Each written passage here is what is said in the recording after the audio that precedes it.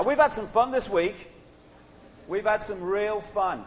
And it's kind of continuing now. I just want to point out a few things, just in case the day doesn't quite go to plan.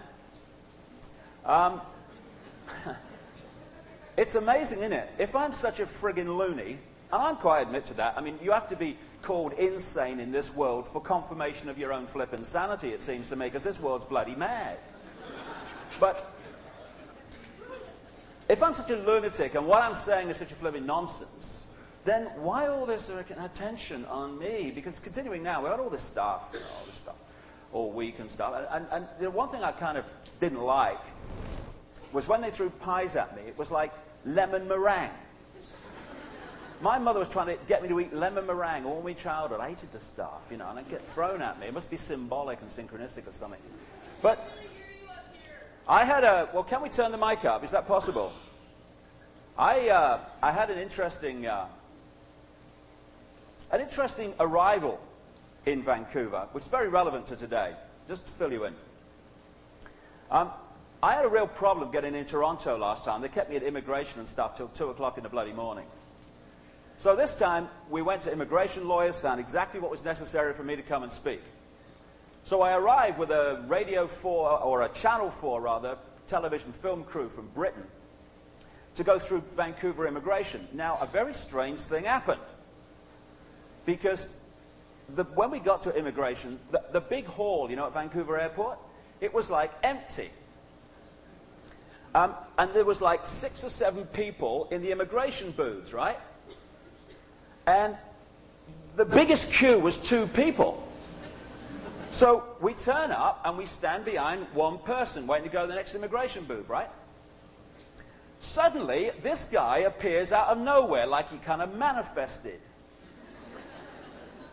and calls us over to an empty booth, opens it up, and I've never gone through immigration so quick. I told him and the witnesses there exactly what I'd come to do.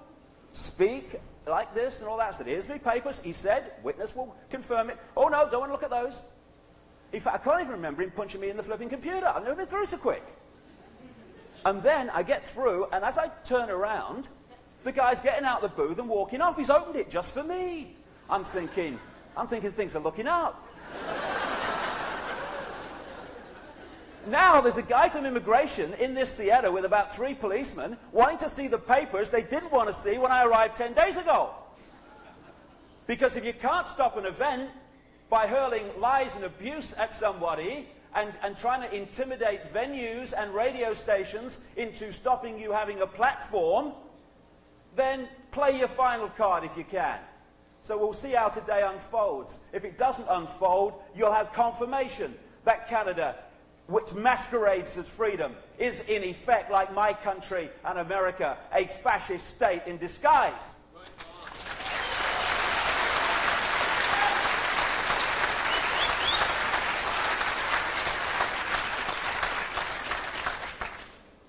So there. It's funny, you know, what kind of happens when you say something that's really outside the norm is people tend to hear only the first line. You see the Georgia Strait this week? Lizard people run the world. We've always known it. Right? Now, when you hear that, you go, understandably, from the conditioned view of reality, he's bloody mad. He's the bloody lizard people running the world. And that's where it ends, you see. They go back to watching The Price is Right. You get back to reality, you know. Right. So, but when you add a little bit of information to that opening line, maybe it doesn't sound quite so bizarre and ludicrous as it seems at first hearing. I'll give you an example. A few centuries ago, when people delivered the opening line that blew people away, the earth is round, people said, you're bloody mad, don't be so stupid, it can't be round, the people on the bottom would fall off. Right, opening line, bloody mad. And then you said, excuse me, can I have a word with you about the law of gravity, like, you know what I mean? Oh, really? Then it doesn't look so stupid once you know the law of gravity. If you don't, it sounds ridiculous. So what we're going to do today is go on a chronological story And that's not just a chronological story, in fact. I'm going to tell it in the order it happened. Oh, that's not bad. We're awake. And I'm going to talk about a mass of things which, taken in isolation, is bloody mad.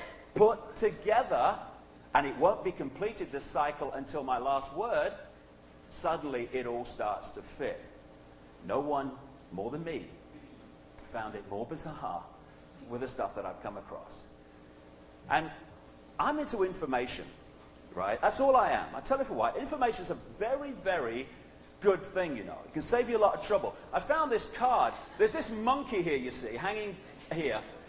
And this monkey has just hit the ground at a terrible rate of knots. Now, if you'd have listened to this guy and his information, he wouldn't have done that, because this guy's saying, I've told you 100 times, don't scratch your ass with both ends, you know. And so...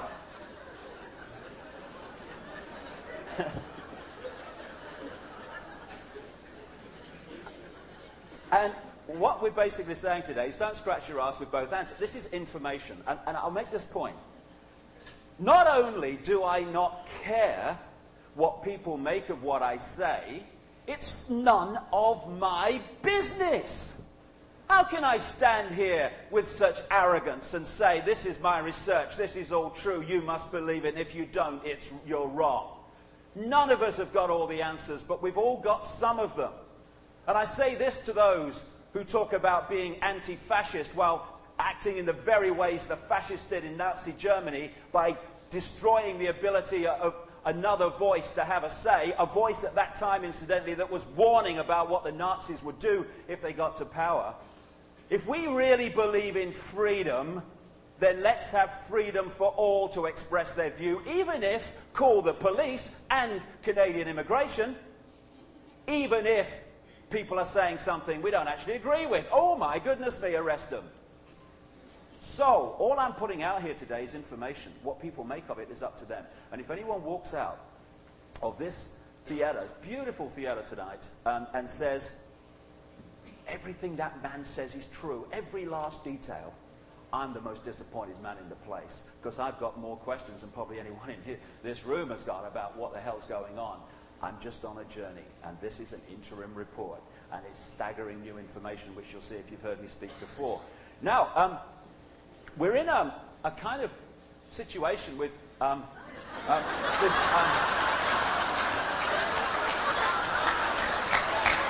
we're in...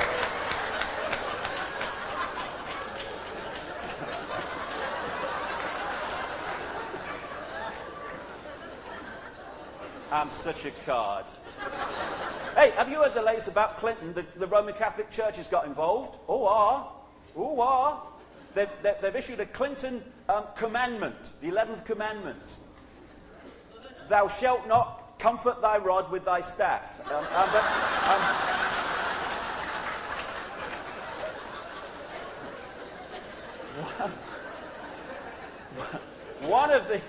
One of the pieces of information we're going to be looking at, and one of the questions we're going to be seeking to answer today, is how people like Bill Clinton and others of like mind become presidents of the United States and get into the positions of power over millions and millions of people. And why, one might ask, are they all flipping related? And related to the very royal and noble lines, noble it says here, aristocratic lines of Europe, which ruled Europe all that time. And the same lines ruled Africa and all that stuff. So we'll be looking at that question. And the question moves on to, why is this guy front-running to be the next president of the United States? George W. Very bright man. I always quote him on his education policy. What we need to ask is our children learning? That's what he said. The Dan Quayle of the new millennium, you know. Dan Quayle, when he came back from South America, he said, I love Latin America.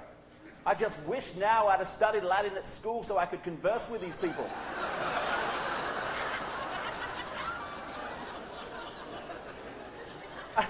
It's a strange world that people like this come to power, because They are not elected by ballot.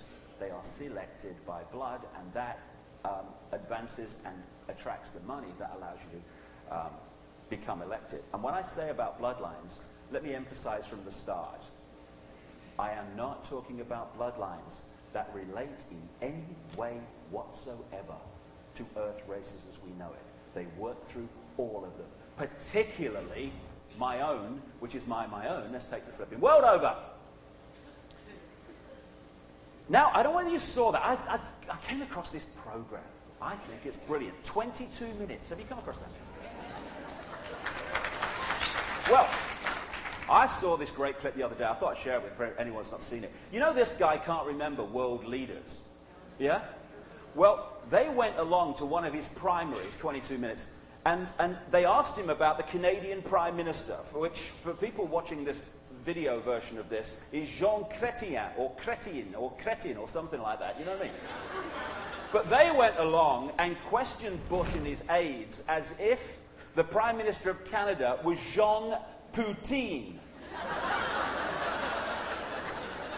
which translates, apparently, I'm coming from secondary knowledge here, as French fries with cheese. Something like that. So, let's see. This image, which I found in an advertisement, obviously for vodka. Cool, I just fancy one of them, actually, to be honest. Give one to the immigration guy, cheer him up.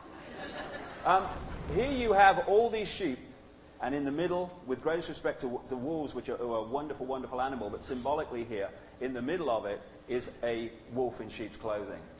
That is how the Illuminati, the illuminated ones, the network that have manipulated the world for so long, manipulate the world.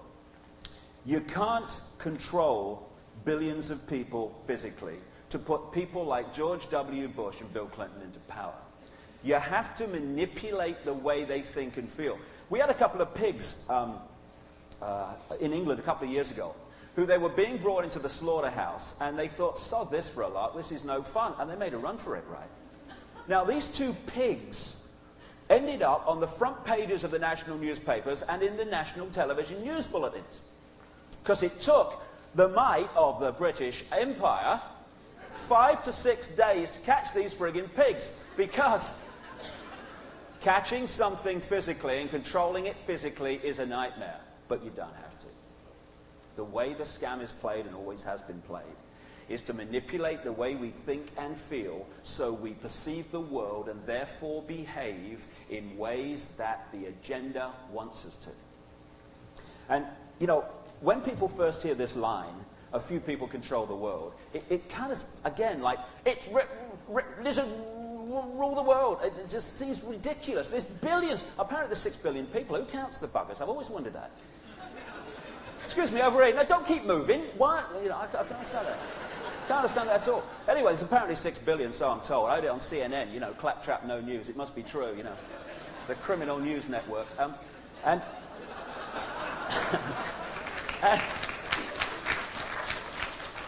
Ted Turner's very good to his mother, you know, never goes home. But you don't have to do it that way physically. You do it mentally and emotionally. And when you first hear that line, few people control the world, it seems crazy. But you know the sad thing? Not only is it possible, if you control certain institutions and certain flows of information, it's a piece of cake. And it works like this.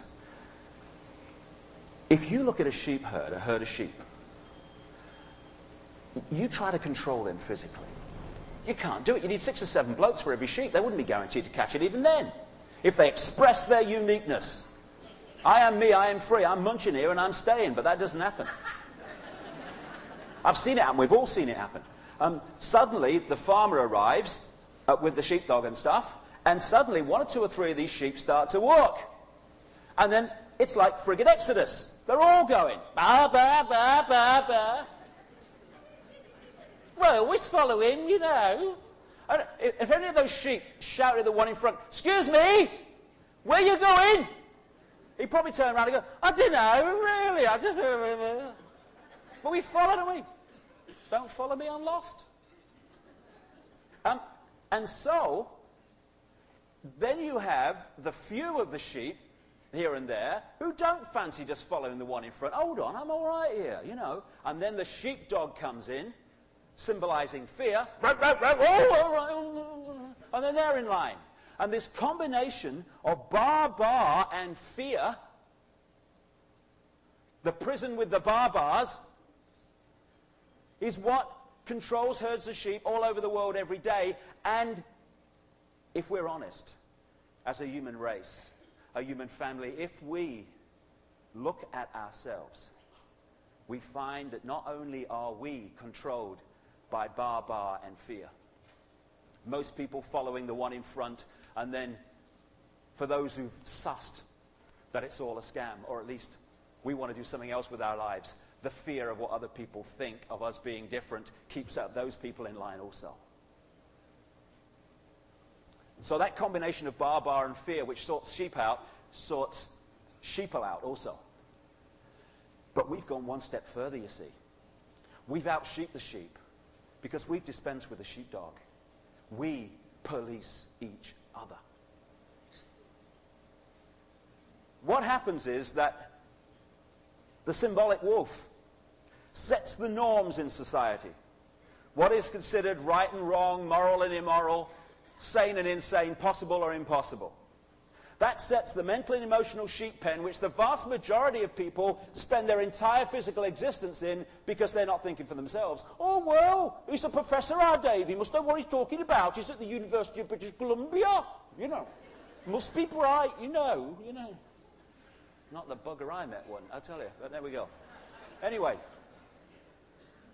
And then you've got the people who see that that mental and emotional sheep pen of norms is actually limiting and at its extreme, calculatedly manipulating.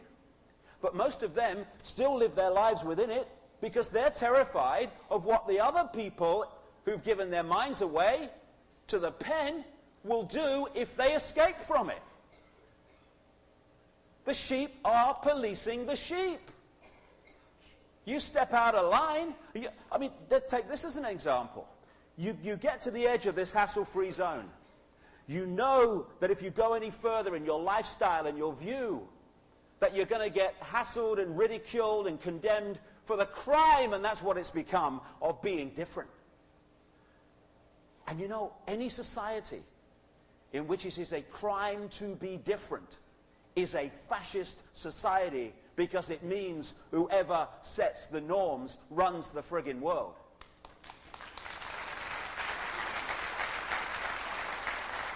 So you're on the edge of that hassle-free zone, and you've gone as far as you can, and you know you're going to get trouble if you go any further. What's going through those people's minds?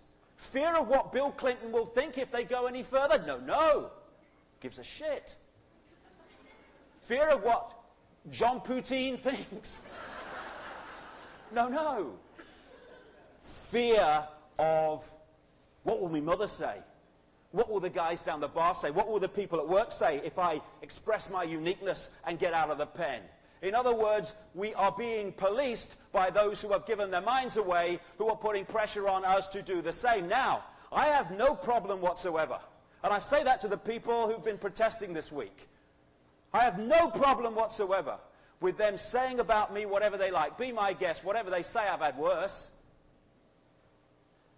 And I don't have a problem with anyone giving their mind away to norms. That's a choice, and if we're going to talk about freedom, we must be free to do that also. It's not that. It's not that which allows the few to control the world, although it makes it easier. The line that is crossed that makes the few able to run the world is when we cross the line of not only giving our mind away to norms, but insisting that everyone else does the same. That's the line we cross. And I've got a clip now, in 30 seconds, which sums up. I've just gone into the darkness. You see that?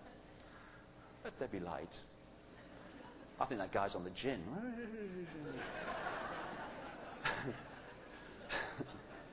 This is from... That's how it's done. It is literally that simple. And then you go to the next stage.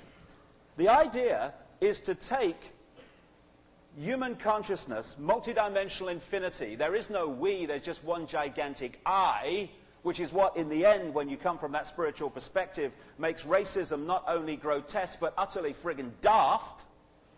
It's just a body which eternal, infinite spirit, which we all are, is using to experience this world for a short time. If you can open that consciousness to infinity, you look through the same eyes and hear through the same ears, but what you see, and people in this audience will very much understand, suddenly transforms. You're not seeing what other people are seeing anymore. The idea, therefore, has been to use fear to put us in these eggshells, where we shut out all that consciousness which is screaming at us to get in, so we express our uniqueness, and we're going, oh my goodness, what will my mother say? What about the people at work? No, no, no. The eggshell of fear, which is an expression of the hassle-free zone within our very being. And then we go to the next stage. Once you have created that zone, that mental emotional sheep pen, the herd mentality, you then break the herd up into warring factions. Now, because within those norms there are no opposites, because it's so narrow and limited, you have to invent them so you can play them off against each other. If someone can tell me the difference between a Christian priest, a Jewish rabbi, an Islamic religious person, a Hindu religious person, or anyone imposing their version of life on their children or anyone else at the exclusion of all other information, then I'd like to know the difference. It's just the same state of being with a different dress on and a different name on the door. It is an opposame, not an opposite. And it's the same in politics. I'll give you a great opposame. During the Second World War, on the far left, as symbolized by Joseph Stalin in Russia, was into centralized control, military dictatorship, and, oh yes, concentration camps. Now, they were played off, because they're left-wing, you see. They were played off from the far, against the far right, as symbolized by Adolf Hitler, and he, of course, was into something very different, because he's far right and he's far left. Adolf Hitler was into centralized control, military dictatorship, and, oh yes, concentration camps. And these were played off against each other, and people still think they're opposites.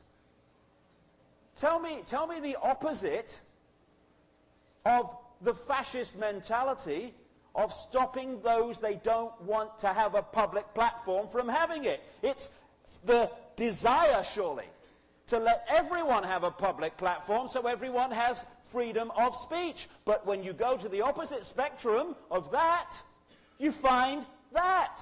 Shut him up! I don't agree with him. We are so full of self-delusion. We're actually frightened of freedom. The freedom to passionately campaign for those we disagree with to have the same rights that we do.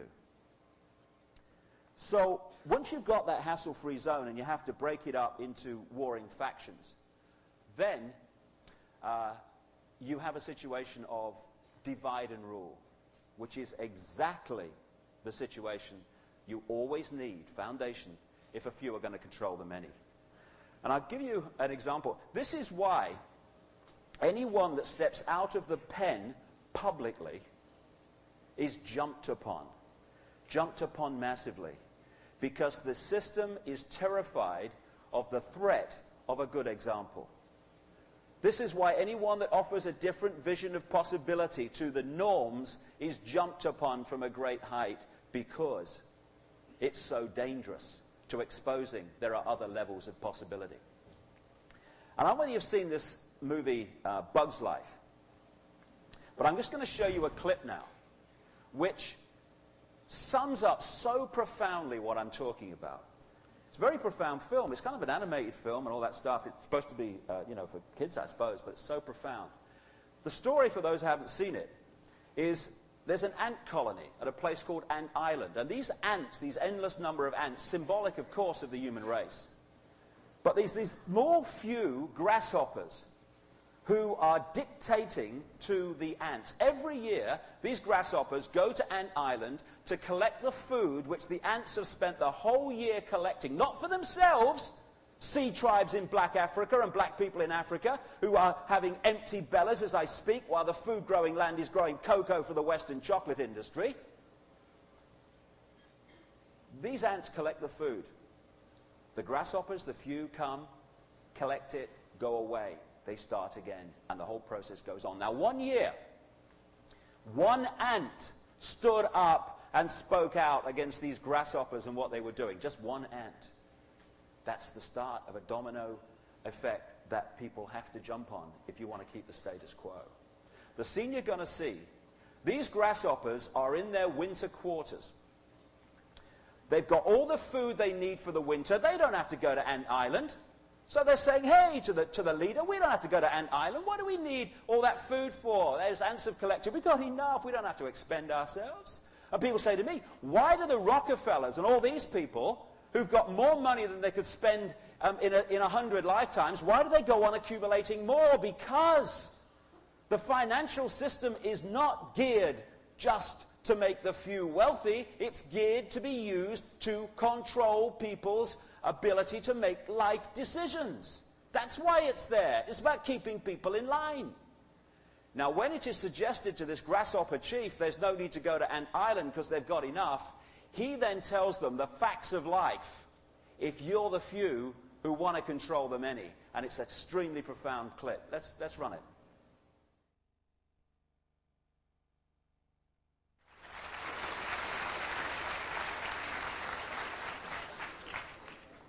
That's the way it works. And it works so brilliantly, it works so simply. All genius is simple, and on the level it operates, this manipulation is genius on a mental level. The idea is to frighten us into keeping quiet.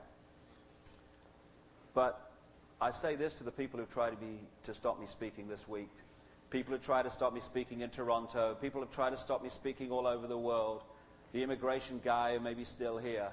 This is one ant. You cannot shut up, and I will not be silenced by anybody, because this is a wonderful time to be alive, because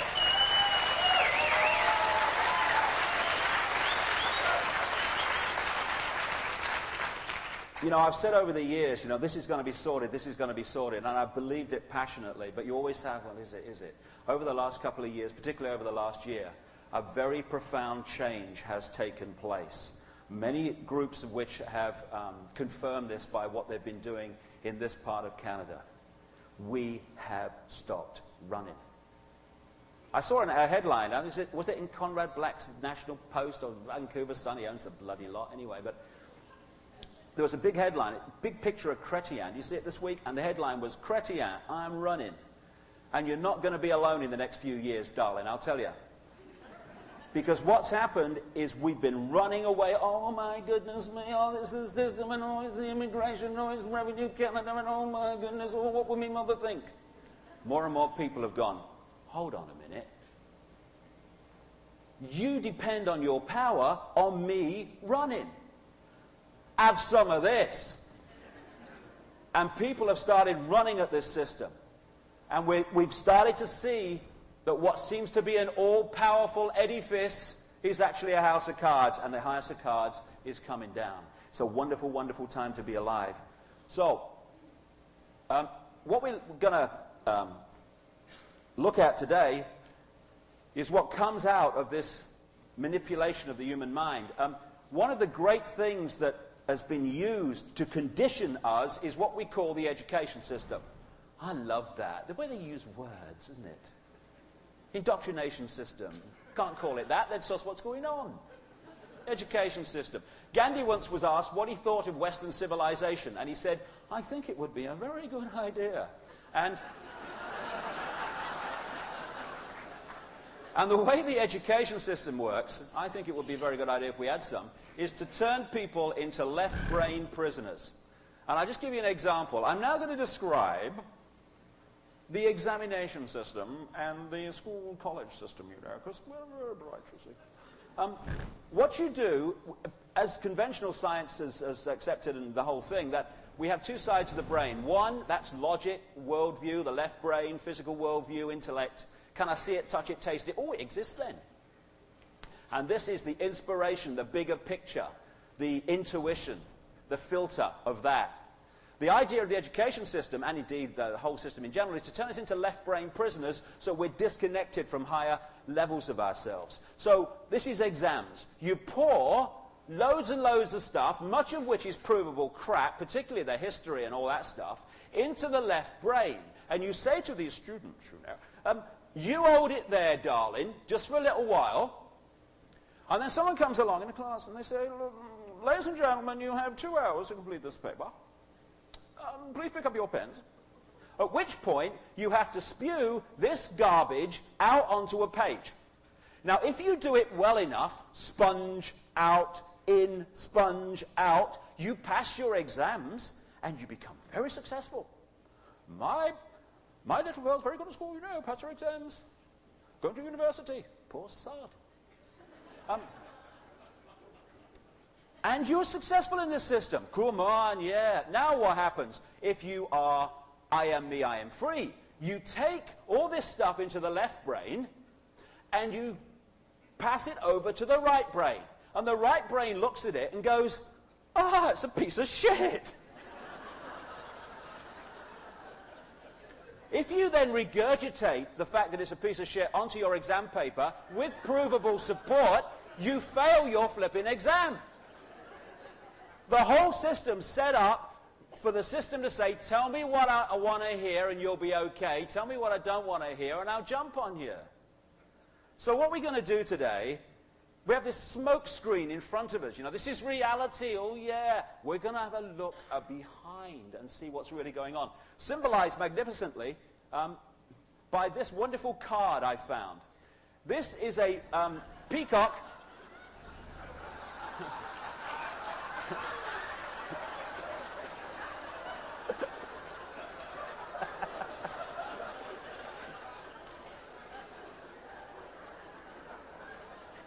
This is a peacock projecting an illusion. But these 2 women peacocks have seen through it. Cut the crap and show us your willy. So what we're going to do today is look at this system there and say, cut the crap and show us whatever you got. It's going to be a laugh. This is the mechanism by which throughout history, this goes back so long, the few have always controlled the many. You set up a structure, a compartmentalized structure. Secret societies are wonderful for this, and the ancient mystery schools also, not all of which were malevolent by any means. I'm talking about the way this Illuminati has worked. You hoard significant knowledge at the top of the pyramid, and you keep the people in ignorance of that knowledge. If I know significant things that you don't know, you are in a position where I can manipulate you. If you know the same as me, because we have the free flow of information, then manipulating becomes very, very much more difficult. So over the period I'm talking about, literally thousands of years to today, a structure has been created in which significant knowledge is hoarded there, and it's passed over through initiation and other secret networks only to those chosen to have it, and the people are kept in ignorance of it. This is one of the key reasons why when the European nations, i.e. the Illuminati, manipulated European nations, because it's European-centered at operational level, when they went into Africa, into the Americas, into Australia, and into the Asia as far as China, one of the key things they did under the guise of Christianity and destroying Satan was to destroy ancient knowledge and ancient accounts of history, because they wanted to keep the people in ignorance of what had happened and what was happening and even the true nature of who they are spiritually. And they've done it magnificently and hoarded it there. And I'll give you a quick example of the kind of stuff that's held there and not kept in the public arena. About 2 or 3 years ago now, I was invited through a third party to meet this guy in North America who works for the CIA as a scientist. He is an expert in magnetics, which is a cutting-edge area of expertise now. He told me the story of how he joined the CIA thinking he was serving his country, because most people, you know, people say, it's the Freemasons, it's the so-and-so. It's not it's the anything. Most Freemasons don't know their arse from the friggin' elbow in terms of what's going on in the world and how their organization's being used. They're totally innocent of it. Not all of them by any means, but the majority. But they need that unknowing majority to smokescreen what's going on behind the scenes. So he told me that he joined the CIA thinking he was serving his country. And one day, because he realized that his technology and knowledge was being used to advance this very agenda I'm exposing today, that he rebelled and he refused to work anymore. One day, he has missing time. He remembers leaving home, nothing else. Next thing he remembers, he's lying on this medical-type bench. And as he got his faculties back and woke up, he realized there was something on his chest. And as he was telling me this story, he opened his shirt. And on his chest was this see-through plastic with sachet, almost like a see-through shampoo sachet. And in it was this orangey golden liquid. And he said, what they did is they've manipulated my body to need this drug to survive, and it has to be replaced every 72 hours. And if he does not do as he's told and use his genius for malevolent reasons, then this is not replaced and he starts to die. And he's got kids. He wants to see them grow up. And he's not alone. And what he told me is that up there is the technology that can create abundant growth in deserts without water, using magnetics and resonating the natural energy fields and vibrational fields of the earth and indeed the plant itself. That free energy technology, which will mean we have no more utility bills, is known and has been known for decades. The cure for cancer has been known for decades. Why are these things kept out of the public arena? Because if there were no empty bellies, if everyone had abundance, which this planet could provide, if we ran it right and shared it out right, if we had abundance, we would have choice. Abundance equals choice, choice equals freedom. So they manipulate scarcity because scarcity equals dependency and dependency equals control. And if you have enough have-nots, then that frightens the friggin' life out of those who have, because they see what happens if they don't serve the system. You'll become one of them. It's all fear and manipulation. And so when I started to understand, particularly with a book called And the Truth Shall Set You Free, which incidentally was funded by a Jewish friend of mine in England,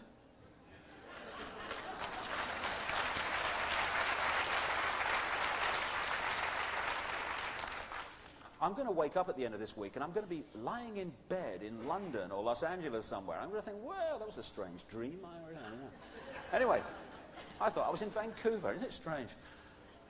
When I started to see how this system worked, and towards the end of the day when we tell this chronological story and we get right into the modern world, I'm going to explain how this system works. It's ever so simple how a few can manipulate all the different institutions.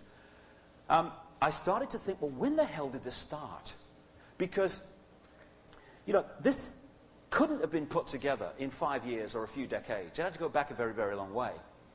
So I started going back and back and back. And I got right back into the ancient world before I was picking up anything like an origin to this. And I'm probably nowhere near the start. It's just a kind of a point where you can pick it up and go with it. But it probably goes back further than that. And what you find when you get back there is that the idea that far back in the ancient world there were just primitive people is utterly, utterly ludicrous. But if you establish and you reveal publicly in mainstream that they weren't just primitive people, and in fact there was some very, very advanced technological knowledge back there, then the whole house of cards of conventional history starts to fall. You don't want that. As George Orwell said in his book 1984, words to the effect, he who controls history controls the present, and he who controls the present controls history. In other words, if you control the writing of history, you can give people a false fix of where they've come from, therefore giving them a false fix of where they are. That's why the rewriting of history has been so important, and that's why the destruction of historical accounts all over the world has been, and the destruction of them has actually been so important. So I started to go back, and when you realize that back in the ancient world was phenomenal knowledge as well as no knowledge, suddenly some questions start to be answered, some mysteries. And the mysteries are very important, you know. It's great mysteries, because if something comes to light that demolishes your version of life or history, and you say, well, if that's true, mate, what about that? You go, it's a mystery. It's lovely. I just keep it. It's a mystery. Oh, it's a mystery. And you leave it there, because then you can concentrate with your vision of life. And so one of the things that I hear from the academics is that there was just these primitive people in the ancient world. The question, therefore, is, who built these buggers then? Simple question. What the academics say, you'll say, because, you know, we academics also. We academics of universities like Cambridge and Oxford and British Columbia, you know, we're very, very clever, you know, very bright indeed, very bright. And we've had a discussion, you'll say, and we've come to the conclusion, you'll say, that these pyramids were built like this, you'll say. These pyramid things, you'll say. What they did, you'll say, is they built these ramps, you'll say. No, I'm not kidding. They built these ramps, you'll say. I know they had to use as much stone to build the ramps as they did the pyramids, but we don't go into that because it gets a bit complicated. They built these ramps, you'll say, and then they pushed their stones, their little stones, yes, 270 tons, some of them, quite right, up their ramps, you'll say, and they built their pyramids. Very clever, but very primitive, really. There is enough stone staring at you to build 30 Empire State Buildings. There is enough stone to build a wall around the entire perimeter of France, which is a friggin' big country. There's enough, or the stone in the Great Pyramid weighs around 6.5 million tons. The idea that primitive people built that is off the flippin' planet.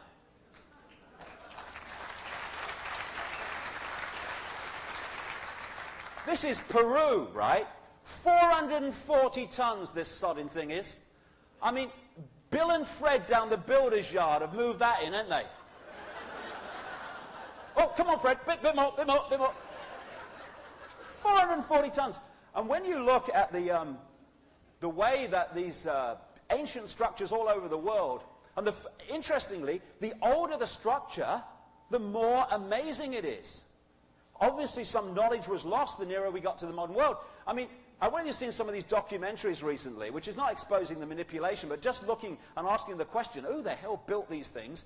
But they've shown that this phenomenal workmanship and the techniques are found all over the world. There was some kind of global knowledge way back in the ancient world. I mean, you know, Fred and Bill have hit this with an hammer, haven't they? Look at it. And it's just magnificent. That's just one stone. This is a place called Baalbek in the Lebanon. To build this, they had to put 3 chunks of stone, they're called the trilithon, each of which weigh 800 tons in this structure, and this one's 20 foot high up in a wall. There's another one that's 1,000 tons, which, so I read, is about 3 jumbo jets. Primitive people did this. When you keep going through, this is, if it bloody changes. There you go. Oh, yeah, this is... Oh, sorry, I slipped that one in. This is Jean Chrétien. That's a mistake. Sorry. No. This is Easter Island, the mystery statues, look. I mean, some people might wish that was Chrétien, because that weighs 10 tons, apparently. You know what I mean? Actually, it's more like Al Gore. He's also got some constipation. You know, keep trying, get. You're all right. You'll be all right. You look at the Nazca lines in Peru, where with one continuous line, they scored away the top surface over vast areas of the Nazca Plains and created these amazing depictions of animals and spiders and insects. Fantastic, one line. And these were only seen in their entirety, some of them, in the middle of this century, just before the last war, when people were starting to fly over them, because some of these things can only be seen in their entirety from 1,000 feet, 2,000 feet. And on a hillside in Britain, in Dorset, you've got amazing confirmation of the prophecy abilities of ancient people. Because these people clearly knew that Bill Clinton was going to come at some point.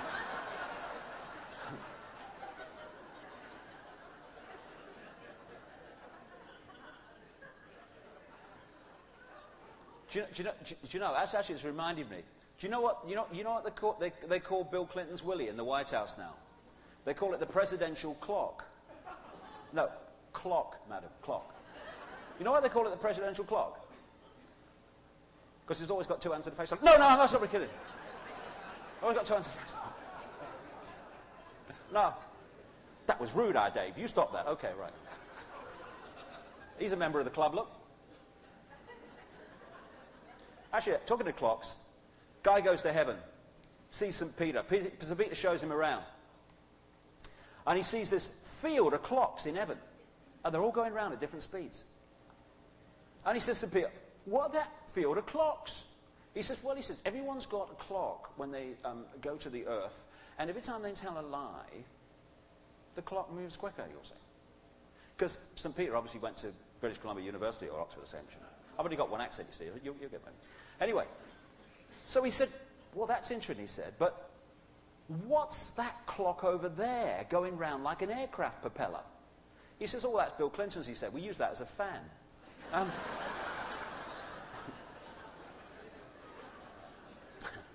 The question then came and comes, where did this knowledge come from that built these phenomenal structures that conventional archaeology and history does not want to look at because of where it would lead?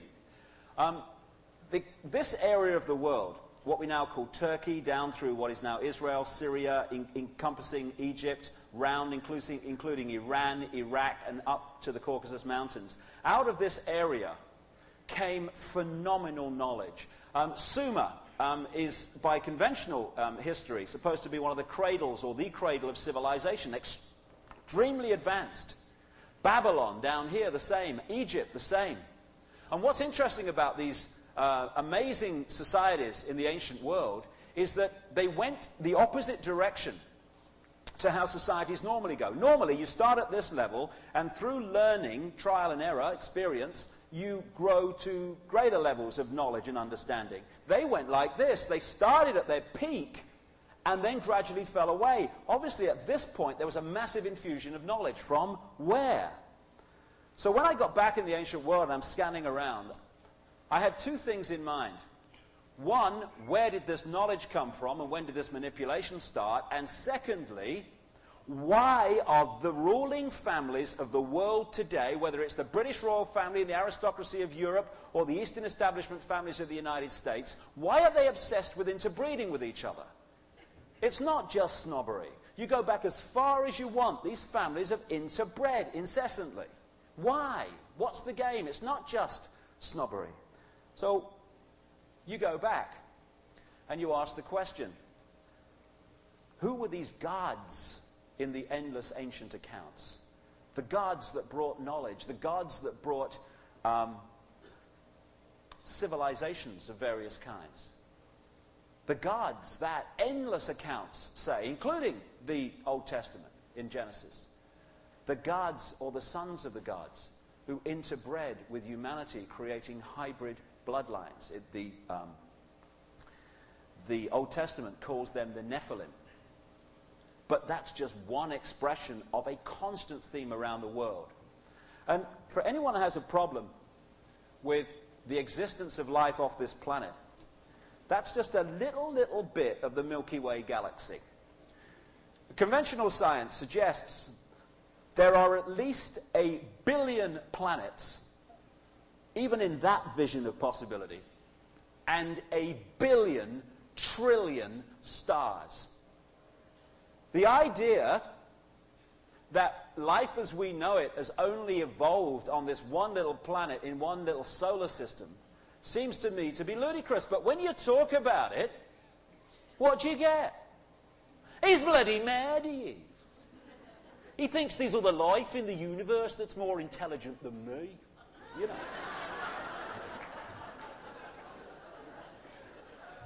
And you're giving it, look, darling, I've seen cups of coffee more intelligent than you. We don't have to go off planet for this. And when you go and scan these ancient accounts, and my goodness me, I've only done a bit of it. There's so much. You find these recurring accounts. This is just part of something which has become known as the Sumerian tablets. In 1850, in what we now call Iraq, tens of thousands, and more were found later, of clay tablets were found that were buried, it's estimated, around 2000 BC, but they tell stories that go back thousands and thousands of years. They relate to that same area of the world, Sumer, between the Euphrates and the Tigris rivers, in what we now call Iraq, and that area that later became known as Assyria, same area. And in these tablets, as they've been increasingly translated, they tell, this is just one example of what I'm talking about, the story of a race of gods called the Anunnaki, which I understand from translators in Sumerian means those who from heaven to earth came. And it tells how these Anunnaki brought advanced knowledge, took over control, and interbred with humanity, creating hybrid bloodlines. And the hybrid bloodlines were put into the positions of ancient ruling royal power. Now, what do we talk about? What have we talked about all the way through the centuries? We talked about this thing about the divine right to rule. The divine right to be king or queen or leader as a result of your bloodline. And the more you research this, you find this has nothing to do with the divine, all that is, the gigantic I. It is to do with God's. In Genesis, where it talks about the sons of God interbreeding with the daughters of men, creating the Nephilim, when you go back to what that was translated into English from, it says the sons of the gods interbred with the daughters of men, creating the hybrid line, the Nephilim. And they even talk in the Sumerian tablets of how some of the first interbreeding was done by what we would call test tube methods. Now, in 1850, ludicrous. You would have thought 2000 BC, what? We're doing it now. This is an amazing man. One of my greatest friends on the planet, and it's such a privilege to say that. He's a 78-year-old Zulu shaman. He's the one on the left, by the way. Called Credo Mutwa. I met him first in 1998 when I first went to South Africa, where incidentally they dubbed me anti-Islam. You know, I'm getting a complex, you know. And we talked about the Illuminati, which he knows all about in Africa, because that glorious continent has been crucified and raped by this system. And we also talked about the extraterrestrial connection to the Illuminati. And we talked for hours, that's as far as it went. I went back this August, or last August, 99, and he'd read The Biggest Secret by this time, and the moment I kind of started circulating in Johannesburg, he was on the phone to me. I must talk to you, I must talk to you. And I went to speak with him, and he tells, and I've done a couple of videos with him, because once he started speaking, I thought, he's 78 years old, he's an ill man, diabetes and stuff, and I thought, he's got no one to pass this knowledge on to. And I thought, I've got to get this knowledge down, because my goodness me, it mustn't be lost. And I talked for him for hours and hours and hours. And he said, I've read the book, and I'm going to tell you what I know. I shouldn't tell you what I know because I was initiated not to, but the world's got to know this, not the few anymore. And he told me the story of Africa, the black African history. And what he told me was the same story that I'd uncovered around the so-called Western world. That a race of gods, which quite possibly started on Earth and went away and came back a long time ago, which is why possibly they think it's their planet, interbred with humanity, created hybrid bloodlines, and these entered the positions of power. Not only, he said, among the white aristocracy and royal families, but also the black African royal lines claim descendants from the same gods. And he showed me artifacts to support what he was saying, because being a Zulu shaman, and one of the last, he is a man that attracts loads and loads of these artifacts.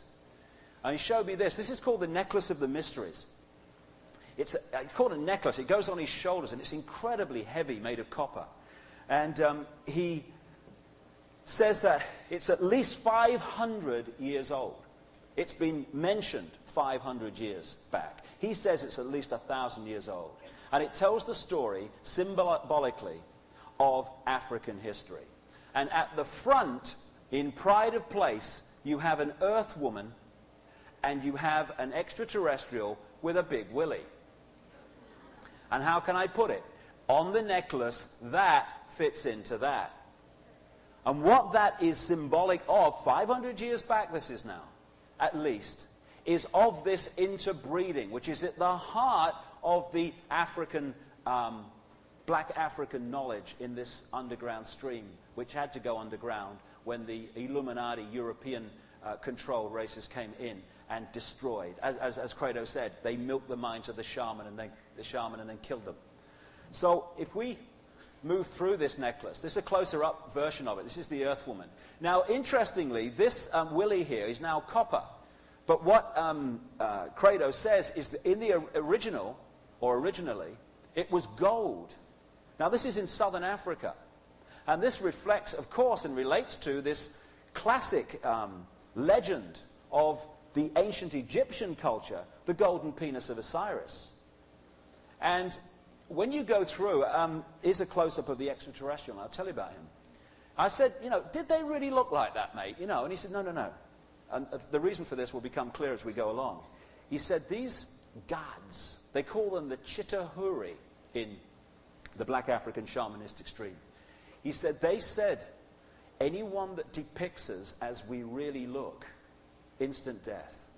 So he said, what the people started to do and had to do was to symbolize the gods in a way that made them look not human, but not exactly as they looked. And here's the Earth Woman. In fact, as I recall, I went out with someone like that once. Now, I emphasize, this is 500 years old at least. He says 1,000. This is hanging from the hand.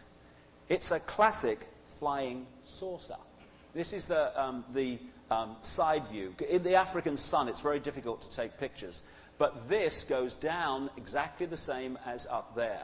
And I said, what's that? He said, well, according to the African historical knowledge, this is what the Chitahuri came in. He said they never came all the way in these. These, according to what we're told from the ancient accounts, they came out of much bigger ships and went around the earth in ships like this.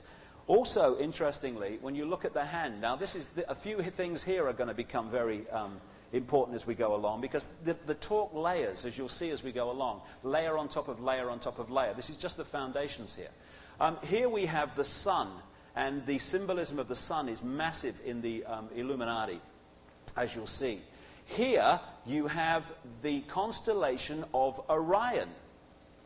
Now, lots of people who have investigated in the modern world UFOs and stuff have connected some of these extraterrestrial beings to Orion. Here's a 500 at least year-old artifact from Black Africa showing the symbol of Orion. Over here you have what has become known as the Star of David. Again, people think it's a Jewish symbol. Well, the Jewish religion uses it. In fact, it is an ancient esoteric symbol that can be found all over the ancient world, going back as far as you want to go. It seems to be a symbol to do with the fusion of spirit into matter, the fusion of male and female, the fusion of opposites into harmony. Now, in the center here, you have that image, the cross in the circle. That will become very significant as the day unfolds. But here, perhaps the most significant in relation to the Illuminati is the eye, the all-seeing eye. We will see, as this day unfolds, the fundamental symbolism to the Illuminati, all around us again and again, of the eye, the all-seeing eye. So I said to Credo, what's that? He said, that symbolizes the Watchers, which is one of the names they used in the ancient world for these gods. He said that symbolizes the Watchers, the all-seeing eye of the Watchers. Now, as the day unfolds, you'll see the significance of that in terms of the Illuminati. Interestingly, the arrogance of the European streams who think, and the arrogance of the modern world, where we think we're at the cutting edge of human knowledge. This is 500 years old, maybe 1,000. I keep repeating that for emphasis. This is on it also, and that is the depiction of the ancient Zulus of the earth. They knew it was round, long before Galileo. Their name for time and space is almost exactly the same word, because they knew all that time back that time and space was the same. but it's Africa and they've got black faces, so they must be not very bright. The arrogance of it. And again, all around the world, you see the depictions of gods, this recurring theme. This is in the Hindu culture, where they talk about gods in very advanced technology flying through the sky. Also, interestingly, Credo talks about the fact that these gods had elongated skulls. I took this picture from it's a member of the royal family of ancient Egypt. And it's a very, very round skull, elongated skull. Now, I have a picture, couldn't get the computer to download it this morning, unfortunately, of a skull found at Chichen Itza in the Yucatan, in the old Maya area. And it was found some time ago. I think it might even be in Vancouver now, somebody was telling me. And it's a mirror of that. And again, when you look at other depictions of Egyptian royalty, no wonder they had big bloody hats, you know. This elongated head. And one of the things that Credo said to me, he said, look, he said, there's still black African tribes today, you might have heard of them, who when their children are born, they bind their heads to elongate the skull. And he said, when I've gone to them and said, why do you put your children through this agony? The reply is, because they have to look like the gods. And it's interesting, you see that elongated skull. This is from the Cairo Museum, just down from the Giza pyramids. This is a skull, I think this was found in South America. This was found in South America, again, the same thing. What I'm saying here is that there is far more to life and where we've come from and where we are than ever we are being told. Again, as Credo said, you know, whether they had big heads or not, they were imitating the gods with these big, high headgear. So, let's get down to it, shall we?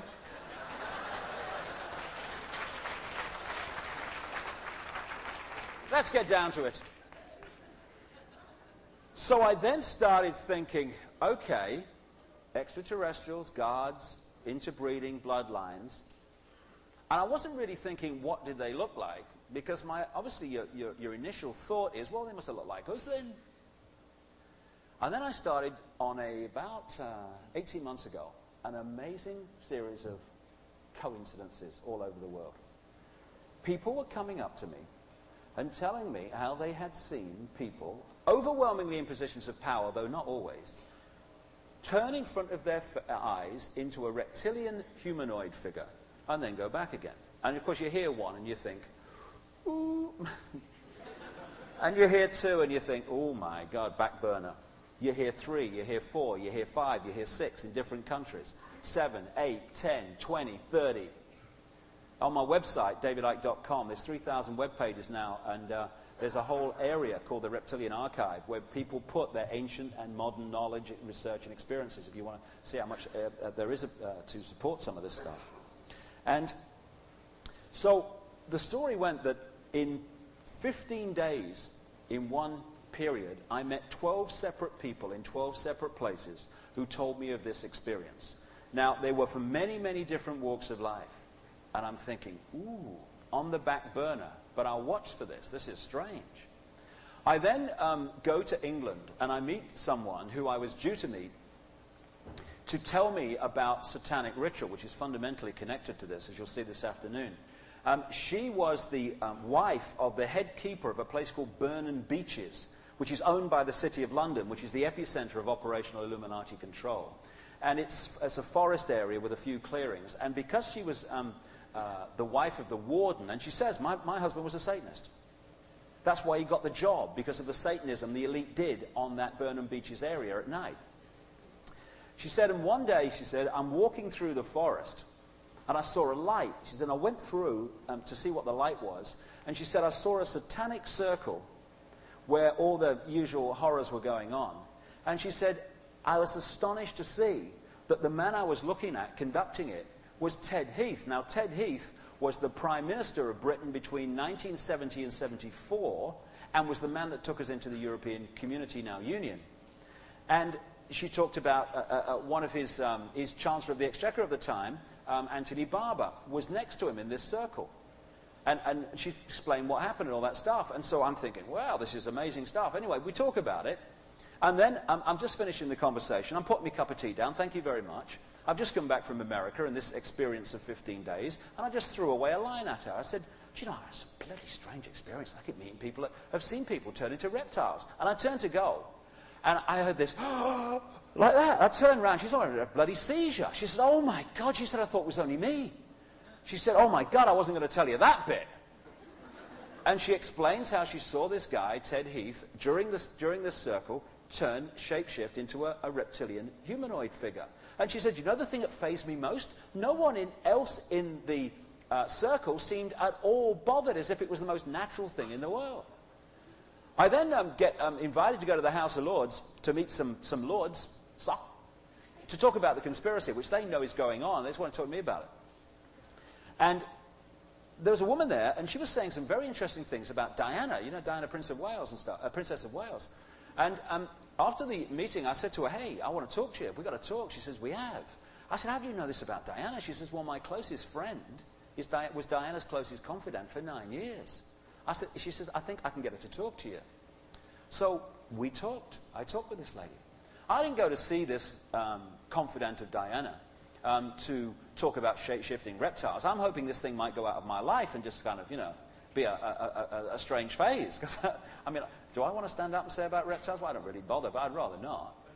Anyway, we're talking, and she's telling me about the horrific things that happened to Diana in relation to the Windsors, and how the Windsors take people out and stuff like that. Anyway, he then says to me, do you know what Diana's nickname for the Windsors was? I said, no, go on. She said, the reptiles and the lizards. And she said, Diana used to say to me, in all seriousness, they're not human. And she said, you know the Windsors are a reptilian bloodline. And I'm thinking, not a friggin' nother. And she explained, because this lady is a healer, and she worked not only with Diana, but with other members of the aristocracy and the lower levels of the royal family. And she picked up a heck of a lot of knowledge in this.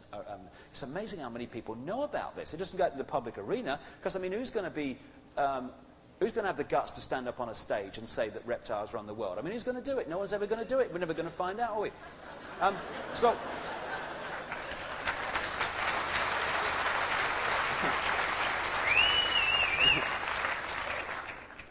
So this went on and on and on. If you look in the Reptilian Archive of my website, you'll see just the constantly added stuff. The number of people that have had this experience blows me away. And the name that comes up more than any other, George Bush. There's a book by a lady called Kathy O'Brien, and she sees this as a holographic image. But when you put it together with all the other evidence, maybe there's another explanation here. She wrote this book in the early 1990s, before I was into any of this stuff. And when this started coming into my life, I thought, hold on a minute. I'm sure I read something about reptiles in that book. So I'm flicking through it, feeling a right prat, looking for reptiles in the index. There it was, about 4 references. And she talked about how George Bush had told her that they were an extraterrestrial race that had taken over the planet, and no one knew it because they looked human. And how he turned into a reptile in front of her. Now, of course, understandably, in these mind control projects, you think, oh, well, you know, it's a holographic image. It can't be actually literally true. But when you get this other stuff, suddenly it takes on a different light. She also talked about being with a guy called Miguel de la Madrid, who was president of Mexico during the Bush years. And she tells at some greater length in the book how Miguel de la Madrid told her the story of what he called the iguana race. He told her that an extraterrestrial race of reptilian origin came to the Earth and needed bodies, as he put it, to work through, to operate through. And how they interbred with the ancient Mexican people, because this happened all over the world, creating hybrid bloodlines, and that these bloodlines could take either human or reptilian form. And to quote her own book, he added, perfect for world leaders. And more recently, I've met more and more people who have come from the inside and said the reptilians are behind the Illuminati. And it's interesting that when you go back, as I did, I thought, well, you know, time as we know it, a few thousand years, is actually nothing in truth. So if it's happening now, there must be references to it in the ancient world.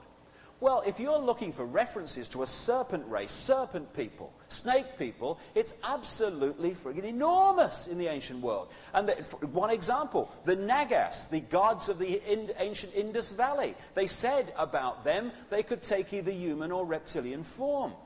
And it kind of sounds kind of amazing, but I was watching a film the other day, and someone said on that film, the difference between an ape and a human is 3% DNA. You know, and as I think it was Carl Sagan said, there are more potential combinations of DNA than there are atoms in the universe. This is the only humanoid form that's going to exist and evolve from that enormous infinity. Come on. And who dominated this planet for so long? The reptilian genetic stream. And I'm not seeking to demonize that. I'm just talking about one group that keeps coming up. I mean, the reptilians are just the reptilian genetic form is a genetic form. So what? I'm talking about one group within it. And we have a reptilian brain. The scientists call it the R complex. R for reptilian. And they say, interestingly, that from the R complex, we get the traits of obsession with ritual, not just like sacrificing people, but going to the supermarket at the same time every week. Oh, it's Friday, we've got to have fish. Why don't you have fish on Thursday? You know, be exciting, you know. Ritual, ritual, ritual. And as you'll see as we go through the day, the Illuminati are stunningly, breathtakingly obsessed with ritual. The R complex, the reptilian part of our brain, also produces, the scientists say, the concentration and the obsession with top-down hierarchical power over structures, the pyramids. And also, it's from, they say, that part of the brain that we get what we call cold-blooded behavior, being able to do things to people by being emotionally detached from the consequences of what you are creating for them.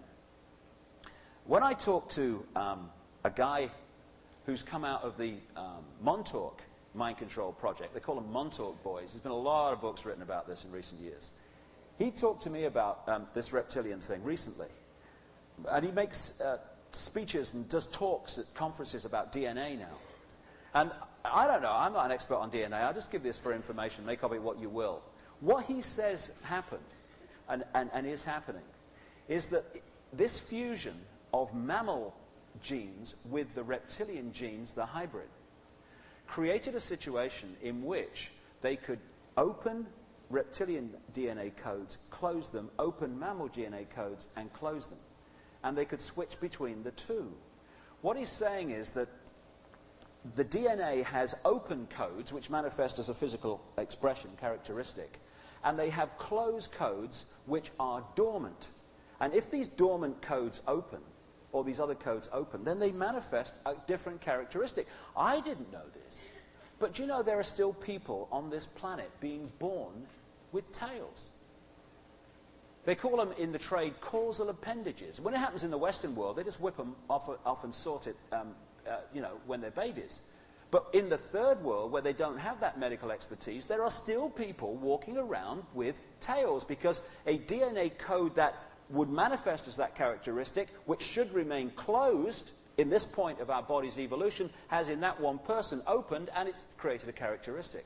And he talks about how these particular bloodlines, and there are very few at this level, who can move between the two and open and close codes. And for some reason, drinking human blood, particularly the blood of blonde-haired, blue-eyed people, seems to be very beneficial to holding mammal codes open so that the reptilian ones don't manifest in the world around us, which will bring us later into why, when you follow these bloodlines from the ancient world to now, the obsession with blood-drinking, satanic rituals follows them everywhere. Now, when I started looking at this, I started scanning around, and someone sent me this. This is from a temple in Egypt, an ancient piece of artwork. And what you've got are the ancient Egyptians lining up here to give a gift an offering, sheep and stuff, to their god.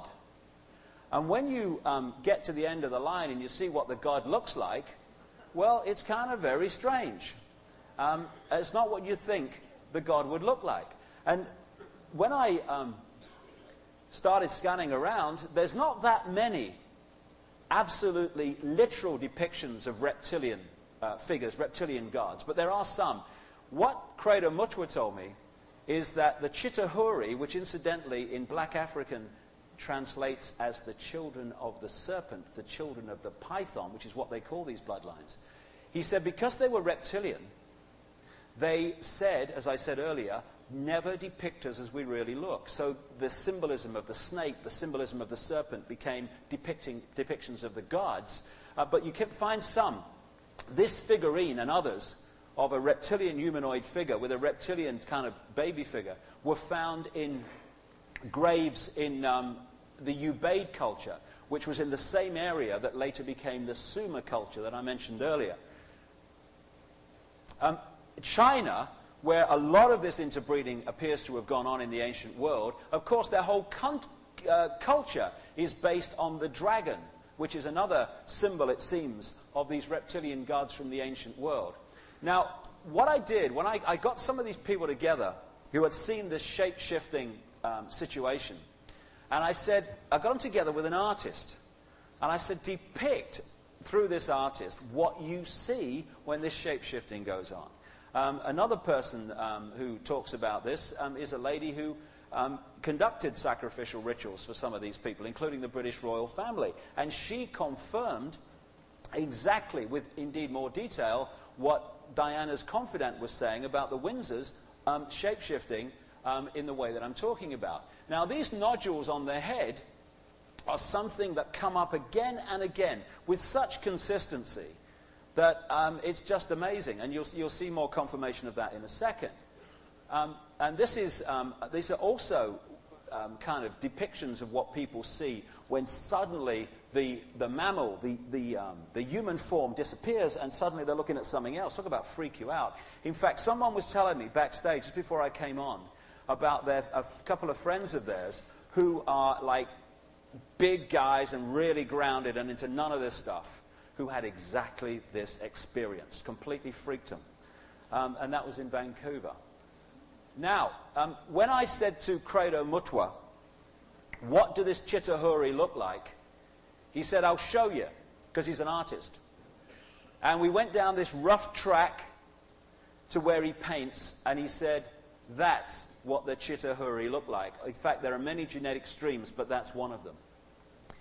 The eyes are something that constantly get described. The glowing yellow eyes get constantly described by people who see this phenomena. And indeed, when you go back into the ancient world, you see the same depictions. So what I said to Credo, or what I did with Credo, was immediately get hold of a television crew and spend hours interviewing him to get this stuff down.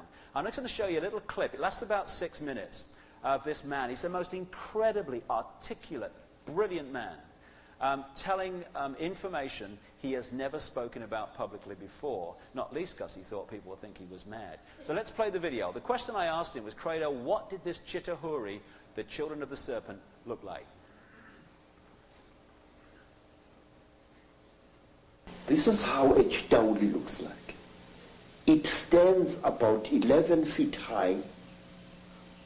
It is a very slender being which seems not to have a bone structure. Its fingers have no joints. They are more as if the bones in here were flexible. Some of the Chitauri have got 3 claws with a thumb. Some have got 6 claws with a thumb. And some of the Chitauris have got horns on their heads. And what surprises me is this. Some film producers, like the producers whom who make the films Star Wars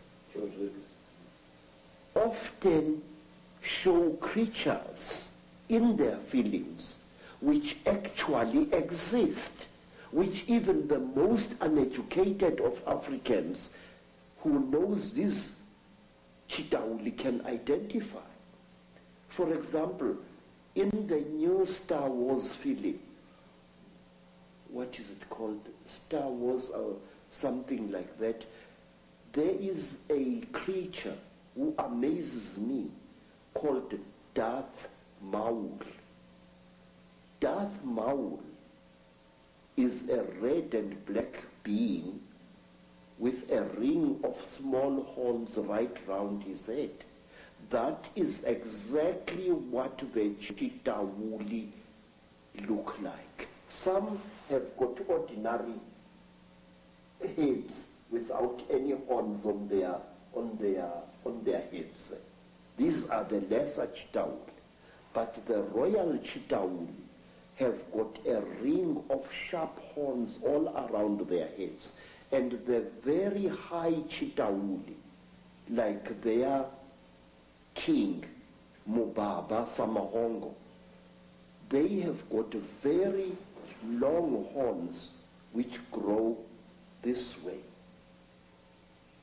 Not that way like a bull, but this way like certain antelopes. Now, I just wonder where these film producers get their information from. And in one strange film, which my student called me to come and watch, was the thing called Stargate 2. Mm-hmm. And in that film, there was a creature, a very slimy, cream-colored creature with heavy wrinkles on its face. It was a spitting likeness of Mubaba Samahongo, the terrible emperor of the Chitauli. Well, clearly there's a tremendous amount of knowledge of what's been going on and what is going on, which comes out symbolically through films and areas of communication like Hollywood. But the thing that I'm totally stunned the more I talk to you about this is because I've been all over the world having people give me descriptions of seeing reptilian-type figures, particularly people in positions of power in the world, changing into a reptilian figure and coming back again. And what they describe seeing is exactly what the knowledge of ancient Africa talks about seeing. We're talking about the same people there, which is an astonishing confirmation. And the eyes is something that keeps coming up being described. Yes. Tell me about the eyes of the Chitauli. Say, a warrior Chitauri has got eyes like a snake. These eyes are yellowish with split pupils and they glow in darkness. So if a Chitauri, a warrior Chitauri, one of the lesser classes, is hiding in a cave, you can see its eyes burning. But a royal Chitauri has got 3 eyes. It's got the yellow eyes, which glow in a strange, almost ice-like way, like jewels, like certain types of yellow jewel. And then they have got an eye in the center of their foreheads, an eye which doesn't close up down like a normal eye does, but which closes from side to side and which opens this way. Now this eye of the Chitauli is the eye that kills, because it can knock a man down just by the fire, the glare that comes out of it. Is this where the a constant recurring theme of the evil eye comes from? Yes, sir. Yes, sir. In fact, Mr. David, I would like to share a little thing with you. It is this: the best way to protect an evil thing is to deny its existence. And if you talk about things such as the Chidauri, if you talk about things such as the Mandinda, there are many people who say to you, rubbish, this thing does not exist. Now, in this way, this great evil is protected by being denied.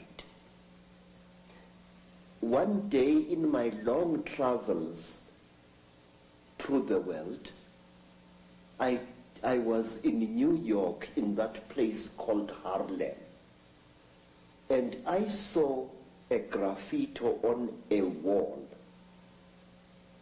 along a passage, and the graffiti was, "There is no such a thing as the mafia, and we will kill any asshole who says that there is."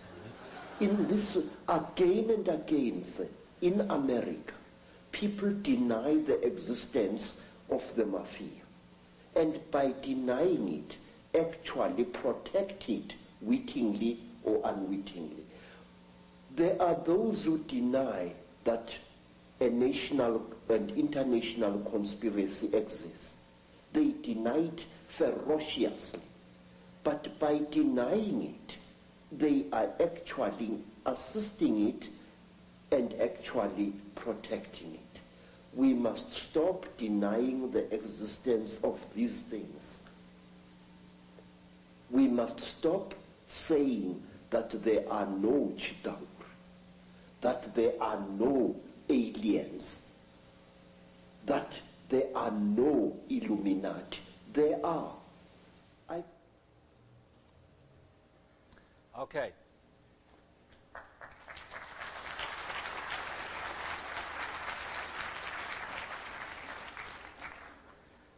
He's an amazing man, and for those who seem to indicate from what they've said about me this week that by definition, if you talk of a global conspiracy, you are a far-right Nazi, maybe those people might ponder on this after hearing those words.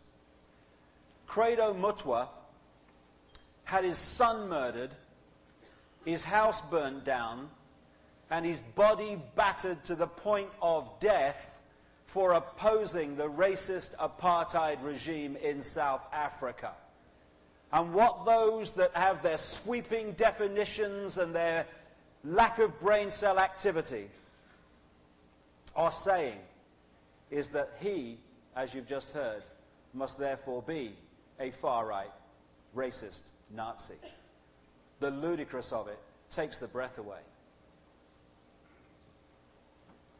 Now, one of the other things that people see is this kind of ethereal type, reptilian type figure, which locks in, again it comes up again, into these lower levels, these lower chakras, and almost like, as we've had repeated throughout history, people get possessed by this consciousness and starts taking over their thinking processes. This is an interesting painting where a guy was trying to depict a race trapped in a time-space dimension which they couldn't get out of. And interestingly, he chose reptiles to depict that race. And again, one of the things that comes up is that somehow, at least part of this reptilian situation, is reptilians on another dimension, the fourth dimension, very close to this. And of course, like all dimensions, occupying the same space, like radio frequencies and television frequencies, who are manipulating this dimension by working through physical bodies. And that's an interesting depiction that he made of that.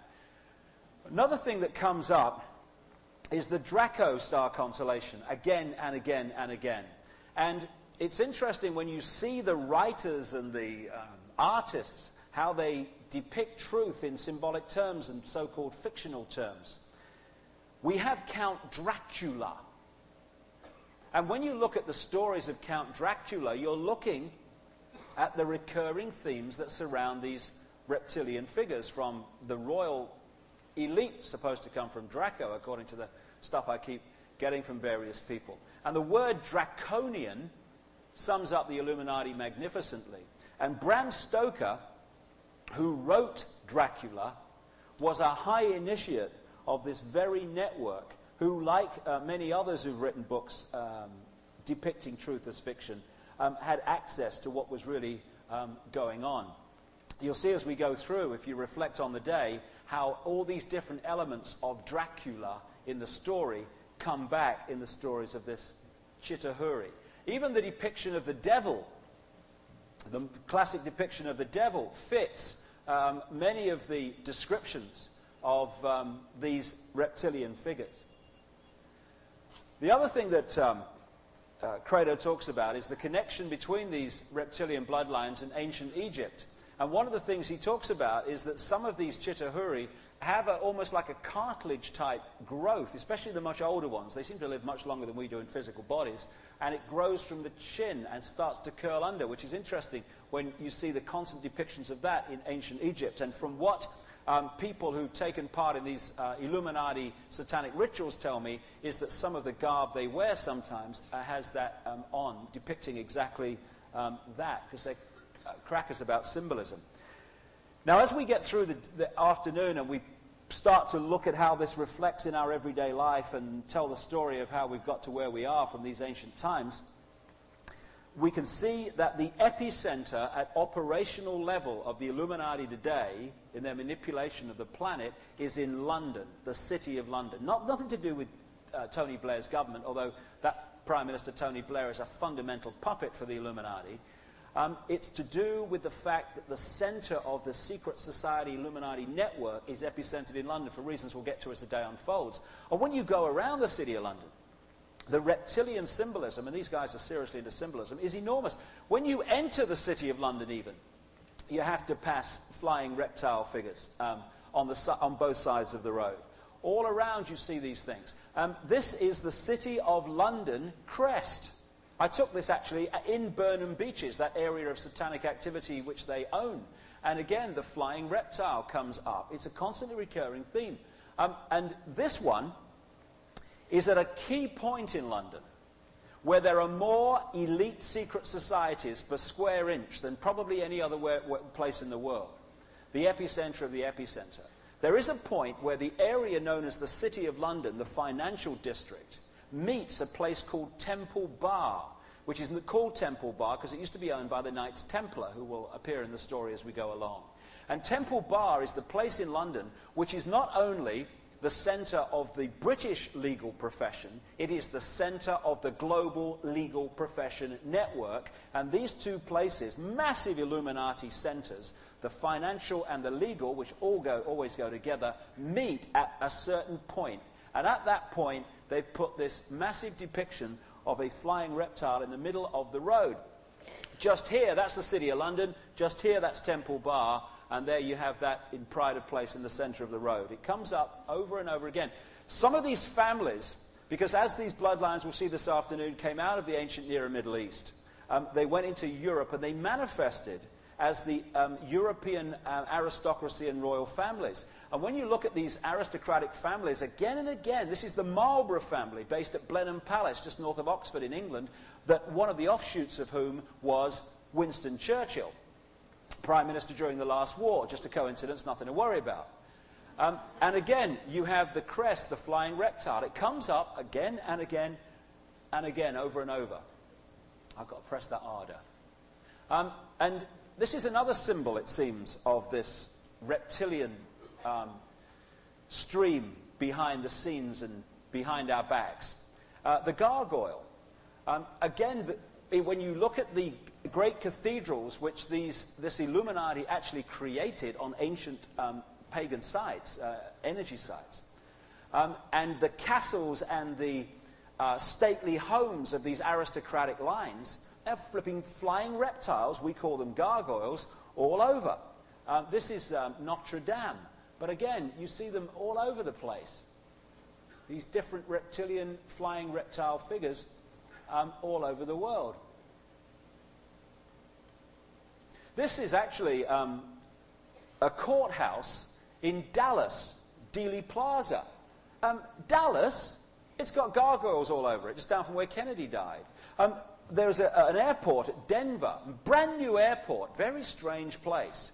Now, there was a guy who was the son of a German wartime U-boat captain who was brought in to build, he was an engineer, some of the underground bases in America.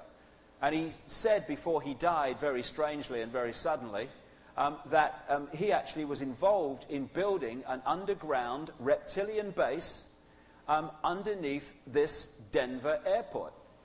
It's a brand new airport. It's supposed to be, when you go into Denver Airport, very strange place, it's a plaque. It says, operated by the New World Airport Authority.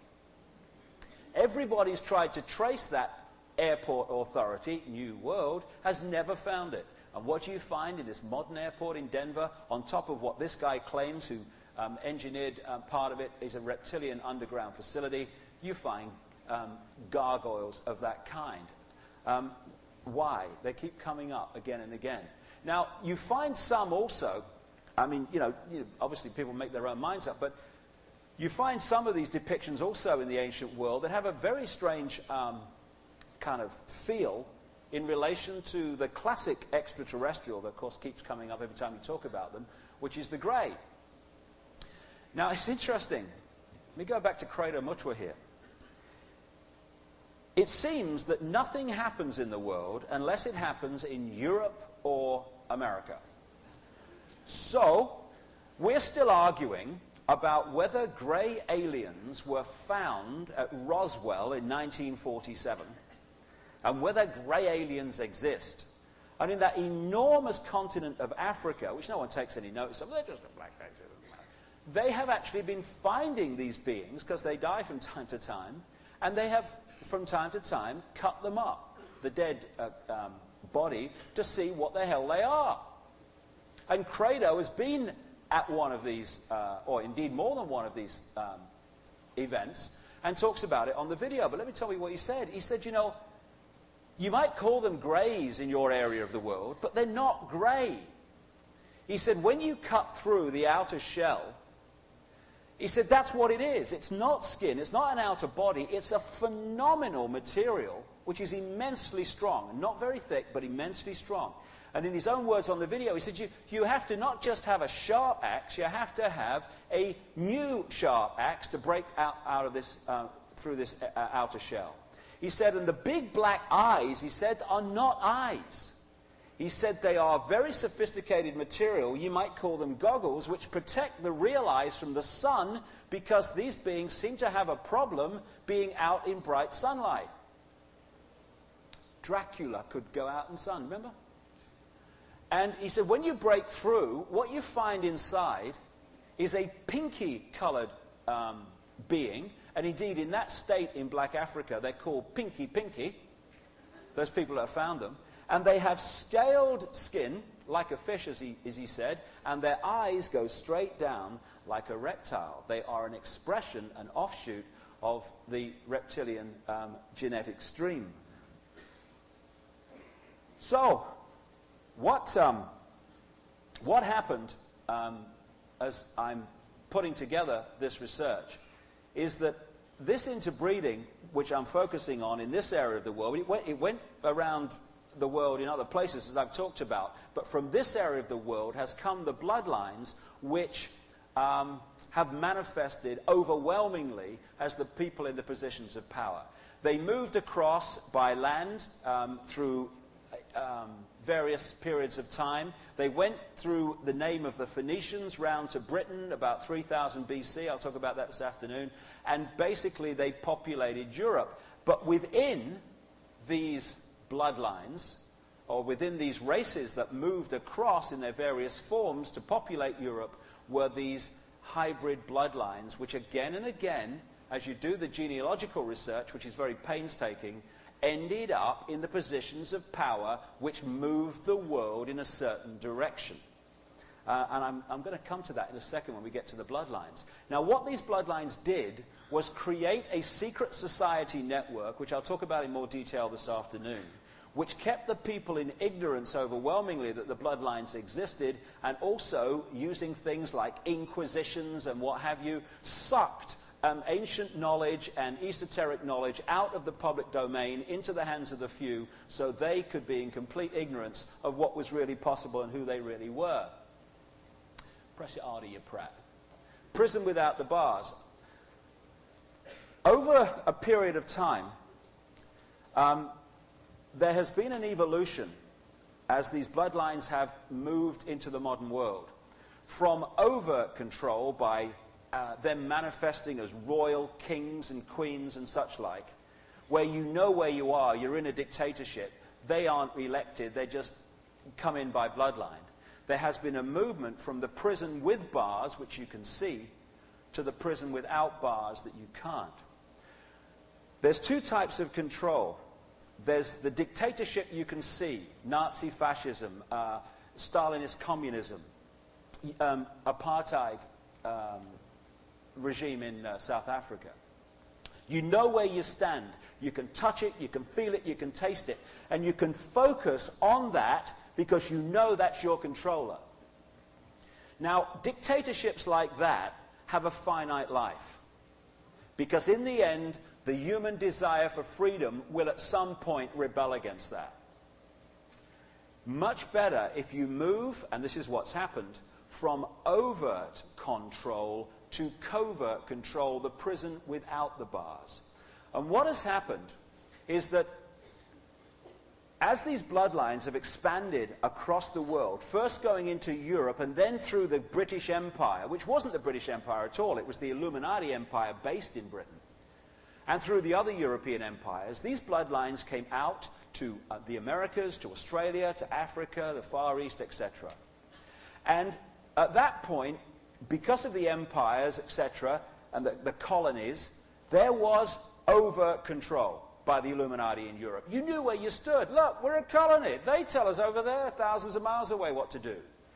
What has happened, particularly in this century, earlier in North America, is that they have given the illusion of pulling back that control through independence. But as they have, on the surface, moved out of Africa, moved out of America and out of Canada, they're not so much out of Canada, what they've left behind are the secret society networks through which they operate and the bloodlines which enter the positions of power. And I'll give you a wonderful example of what I mean. No better example than this. During the apartheid regime in South Africa, there was overt control. They knew where they stood. They had never had a vote. They never had a say. A small clique of white people were controlling the vast majority. You could see it. You could touch it. You knew where you were.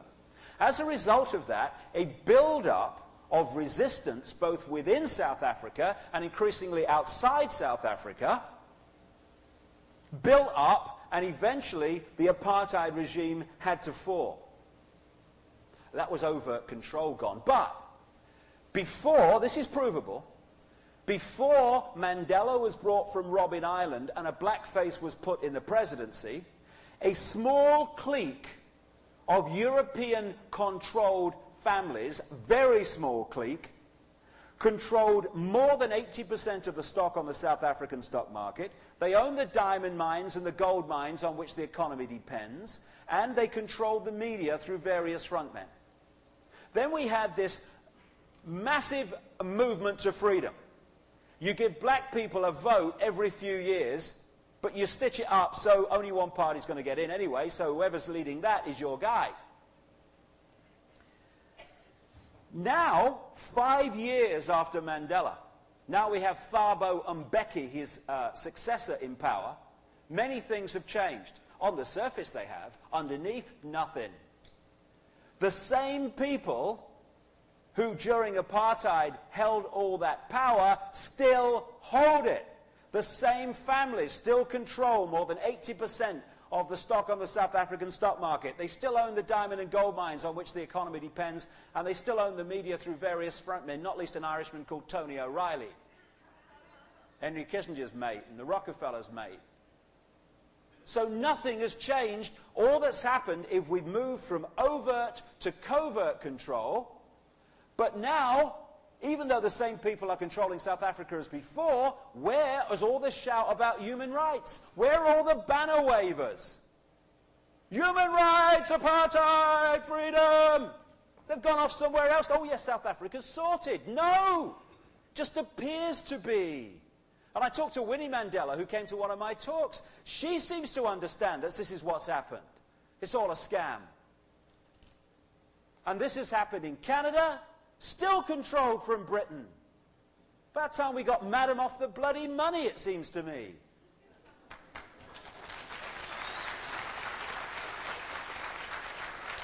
America still controlled from Britain. And of course the manipulation through Illuminati operations like the UN Food Programme. Look what she said. Catherine Bertini, Executive Director of the UN World Food Programme. Food is power. We use it to change behaviour. Some may call it bribery. We do not apologise. Africa is free.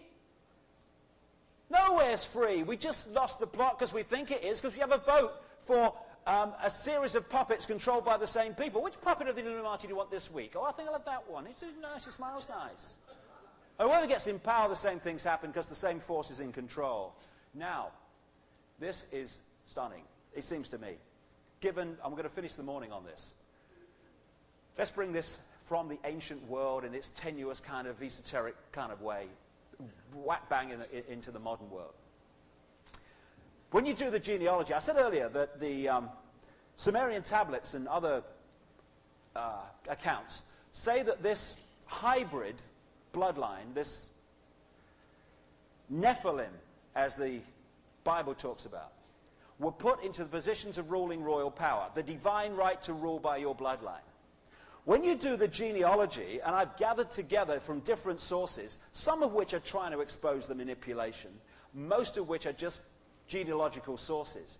And when you pull it all together, and I have to say this is an interim report because it's so painstaking, some astonishing things start to appear.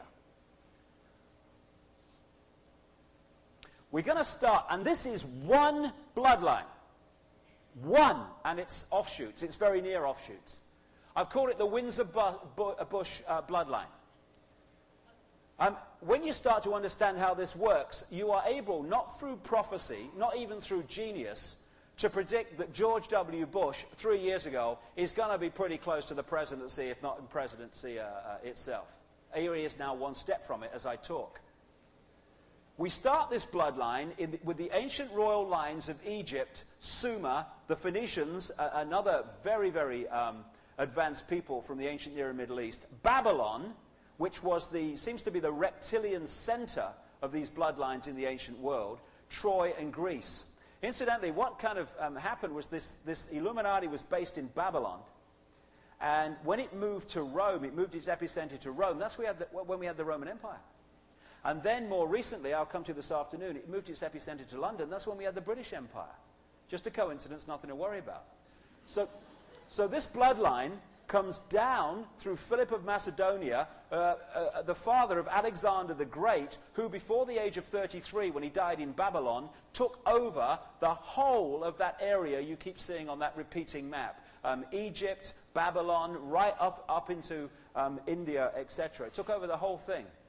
This same bloodline comes down through Cleopatra, Julius Caesar, Mark Antony, Herod the Great, the king in the Jesus stories, and through the Piso family, a Roman aristocratic family, who, as I will talk about it more this afternoon, but particularly in my book, The Biggest Secret, and particularly on a website called the Piso homepage, the evidence is very compelling that the Piso family wrote the original gospel stories.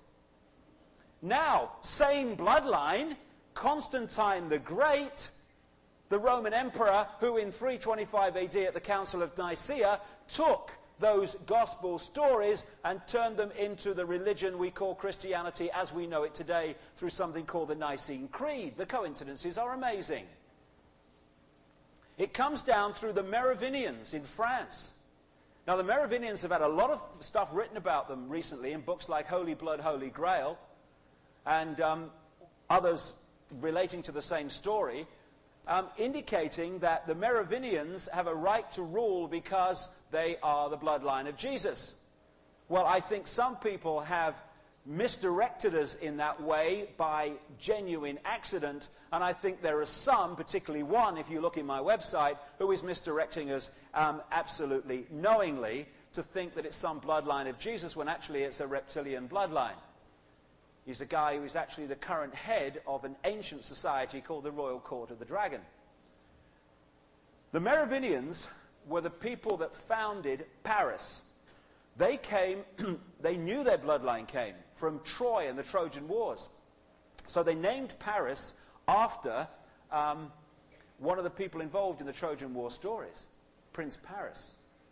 They worshipped an ancient goddess, which these ancient people very much did, called the goddess Diana, a goddess of the moon. Just outside the original Paris, the Merovingians, they built sacrificial chambers, underground chambers, for their rituals to the goddess Diana. Where they built those chambers is now called the Pont d'Alma Tunnel, where Diana, Princess of Wales, died in the car crash. Pont d'Alma actually means bridge or passage of the moon goddess, which is what Diana was supposed to be. That was a ritual murder when you see the massive symbolism and other evidence surrounding it. The Merovingians, they come through to the Windsors, we'll see that. Now, Charlemagne was the most famous monarch of what we now call France. Massively powerful. Many offshoots came from him. 33 of the 42 presidents of the United States, from Washington to Clinton, go back to this guy alone. How many hundreds of millions of people have lived in the United States since 1776? Hundreds and hundreds of millions. Not only that, they come from a pool of, a gene pool of amazing diversity to create the people we call Americans. You would think that of the 42 that have become president of the United States, there might be a bit of genetic diversity, bit of a chance. No. Because presidents are not selected or elected by ballot, they are selected by blood. And we're having another experience that at this very time in America. Comes down through the Habsburgs, massively powerful, the most powerful family in the so-called Holy Roman Empire for centuries. Come down through the de' Medici family and the House of Lorraine. The de' Medici family and the House of Lorraine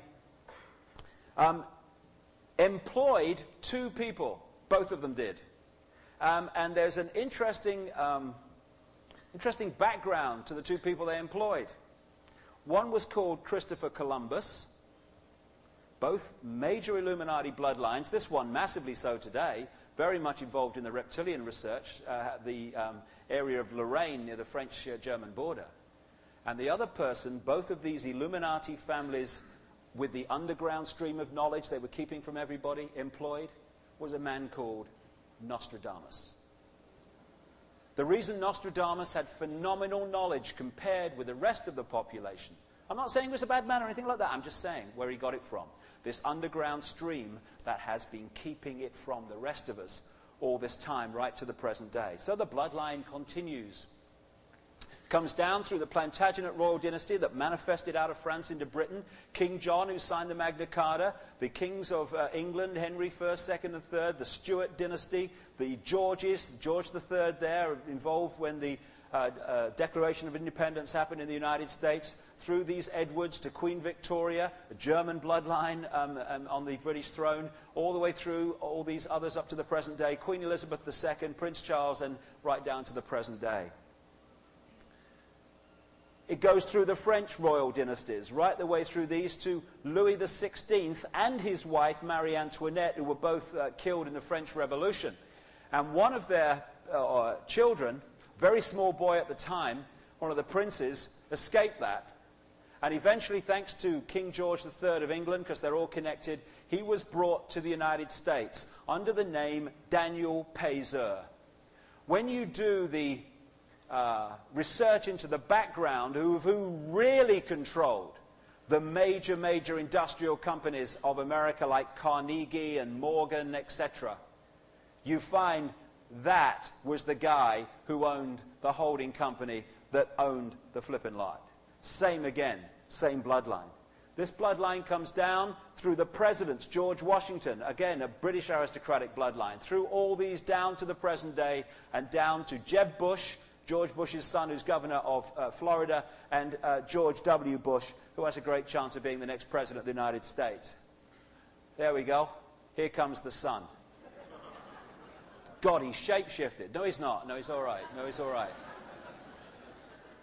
But it is amazing that when you start to do the research of where this bloodline goes, you can start to predict where these various people are going to come from in the positions of power. What a coincidence that during the Gulf War, George Bush, Dan Quayle, his vice president, and Colin Powell, the head of the Joint Chiefs of Staff, same bloodline, all involved in the Gulf War.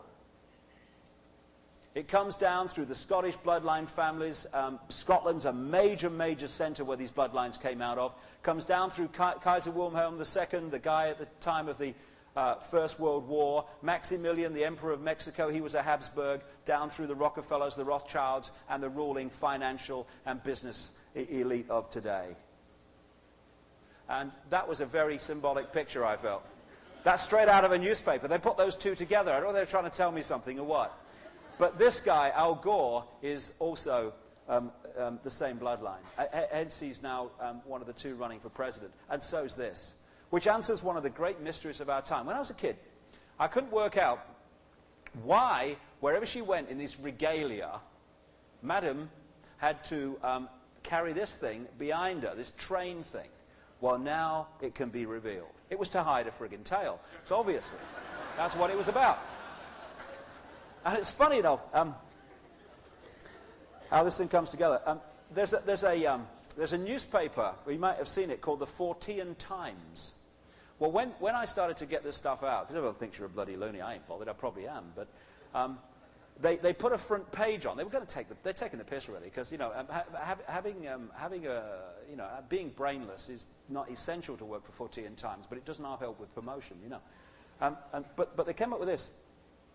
Which is quite an interesting one. This is their front page. And it's kind of an extraordinary thing to get our minds around, that actually this stuff could be true. At the very least, as we move along in this, there is a case to answer and many questions about what the friggin' hell is going on. And it's interesting. I'll finish on this. Another 22 minutes little clip coming up. It's one of the most extraordinary things I've ever seen on television, I must say. They wouldn't do it in Europe. But you have a Governor General, right, who is the Queen's representative in Canada. And they're just symbolic heads. They just do as they're bloody told. The real stuff goes on underneath and behind the scenes. But the way that this Illuminati have created this web works like this. I've been in 25 countries in about 3.5 years, and that gives me the gift of seeing that what appears to be happening in one country, if that's the only place you live, is actually happening everywhere. The same legislation's coming in, the same things are happening, the same solutions are being given to the problems. And the reason and the way that that can happen is this. It's a web. You have the epicenter in London, other places too, but particularly London. Then in the various countries, America, Canada, South Africa, wherever, you have what I call the bloodline branch managers. And what they do is orchestrate around them in their particular country, their sphere of influence, the financial, political, media control to bring into their sphere of influence whatever they are told to. So from the epicenter comes, now is the time to play this card. This is what we want to happen in the world. Down it comes to the bloodline branch managers like the Rockefellers in America and stuff. And they then orchestrate their country to deliver what is being centrally demanded. So when you're people like me who are traveling around the world all the time, you're going, my God, this is happening everywhere. This is how it works. And so the Governor General in Canada is just a symbolic person, but it's extremely symbolic of the way it works, with the representatives of the different countries orchestrating that country in line with the central agenda. What happened here is that this lady, for people that don't know, I'm sure everyone knows here, I've just learnt it, used to be a television presenter, this present Governor General. And what 22 Minutes did was turn up at one of her official functions and ask a few questions. This is what happened.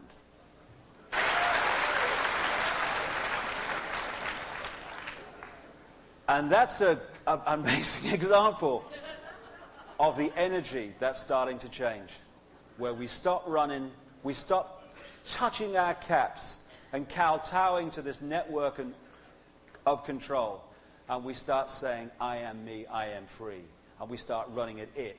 And this world's going to be free for the first time in known human history, and it's going to be free in our lifetimes, because the momentum has started, and it's gathering all the time.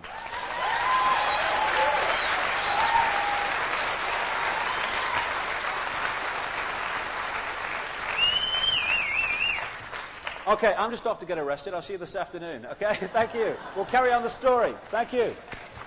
David.Icke.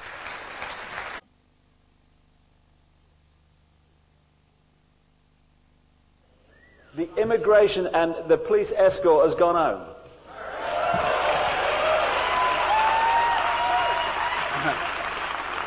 What they've done, they've listened to my open remarks about what happened, and they've looked at 1,200 people and they've gone, nah.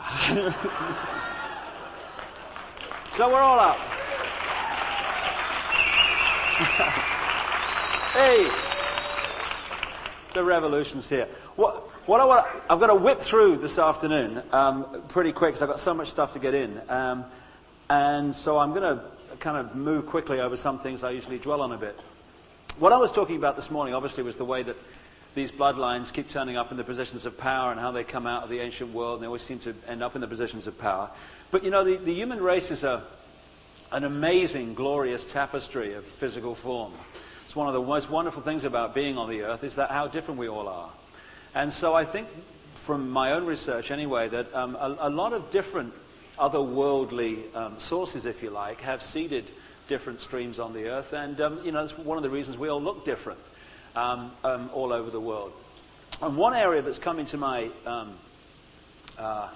area of research in recent years, and many other people too, is actually the true nature of the history of Mars. It's amazing when you get into this just how much everyone is agreed on in relation to Mars. They agree that there was once a time when Mars had an atmosphere, water, rivers, etc., that could have been a home for life. They agree that somehow that planet's ability to be a home for life was devastated by some kind of fantastic cataclysm. The only question is, when did it take place? Conventional history and science says millions of years ago. More and more, however, independent researchers are saying, hey, maybe it was only thousands of years ago. And interestingly, the geological and biological record of the Earth proves beyond question that in a matter of thousands of years ago, there was a fantastic cataclysm on this planet, or affecting this planet, that almost destroyed its ability to be home for life, symbolized in the endless legends, again, which have made it into the Old Testament, of the great flood, the great cataclysm, the collapse of Atlantis, and all that stuff. Where it depends where you look and what your legend is, but the theme's the same. Massive cataclysms, Earth clinging on to life. And increasingly the research is suggesting that the cataclysm that did that to the Earth had the same source that did that to Mars. And if that's the case, then Mars, as a home for life, to the point where it was destroyed, does not go that far. And maybe there are Earth races that come from there. And more people are starting to look at this, not least because of the stuff that's been found on Mars in a place called Cydonia. This guy called Richard Hoagland's written a lot about this, and many other people too. The so-called Face on Mars. And I've just seen a very interesting movie. I've just seen it, Mission to Mars. Very nice movie, that. And again, it has the theme that somehow Earth was seeded from Mars, but it takes the time scale of millions and millions of years ago. My feeling, and I can't go into it now because there's so much to get through to focus more on what I'm talking about today, is there's a very good chance that what we call the white race, or at least part of it, actually came from Mars originally and settled in the Near and Middle East. And again, it's interesting when you look at Cydonia and the relationships between these various apparently non-natural structures, that their geometrical relationship to each other is very, very much in line with some of the ancient standing stones and circles and stuff like Avebury in Wiltshire, which, if you want to do more research on that, the evidence is there. In fact, this area where the pyramids are, Giza, the ancient Arabic word for this area, the Giza Plateau, actually was their word for Mars. And there's other names and attachments and connections to the Sphinx which link that to the name for Mars and the symbolic name for Mars. So I think that the Martian story is actually one that in the next few years we're going to see more and more evidence coming to light about, which leads to the fact that actually Mars as a dead planet does not go back that far, and in fact we may have many, many connections with it. What is interesting is that out of that ancient Near and Middle Eastern area, which some researchers link to this Martian race, which they say is the white race, or at least one of them, is a group of people called the Phoenicians. Now, in conventional history, the Phoenicians, who again were a white race, some wonderful books showing that what is said about the Phoenicians in conventional history is actually not true. When you follow conventional history, it mentions the Phoenicians, but like a footnote. Oh yeah, they existed, but now let's get to the important things, all the Egyptians. But the Phoenicians are actually fundamental to understanding so much about the world. They were very, very powerful in this area of the world, in what we now call Turkey. They had a place called Cappadocia, was one of their centers, and all around this area, Tyre used to be a Phoenician center, and they were great mariners. And not only that, they went around in ships a lot, you know. And when you do the research, you find that from this Phoenician group and their travels around the world came so much to explain some of the mysteries. About 3000 BC, they went around Spain and into Britain. And they took with them from the near Middle East so many of the classic British, Irish, Welsh, Scottish symbols.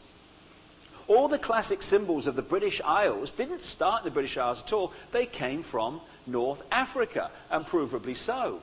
And when the Phoenicians went into Britain, it was they that opened up the first tin mines in Cornwall.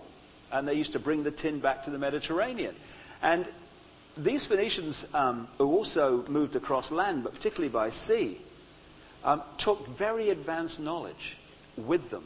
And within these bloodlines, it seems to me, within this Phoenician white race, were some of these key reptilian hybrid bloodlines also.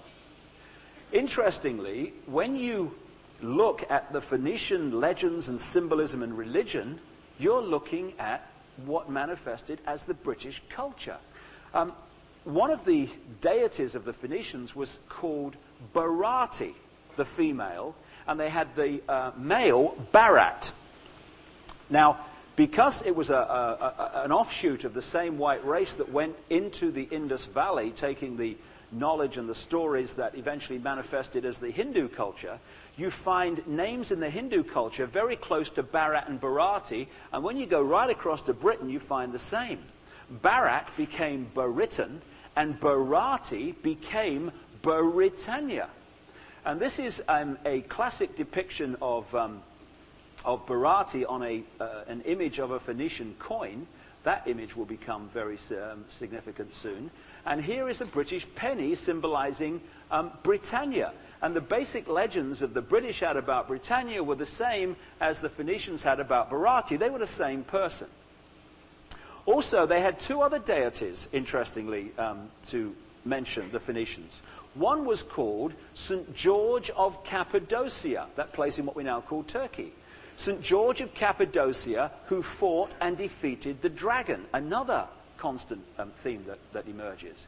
And when St. George of Cappadocia went by ship with the Phoenicians, if you like, in their legends, when they got to Britain, of course, he became St. George of England, the patron saint of England, who defeated the dragon.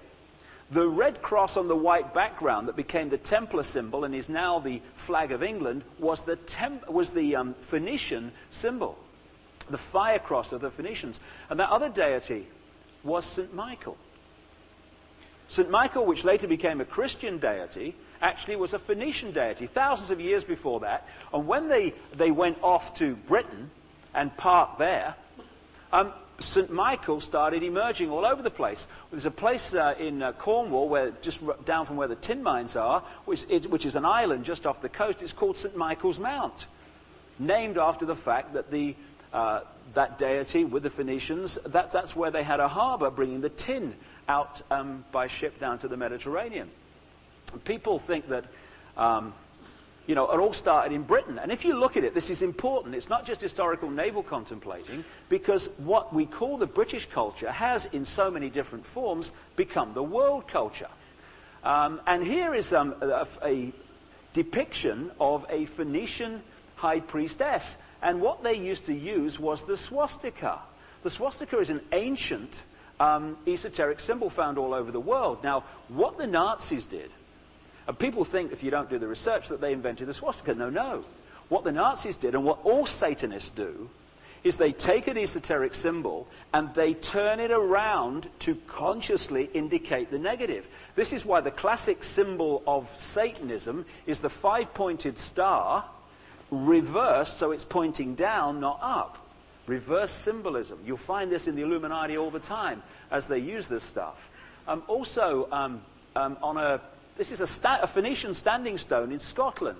Again, the swastika, which the Nazis reversed to indicate the negative. Not surprising. Now, all over the west of England, in the chalk hillsides, are white horses, which conventional kind of histories can't understand or explain where they came from. Well, this one is the oldest, and it's on a place called Uffington, in the Valley of the White Horse, named after it, not really from Stonehenge, not too much of a drive. And conventional archaeology says this was created in 3000 BC or around then. That's just when the Phoenicians were arriving in Britain from the Middle East and the Near East with this advanced knowledge. Why would they put the Phoenicians, on the hillsides of Britain? Because the white horse was a symbol of the Phoenician religion. And so you look at the stone circles of Britain, and this one's Avebury, which is, again, even closer than Stonehenge to that white horse. The massive stone circle and lots of ancient earthworks which connect into it. It's like a circuit board. Here's the stone circle, and this is the biggest man-made or human-made mound in Europe, called Silbury Hill, just down from that circle that you saw. And there's many other earthworks, like, as I say, a circuit board. Now, again, who built these? Where did the knowledge come from? Well, the Phoenicians' arrival in Britain also corresponds with the window of time in which it suggested that these earthworks and these stone circles were created. This is Stonehenge. That's a crop pattern, 125 circles that appeared suddenly. And it's amazing how quick two blokes with a stick can work pushing. Isn't it? Isn't it amazing? Doug and Dave? It is amazing. It's amazing how quick. I mean, they must really move with them sticks. 125 circles. And that's the main road there, going from London to the west of England. Now, with the passage of the Phoenicians, there's a lot more to say about them, but I want to focus on the theme of the day. Came hidden knowledge. This is so important. That image that I showed earlier, the pyramid with ignorance in the main body among the masses of the people and knowledge held at the top is so important. I just want to go now through some of the knowledge that these advanced peoples, particularly these bloodlines, held in the ancient world, which allowed them to build these amazing structures, Stonehenge not least, and also the way that they have held it to the present day, and how they want us not to know about it. Again, there's that image. This is the idea. Create a structure. In the ancient world, it was mystery schools. Now it's the global secret society network. Keep the real knowledge here and them in ignorance of that possibility. And one of the great areas of knowledge is the fact that this planet is encircled and interpenetrated by a web of force lines, energy lines. Some people call them ley lines, other people call them meridian lines, the Chinese call them dragon lines. And where one or two of these force lines cross, you get a small vortex of energy, a very powerful point. Where lots of these vortexes cross, you get, or lots of these lines cross, you get a massive vortex of energy. Now, energy is neutral. It just is. You know, I mean, energy is just like energy. It's vibrating. And you want to say, what do you want me to do? I want you to be malevolent. All right, I'll vibrate to the malevolent vibration. You're a bastard. I hate you. You know. It's just energy. We impregnate energy with the vibration by our thoughts and by ritual, of course, is the focus, very powerful focus of thought. Oh, no, I want you to be loving now. All right, then I love you. I'll just vibrate a bit quicker, you know.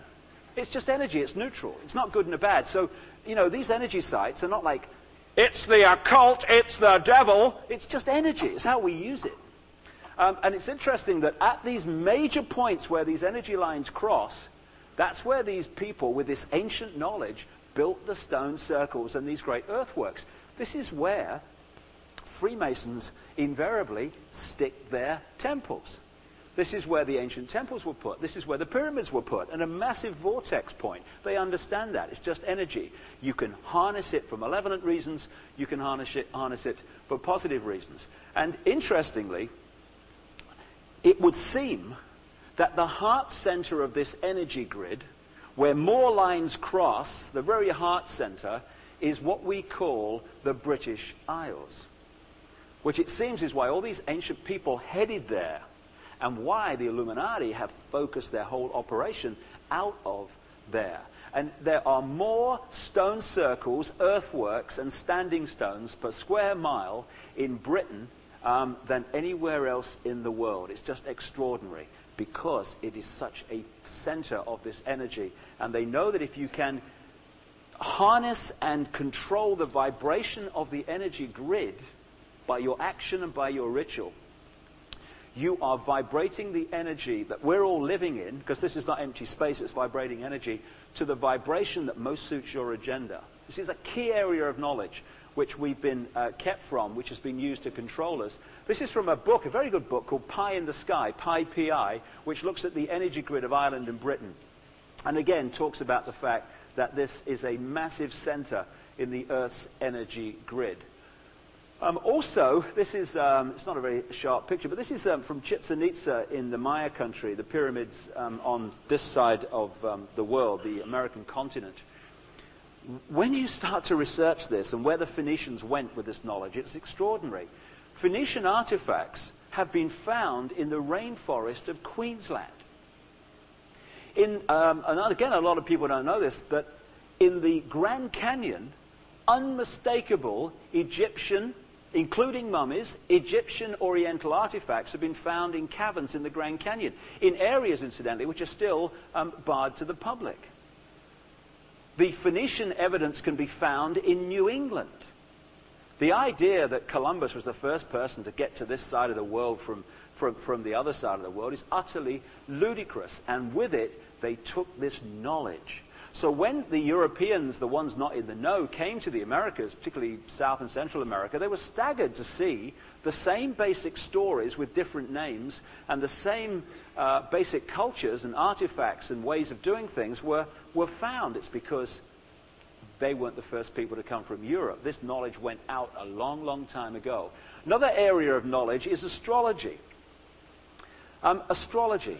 I mean, what is it? It's bloody mad, it's the devil. Oh, we know it's still a stupid astrologer. What is it? All astrology is the science of how the movement of the planets creates a vibrational expression which affects constantly the Earth's energy field.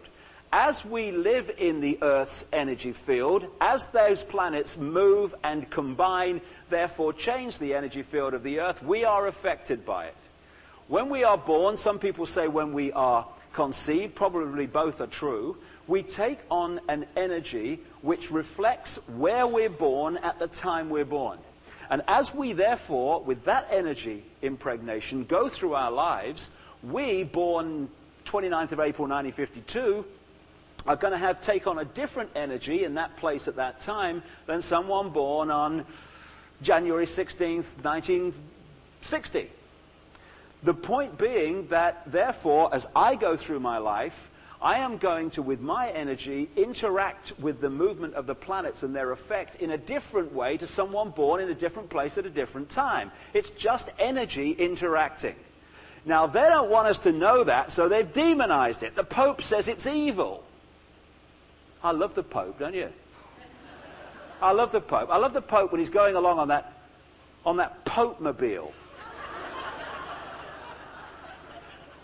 Behind 3.5 inches of bulletproof plexiglass, you know. I love that. I mean, that's faith in bloody action, isn't it? Hey, isn't it?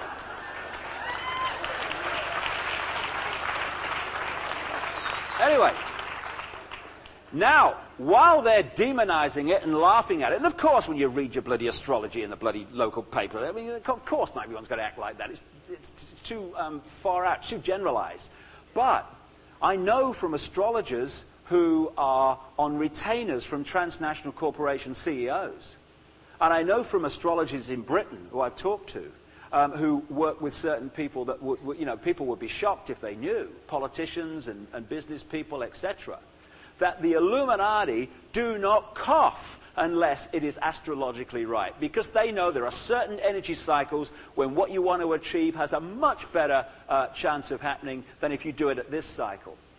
They don't hold summits, takeovers, or anything unless it's astrologically right. But that's another area of information they want that they don't want us to know. And this is a massively important area of the hidden knowledge that these bloodlines have kept from us through their secret society network, the power of the sun. The sun is 99% of the mass of the solar system. It is the flipping solar system. When the sun changes, we change. It's pretty straightforward. And the Illuminati, illuminated ones, they use the sun symbolism constantly, as you'll see. They have known about the power of the sun. Again, it's two levels of knowledge, then as now. Back in the ancient world, of course, the mass of the people focused on the sun because it had an obvious effect on their daily lives, their crops, their ability to live, warmth, power, etc. But at that level, the Illuminati level, where they had access to knowledge these people did not have, they focused on the sun for a very different reason. They knew that the sun is more than a source of heat and power and light. It is a massive generator of energy which operates and projects its energy in predictable cycles. And at certain points, the energy coming from the sun, the so-called sunspots or solar activity, solar flares, are so powerful, they take out computer systems. They've done this. They've taken out power systems. And we're in the middle of a massive sun cycle at the moment, which hit its peak at the millennium. Now, what you're looking at is a sunspot. Some of these things, these arcs of energy from the sun, are 100,000 miles high, apparently. And a few years ago, or earlier in his life, there was a guy called Maurice Cottrell who did a lot of work because of his interest in sun cycles, working them out. He worked out small cycles, medium cycles, and great cycles of this sunspot activity. Later in his life, he came across the amazing information left us by the Maya people in Central America, where they left us a very different measurement of time and the passage of time.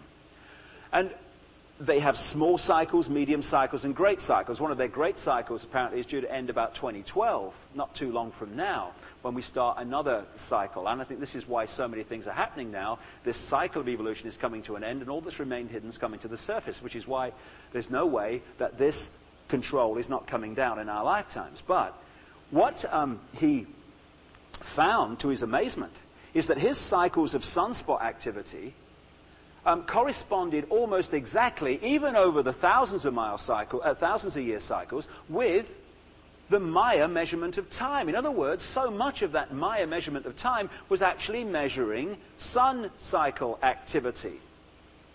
And the Illuminati play these cycles absolutely to a T, because they know that all is energy, and if you know how to use energy, then you can achieve far more than if you don't. So this is why they time everything. People say, why don't they just take over? Because A, they can't. There has been a progression. And they play these cycles, and they play their cards, and their major cards at specific times. No earlier, no later, then, because they surfboard the energy to give them the best chance of success. So in the ancient world, you had a focus on the sun at the Illuminati level, because they understood what it was and how it was affecting us minute by minute.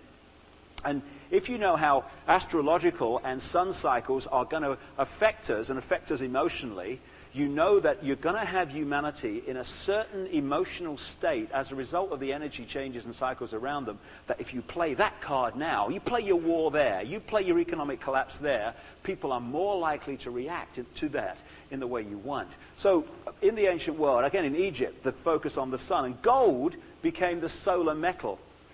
Associated with the solar metal. This is Rome. And again, the lion became a symbol of the sun. This, it seems to me, is why the lion got this symbol of the royal animal, the king of the jungle, the king of the solar system. And again, you'll find on Illuminati heraldry and flags and stuff, the lion symbolizing the sun and the knowledge of the sun. This is Sri Lanka. Again, gold, the sun. This is more recent. This is the sun chair of George Washington, the first president of the United States, inaugurated in 1789, a very, very high degree Freemason. Because the Freemasons, although most of them don't know it, is an organization through which this Illuminati work. It's an organization within an organization. Now this symbol has become an Illuminati symbol. It's the sun coming over the horizon.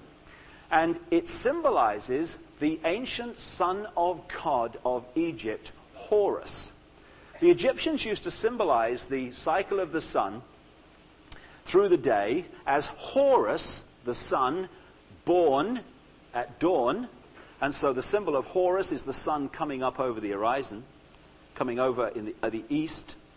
And then at the end of the day, hence, by the way, we get horizon, that word, and then you follow the cycle to the end of the day, and they used to symbolize then, as the sun went down into the dark place, setting, they used to say that it was their symbol in ancient Egyptian myth of the negative force, the dark force, set. Hence we have sunset. So when the Illuminati use this symbol of the sun rising over the horizon, it is a symbol of the ancient son of God of Egypt, Horus, which these bloodlines certainly go back to. And the symbolism of this sun cult, this Illuminati, is all around us in terms of flags and what have you. This is the Tibetan flag. You have the sun rising over the horizon, over the pyramid, over the mountains, coming up in the east. And Tibet, I mean, the Nazis, who were kind of into this esoteric stuff in a very malevolent way, they were sending people off to Tibet to kind of find out more and more information about this stuff. Tibet seems to be a real depository of ancient knowledge, some of which is used positively, some of which is used very malevolently. This is the seal of Arizona. Again, the sun over the horizon. You know, if you just saw one, you'd say, oh, well, it's just the sun over the horizon. You know, it's sunny in Arizona. But this comes up so often, this sun over the horizon, as you'll see as this day unfolds. This is Illinois, where the sun doesn't come out quite so bloody much. Again, sun over the horizon. And this symbol relating to the sun is where we get so many stories that have manifested as what I call prison religions. I think religion is one of the greatest forms. No, I think religion is the greatest form of mind control ever invented.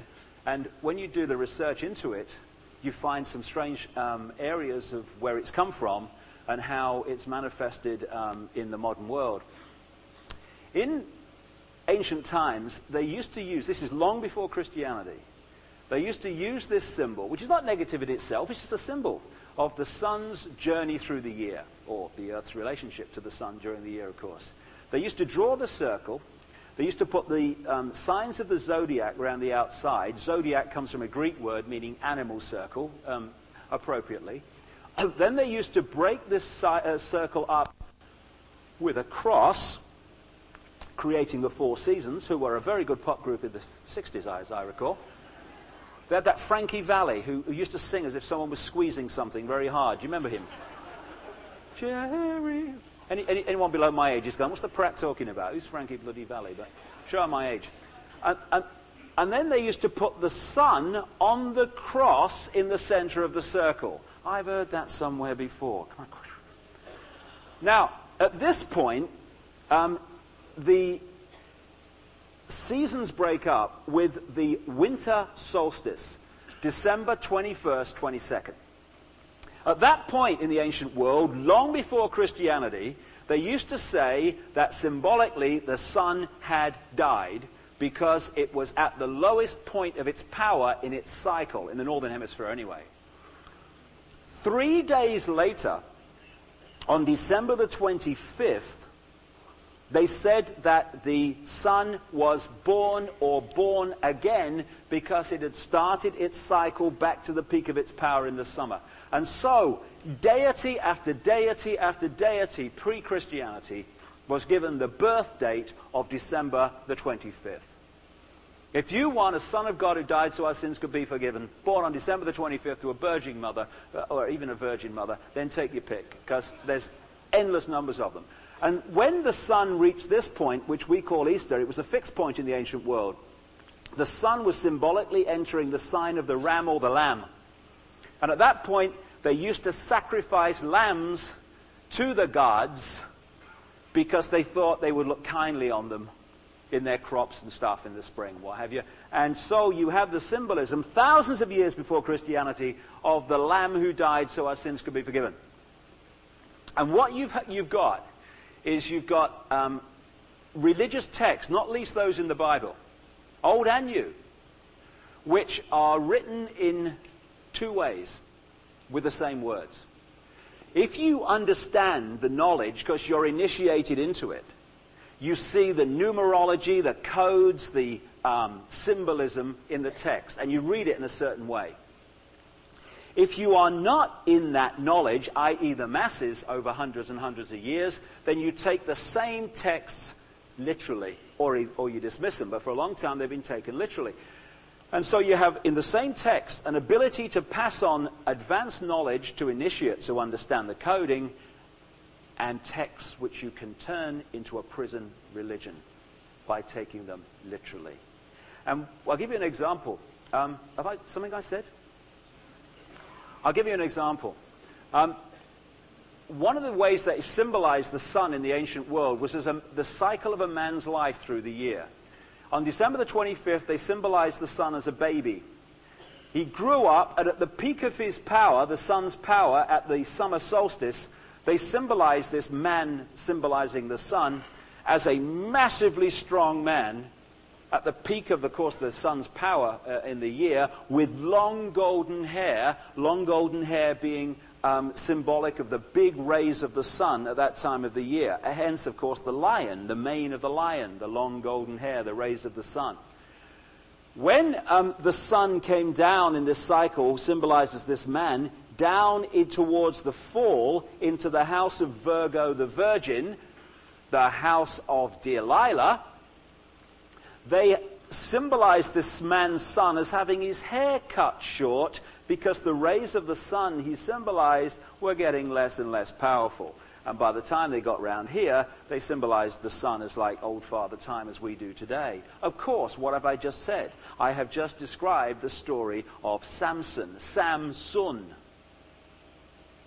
And again, we're taking literally across the great spectrum of life and belief, stories and texts that are symbolic. Now, this is not a negative symbol in itself, I say again, but because of what it symbolizes, it became part of the secret language of the Illuminati.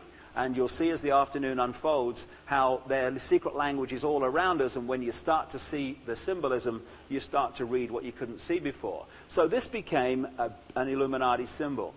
This is what the Celtic cross is, the cross and the circle. I took this in a graveyard in Ireland. There again, you've got even almost a symbol sun on there.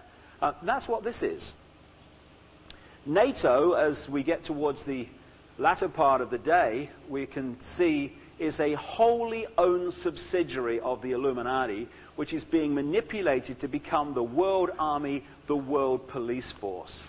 They want a world army. They're moving there vastly quickly. And, of course, the horrors and suffering in places like Kosovo, Iraq, and Bosnia have massively advanced NATO's ability to be cast in the role of the world army. Again, the cross and the circle. And that's what this is. This is the CIA symbol. Again, the cross and the rays of the sun. These are classic Illuminati symbols which turn up in the positions of power. I took this image in the city of London, just across from St. Paul's Cathedral, in the heart center of the Illuminati manipulation of the planet. And there you see the same thing. You've got the sun, a black sun appropriately. That image on the face is supposed to be Winston Churchill. Again, very appropriate when you do the research. But again, round there you've got the zodiac circle, and this is on a financial building in the city of London. Now, even in the street plans of the major Illuminati cities, you see this same symbolism, which they understand and other people don't. This is the center of the street plan of an amazing city called Paris. It's the Arc de Triomphe. There's the circle. There are 12 streets going off, creating 12 segments. Again, you've got that same image of the circle, that symbolizing the sun, the arch, and the elements that you saw in that original symbol. Now, in Paris, they've even gone so far as putting the sun on the bloody street around it, look. When you start to realize how it's done and what they're doing, you start to see that life in a very different way. This is a way that they've put the cross and the circle, this symbol again, into Christian churches. Now, among the people who've been initiated into this knowledge over the centuries have been some of the most famous artists and writers. Mentioned that this morning. This is the famous picture by Leonardo da Vinci. Now, according to Holy Blood, Holy Grail, a very well circulated book in recent years, the elite secret society based in France, which is very much part of this bloodline orchestration and network, called the Priory of Sion. Sion, S-I-O-N. And when you look at the ancient Sanskrit word for the sun, which that white race took into the Indus Valley, which manifested as that culture, you find that Siona, S-I-O-N-A, just one letter difference, was the ancient Sanskrit word for the sun. For me, Priory of Sion is Priory of the sun, and it's massively connected, this secret society, to the Merovingian bloodline. And Leonardo da Vinci was a Grand Master, according to Holy Blood, Holy Grail, of the Priory of Sion. He was in the knowledge. And what he's done here, if you look at it, he has symbolized that very same recurring Illuminati symbol of the circle, the cross, and the sun on it in this picture. He's depicted Jesus as the sun. When you look into the ancient world, you find that the way they symbolized their sun gods was to put a halo around them, indicating they weren't literal people, they were symbolizing the sun. I'll give you an example of that in a second. And he's broken up the 12 disciples into 4 sets of 3. That's why that guy's looking the other way. And it's an interesting question. Did God create a law like eons ago that religious deities could only have 12 disciples or followers? Do you know? They're every bloody where. They've all got 12. I mean, is it in the contract or what?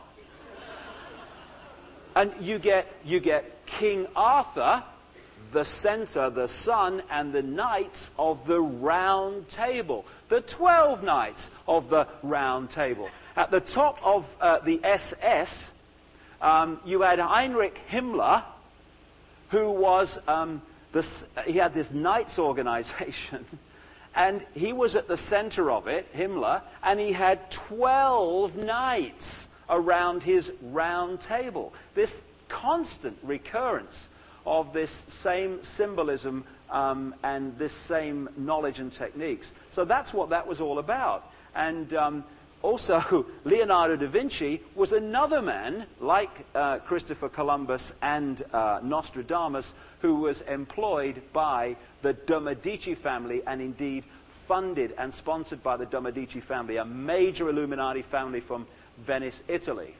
A lot of the so-called deities that supposed to have existed were symbolized with these classic sun symbol headgear and what have you around them. This is a Phoenician stone in Britain which symbolizes their sun god, Bel, which also manifested as Baal. But they called it Bel, B-E-L. And there's the halo they put around the head to indicate that it was symbolizing the sun, not a literal person. So out of this knowledge came, as I said earlier, prison religions that were created to imprison the mind. Instead of saying, well, I'll look at this religion, I'll look at that religion, I'll look at that religion, and what I think is right from all of them I'll take, and what I'm not sure about, you can keep that. I don't feel right to me. I'll come to my truth, thank you. Instead of that, you get an off-the-peg religion, and you have to contract to all elements of it, no matter how nonsensical you may be, because if you don't, you're not a Christian, you're not a Jewish, you're not a Jew, you are not a Hindu, you are not a Muslim, because you don't contract to all these things. Don't think for your bloody self. You take what we say off the peg is the truth. So let's have a look where some of these things came from. That sums up religion for me. There's these two old, kind of, Stone Age people, and they've got these two pile of stones here, like, and he's saying to his mate, doesn't Strong look silly? He must know that our pile of rocks is the real God, And that's the way that we've gone. We have been focused away from the fact that we are multidimensional infinity, not only part of the great I, we are the great I, into thinking that we have to look up to some deity that's been created, and there's always a middleman in between us and the deity. Have you noticed that? What I call the religious Mr. 15%. I mean, is it really not possible to talk to the divine without going through a bloke in a long frock? I mean, is it possible or what? I don't know. Maybe it's me.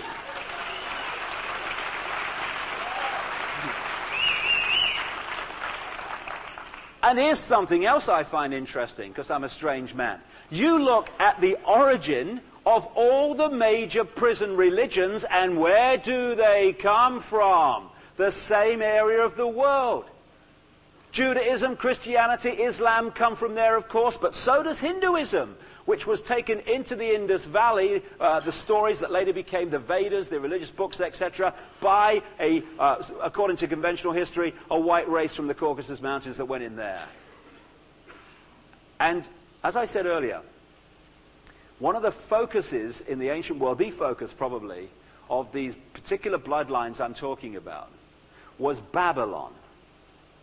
And out of Babylon, funnily enough, just a coincidence, has come the blueprint for control by religion. In Babylon, they had, this is a Freemasonic symbol, but it symbolizes a lot of the Babylonian stuff. This manifested this image of the eagle looking both ways here as the Roman god Janus, of the face looking both ways. And one of the major mind control projects on the planet is the Janus Project, based at NATO headquarters in Brussels, Belgium. But in ancient Babylon, they had three deities in their trinity. That comes up again and again. One was Nimrod, the father, and then there was Tammuz or Ninus, the son, And they said that the Father and Son were one, and only through them could you get to heaven. And the female aspect of the Trinity was Queen Semiramis, who they symbolized as a dove. They symbolized Nimrod as a fish. And what they said about Tammuz Ninus, the sun, was that he died to save humanity. It's thousands of years before Christianity. And when they killed him, they put him in a tomb, they rolled a rock across the front, and 3 days later, when they rolled it back, Tammuz had scarpered. I think I've heard that somewhere before. And what you get is this recurring theme and these recurring stories, which, as the passage of time goes, just get put in a different context, a different time frame, with different names. And we're supposed to take them all bloody literally. I mean, like, you know, we take this guy literally. You see, when the Illuminati moved from their center in Babylon to Rome, not only did you get the Roman Empire, you got the Roman Church, which became the Christian Church. So we went from the place Babylon, where the blueprint of control by religion and the stories of so many of them came out of, they moved home to Rome, and suddenly we get another religion that's based on the same stories. The coincidences are amazing. Oh, he's got a big hat, look, you know. I love his hat. Actually, someone pointed out some of the symbolism of that. When you look at that hat sideways, it's like a fish head, you know. And the fish head keeps coming up in terms of Nimrod, which symbolizes a fish. Now, this is a wonderful example. You look at the deities who died so our sins could be forgiven, died at Easter, and born on December 20th, the Virgin Mother. There's endless numbers of them. This is a classic, one called Mithra. Mithra was basically replaced by Christianity. And the reason that so many people moved from Mithra worship across to Christian worship was because it was so bloody seamless, or just the names changed. Everything else was the same. They symbolize Mithra as a lion, the sun. They said that he held the keys to heaven. And there's the serpent, the snake, going around him. They said of Mithra, he was born to a virgin mother. He died to save the sins of humanity. They brought gold, frankincense, and myrrh to his birth. And on it goes. It's just a mirror. When you go back even further to ancient Egypt, on the left, you've got Horus, the son of God of ancient Egypt, that is constantly symbolized, as I've shown, by the Illuminati, who go back to the Egypt big time with the bloodlines. And on the right is Jesus. Some interesting little correlations here. Where are we?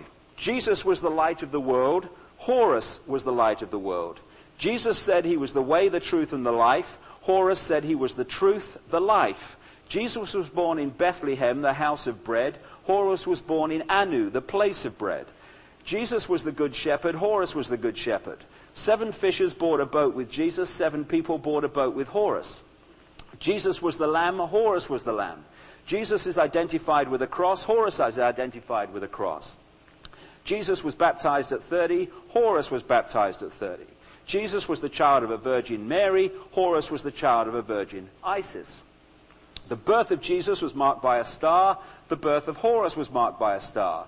Jesus was the child teacher in the temple. Horus was the child teacher in the temple. Jesus had 12 disciples. Horus had 12 followers.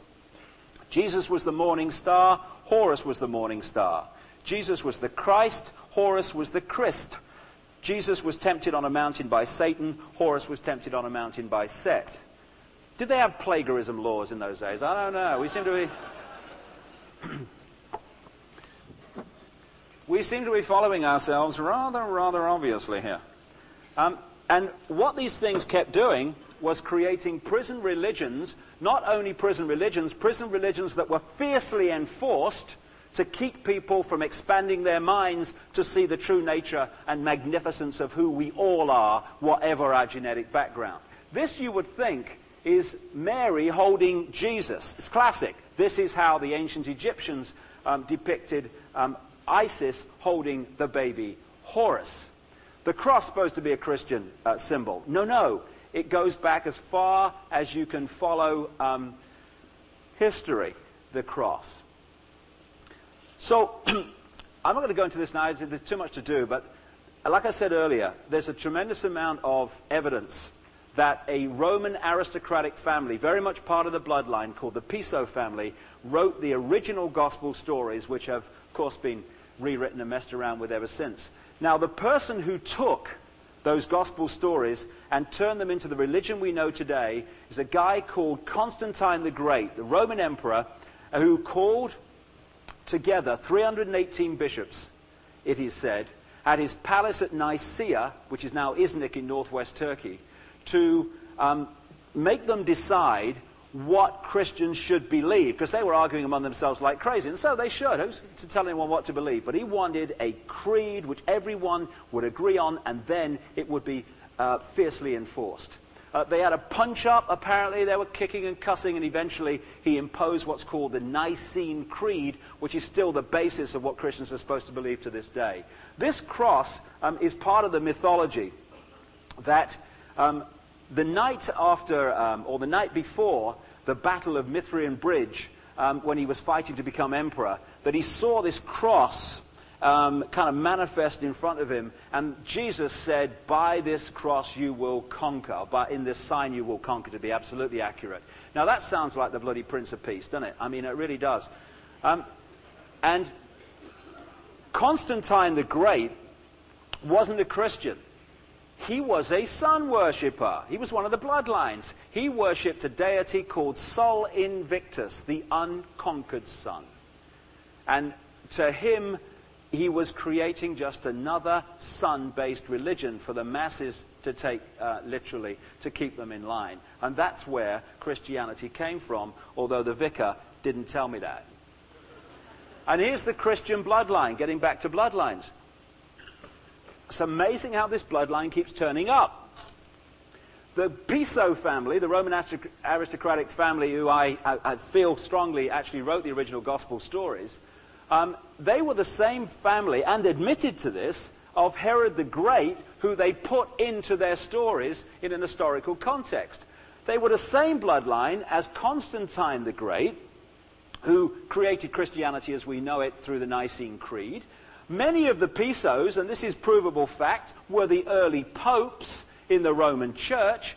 King Ferdinand of Spain and Queen Isabella of Castile, supporters of Christopher Columbus's journey to discover America, they were the people behind the Spanish Inquisition that burned and killed anyone who didn't agree with every element of the religion that their early ancestors on the bloodline had created and sought to impose. And King James I, a Satanist, who gave his name to the most used English version of the Bible to this day, is the same bloodline. Just a coincidence, nothing to worry about. This is what's going on behind the theme. Joseph Smith, high-degree Freemason, the founder of the Mormon Church, Merovingian bloodline. Go into my website, you'll see some ancestors of this guy who are trying to expose the Satanism that goes on in the Mormon Church, because it's just an Illuminati front, although the vast majority of its people have no idea. Brigham Young, who took over as leader from Joseph Smith, Merovingian bloodline. Who created the Jehovah's Witnesses? Charles Taze Russell, Merovingian bloodline. They're there to divide and rule us, to create prisons of the mind that we will take and allow to disconnect us from multidimensional infinity. And of course, when they die, you see some evidence of their background. This is Charles Taze Russell's grave. He was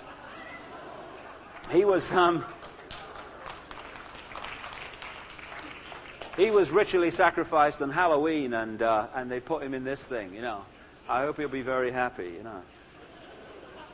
Incidentally, at the risk of being accused of being racist here, but who gives a shit?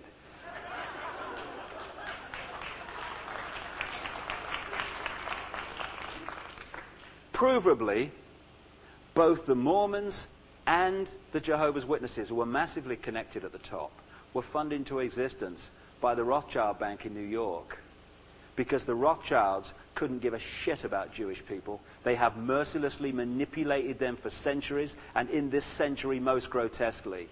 And if we are going to allow ourselves to get pulled into the idea that because they are claimed to be of a certain genetic background, that they're not going to treat their own people like shit, then we're going to lose the plot. And it seems some people in Vancouver this week have done.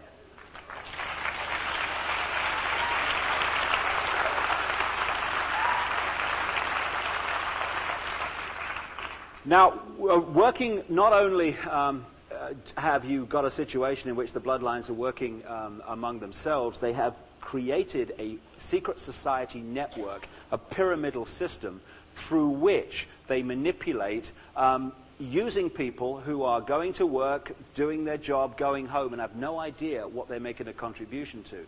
The secret society network has been fundamental to hiding the existence of the bloodlines and introducing the agenda. And when you, I'll give you just an example here. When you start to look at these different secret societies like the Freemasons are supposed to have started in like the 1700s. No, that's when they got the name Freemasonry. These secret societies today go back right into the ancient world where the bloodlines came from, Babylon, ancient Egypt, etc. I'll give you an example. Around the time of the Crusades, in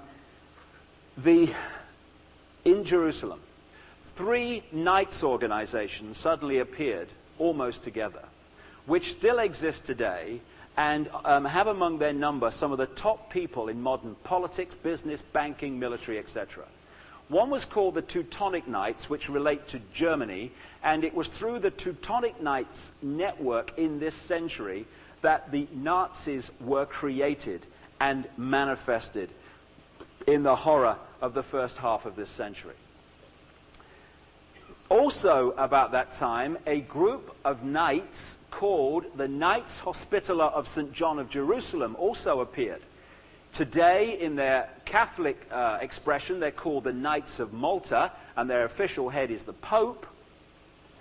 And in their Protestant expression, they're called the Knights of St. John of Jerusalem, and their official head is the Queen of England. The other one was the Knights Templar, again, around the same time. Now, the Knights Templars' official history says that they were created to protect pilgrims who were visiting the Holy Land. Well, there were 9 of these buggers for about 9 years. You're going to protect a lot of pilgrims. I mean, it's just a cover story. By the way, the Knights Templar symbol was the red cross on the white background, which is the ancient Phoenician symbol. And what these 9 knights did is they parked their bums in Jerusalem, right next to Temple Mount. And suddenly, after about 9 years, things began to motor very fast. A couple of them came back and had discussions with this guy Bernard. You know, this guy St. Bernard, you know, the name the St. Bernard dog after and all that stuff. And what happened was that suddenly they started signing up many people, hundreds and hundreds of people, into the Knights Templar. And they were signing up the noble, royal, aristocratic families of France and then further afield. To join the Templars, you had to give them your wealth and land, so they became very wealthy very quickly. They set up 2 centers for their finances. One was in Paris, the other one was in London. These are still the terrible twins of Illuminati operational manipulation in the world today. By 1307, the King of France, Philip the Fair, who appears to have been anything but, he's up to his neck in debt to the Templars. The crown heads of Europe are up to their neck in debt to the Templars, just as their successors today have the governments of the world up to their neck in debt, because debt equals control. And what were they doing, the Templars? They were lending people money that doesn't exist and charging interest on it. Now, this is a scam that these bloodlines have played throughout history. They just do it on a global scale today. Now, Philip the Fair was really kind of fed up with this, and there are other reasons too, and he issued secret orders to purge the Templars on Friday the 13th in 1307 in France. That's why Friday the 13th has been considered unlucky ever since. I'm not saying all the Templars were malevolent and manipulators. I'm talking about the force that was controlling the Templars. So the secret orders weren't quite secret enough. And the Templars, most of them, got away, because they had a massive fleet of ships by this time that were doing all their trade, because they were a commercial operation. And when Philip the Fair went into the headquarters in Paris to get the loot, it was empty because they'd gone. Now, a lot of research has been done in recent years about where they went. These Templars were in the knowledge. They were part of this underground knowledge stream of this Illuminati network. The people controlling were anyway. And they definitely went 2 places, and they almost certainly went a third. They almost certainly was across here, because they knew, because of the Phoenicians who went there long, long before, that America existed.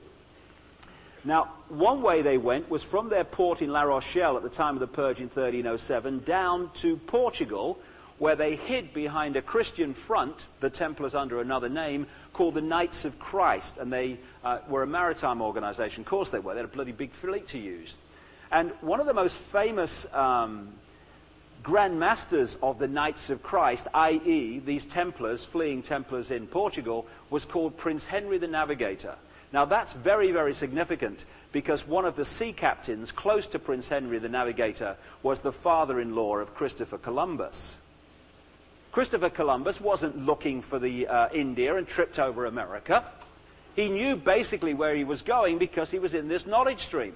And what were the flags that Columbus flew on his ships? The red cross on the white background, the Templar flag. Who financed him? Isabella and Ferdinand, the people behind the Spanish Inquisition. He was also financed by the de' Medici family, who keeps coming up. And so what was happening was, this was a time the Illuminati wanted to populate America and the Americas and destroy that ancient knowledge that was there among those native peoples. And they did a magnificent job, but not quite good enough. Now, why did they call this guy Columbus? I like that one. When his name, he used to sign his name colon. They call him Columbus in the stories. I think they used to call him colon because he was full of shit. No, they weren't. No, they didn't. No. I'm kidding. Here's the Templars here, the red cross and the white background. There's the red cross and the white background.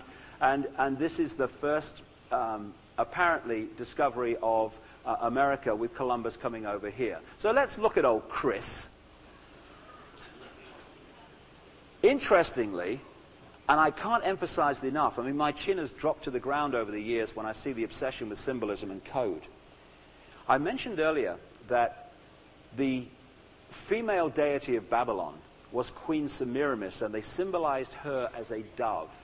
Therefore, the dove has become a major Illuminati symbol going back to Babylon. It's played... See, we think it's to do with peace. So we see a dove and we think, oh yeah, it's a peaceful sign. It doesn't mean that to the Illuminati. And when the Illuminati moved from Babylon to Rome, they worshipped Queen Semiramis under the name Venus Columba, which means Venus the dove. The word for dove in French to this day is colombe.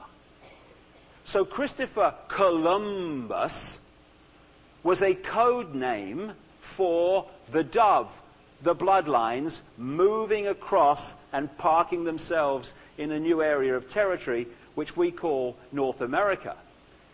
So we have Columbia Pictures, Columbia University, the District of Columbia, British Columbia. It's all this dove Semiramis symbolism. There again, this is a Freemasonic symbol. The dove, there's the pyramid, which will become very significant as we go along here. In the regalia of British royalty, these stick shields, these septics or something, scepters, I don't know what they bloody call them, you have the dove, the dove. And in the Illuminati symbolism, the Queen of England is a manifestation of Queen Semiramis, because it's all ritual. And on Trinity Broadcasting Network, have you ever seen that? I have to turn it off to have a fix once. I turn it on to have a fix once a day. It's so bloody funny. It's a Christian Broadcasting Network, and they have the dove there because the Trinity Broadcasting Network is a front for the Illuminati, just like Pat Robertson's Christian Broadcasting Network is. Go into the website. Now, just as the Templars came down here and then manifested over here with Columbus, so the other place they went after the purge in 1307 was around the west coast of Ireland and into Scotland. There have been some good books written in recent years documenting this.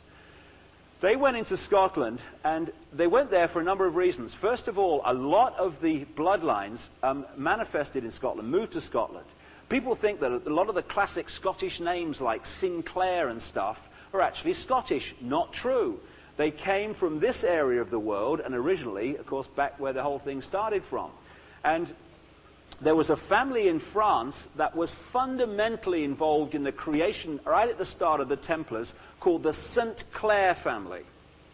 When it moved to Scotland and Rosslyn Castle near Edinburgh, it evolved into the Sinclair family. And the Sinclair family are one of the major Illuminati bloodlines. Not everyone called Sinclair, of course, because the name has got, moved out. I'm talking about that bloodline going through that calls itself Sinclair, the main one. And so when the Templars were fleeing, they went into Scotland because they were going into very friendly areas with the Sinclairs, etc. And also, Robert the Bruce was having problems with the Pope.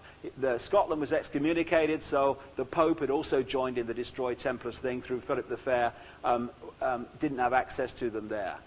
Now this is not just historical naval contemplating, because the Templars manifested out of Scotland eventually under another name, the Scottish Rite of Freemasonry. The Scottish Rite of Freemasonry, with its 33 official degrees and many Illuminati degrees above that, is the biggest secret society in the world today.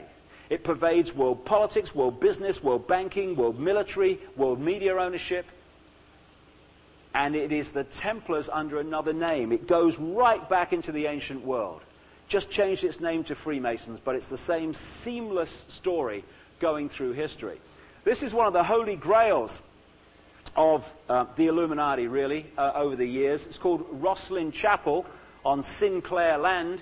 And the reason I show this is because in the stonework are sweet corn plants and cactus plants that at the time this was built were only found in the United States, probably still are.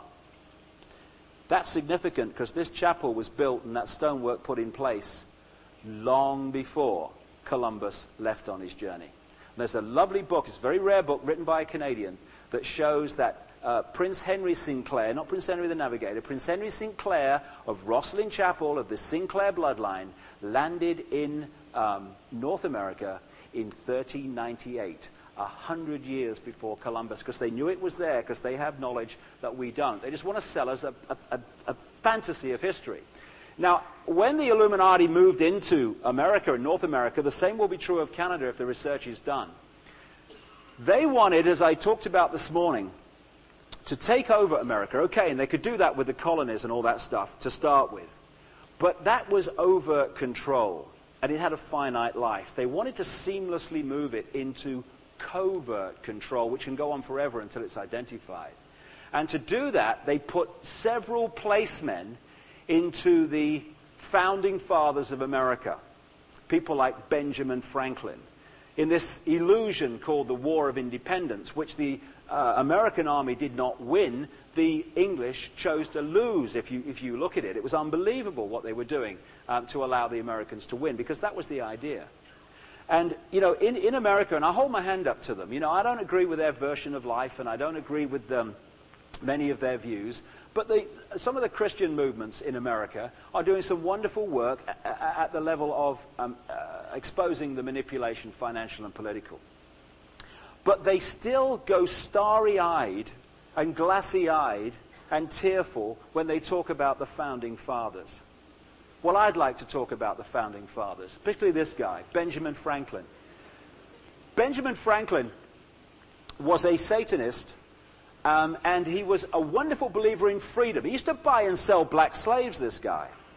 Now, in the run-up to the Declaration of Independence and the War of Independence, this guy wasn't in America supporting Americans. He'd parked his bum at 28 a street near Trafalgar Square, 28 Craven Street. And he was operating in the secret society network, particularly a notorious satanic human sacrifice operation called the Hellfire Club, which included the Prince of Wales at that time. And he was operating in these networks with the very people the Americans were fighting, the people on the ground, the fodder. And I don't know whether you saw this, but it probably wasn't reported much in North America. But like I said earlier, and I'm going to unfortunately get into this a little bit later, when you follow these bloodlines, you follow human sacrifice and blood drinking, which may be because of the reasons I talked about earlier, or people tell me from the inside. But when they were renovating in the last few years 28 Craven Street in London to be a kind of a museum to Benjamin Franklin's life, they dug the floor up. And under it they found 10 bodies, 6 of them children, that had very strange things done to them. And according to this article, they've dated the bodies to the time that Benjamin Franklin and his mate were in there. And they've tried to explain it away in this article that they must have been into body snatching for medical research. Well, when you get into what the Hellfire Club was about, and this guy was a major player, maybe there was another reason why there's 10 bodies, 6 of them children, under the bloody floorboards. The first President of the United States, George Washington, was not just a high-degree Freemason. The whole inaugural ceremony was run by Freemasons. There's pictures of it, the bloody aprons as they walked down. They took over America under the guise of freedom. And then we've got old Thomas Jefferson, another bloodline guy. He actually wrote that all men are created equal while owning 200 black slaves. I mean, can I have a word, Nate? Just a little word here. I mean, you know what I mean? Because right up to the present day, very easy to say. You don't have to live it, you just have to convince the people that that's the case. Then you do as you like. It's called winning elections. And now we come down these bloodlines of presidents to this guy, George W. Bush. And maybe he won't win the election, but 3 years ago I predicted that he would be the next president of the United States. Not because I'm a genius or a prophet, but because when you understand the bloodlines and how high this guy up is in the hierarchy for a president, then everything starts to fall into place. This guy, George Bush, has an astonishing history. And if you just read my books or go into the website, you'll see the sort of stuff this guy is into. It is staggering. And he is the man named more than any other as a shapeshifter. Again, rising sun. And again, when you look in these Illuminati-controlled magazines like Newsweek and Time, you see the symbolism, rising sun. It may seem an obvious headline, but to them, it's symbolic. The sun is constantly used. Which brings me to this, the secret language. If you're running a secret operation, then you need your codes and you need your symbols that your initiates understand and can read, but the general population don't even know what's going on. And here's some examples of that as we go along, because these are all around us. The Illuminati, one of the great Illuminati symbols over the years, this was a Templar symbol, was the skull and bones. This is on a Freemasonic apron from the last century. And so, as a result of that skull and bones symbol of the Illuminati, we get one of the most notorious secret societies in the whole of North America, the Skull and Bones Society. Most famous member George Bush, soon to be most famous member George W. Bush. And his father, George Bush's father, George W.'s grandfather, Prescott Bush, was also a member of this Skull and Bones Society. Invitation by bloodline only.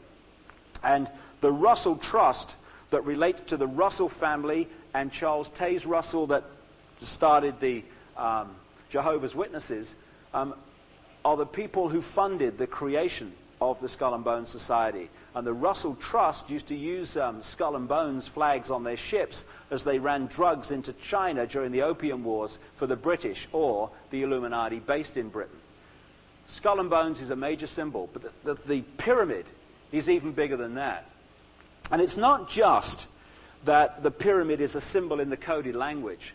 The pyramid is a geometrical structure which does things to energy, particularly if you plonk them in these vortex points. And so they've used the pyramid not just as a symbol, but also to manipulate energy. few years ago, during the reign in France of the 33-degree Freemason François Mitterrand, they staggered anyone with an eye for aesthetics by building this big glass pyramid right next to the Louvre Museum, this beautiful museum in Paris. And people were staggered. And they had a ritual opening of this ugly friggin' thing. There's Margaret Thatcher and all these other people here. All the heads of Europe were there. Now, why did they put that there? In a few minutes, we'll see why they put it there. The pyramid with the all-seeing eye, the all-seeing eye, the watchers from that hand by that Credo Mutua's artifact, is a massive Illuminati symbol. This is the guiding force that controls the pyramid. And this was put on the dollar bill, this ancient Illuminati symbol, by Franklin Delano Roosevelt, one of the major frontmen for the Illuminati in the 20th century, in 1933. And this is a mass of esoteric symbolism which the Illuminati initiates understand and the rest of us don't understand. It breaks down, it is said, all that Latin and stuff on it as he favors our undertaking new order of the ages, or words to that effect. And down the bottom, by the way, it says May the 1st, 1776. Now, people have taken that to be the year of the Declaration of Independence. That's why it's on the dollar bill. Or it doesn't say May the 1st, it says 1776. But on May the 1st, 1776, something else happened. There was the creation of a major element within the Illuminati network called the Bavarian Illuminati that was behind many of the manipulations and wars and conflicts in Europe which followed. Again, you see this. This is the R.J. Reynolds Tobacco Company. The Reynolds is one of the bloodlines out of North Carolina. And the R.J. Reynolds Tobacco Company was owned at one time, maybe it still is, by the Gray family that are very, very close to George Bush. In North Carolina, in the area that this company controls, people don't realize this, that race purity did not end with Adolf Hitler. In 1946, in North Carolina, in the area that this lot controlled, R.J. Reynolds and the families that control it, children were given intelligence tests, and those that fell below a certain level were forcibly brought with their parents in front of a eugenics court, and little boys and little girls were sterilized because they did not reach the desired level of intelligence. That was not in Nazi Germany. That was in 1946 in North Carolina. The Nazis and the fascists did not end in 1945. They just took the jackboots off and the uniforms and put on business suits and smart shirt and ties. Again, the all-seeing eye keeps coming up again and again. This, look at that, this is the symbol of British intelligence. Look at it, British intelligence. That, by the way, the fleur-de-lis, is a symbol of the Merovingian bloodline, and it goes back to, this is the Babylonian Trinity. You'll find that everywhere, particularly in relation to British royalty. This is MI5, and British intelligence is the premier intelligence operation in the world that controls, indeed created, the CIA, and certainly will be massively influential in affairs in Canada. Even the all-seeing eye is on the capstone at the top. Again, this is triads from China, same thing, because they all connect in the end at the top level. This is Fidelity Investments, again, the same thing, recurring. And the eye, the all-seeing eye, CBS Television. And what does CBS stand for? Columbia Broadcasting. Everywhere you look, you see this stuff once you start to see what's going on. Now, what you're looking at here, and if I saw this for the first time and heard what I'm about to say, I might say, don't be bloody daft. But when you put it together with all the rest, you start to realize that there is nothing that is a coincidence in Illuminati symbolism. This is Dealey Plaza. This is where they killed Kennedy. They killed him in a street plan of a pyramid with a capstone missing. That is a railway bridge that cuts off the join. Now, this area is very, very sacred to the Secret Society network. This is where they put the first Freemasonic temple in Dallas. And they killed him here, Kennedy here, in this, what is to them a sun temple in their kind of, the way that they see the world and their ritual. Now, I'm going to come back to Kennedy in a second, because he fits in many areas. Now we come to the main Illuminati symbol, which you'll see all over the place. It's the lighted torch, or the flame. And this comes, not in part at least, from another recurring story from the ancient world. And that is of some hero who took fire from the gods, fire equaling knowledge, and handed it to humans. In other words, these bloodlines, it seems. Now, this is the most famous one, a Greek hero called Prometheus, who was supposed to have taken fire, knowledge from the gods, and given it to humans. Now, this, therefore, the flame became the major Illuminati symbol. Now, this gold statue of Prometheus is actually in the Rockefeller Center in New York. It was put there by the Rockefellers, the bloodline branch managers of America, and further afield. And there's a plaque there to that effect. Now, to the Rockefellers, that is massive symbolism, which they understand about the bloodlines holding the knowledge and using it for this agenda. Now, that's what that is. This is not the one in New York Harbor. It's an exact replica. I haven't been to New York recently. That's why you've got a fairground ride. This one's in Las Vegas, which is a massive Illuminati symbolism. My goodness me. You want to see that place? Now, what we are led to believe is that in New York Harbor is saying, this is the land of the free. What it's actually saying, because this was given to New York by French Freemasons from Paris, who knew what it really stood for, what it's really saying is, we're running the show, we're telling you, but you can't see, can you? What a laugh. And people that have studied Babylonian imagery and stuff say this whole package is very, very much along the lines of Queen Semiramis. Now, in an island in the River Seine in Paris, where this came from, to this day, a lot of people don't know that, is a virtual mirror image of the Statue of Liberty. So that flame and the torch is the Illuminati symbol. The illuminated ones, illuminated into knowledge we don't normally get in the public arena. Back to Kennedy. When they killed Kennedy, here, the grassy knoll, in the street plan, which is a pyramid with a capstone missing, the Scottish Rite of Freemasonry put up an obelisk, an ancient symbol going way back into ancient Egypt and before, of course, and on the top of it they put the lighted torch.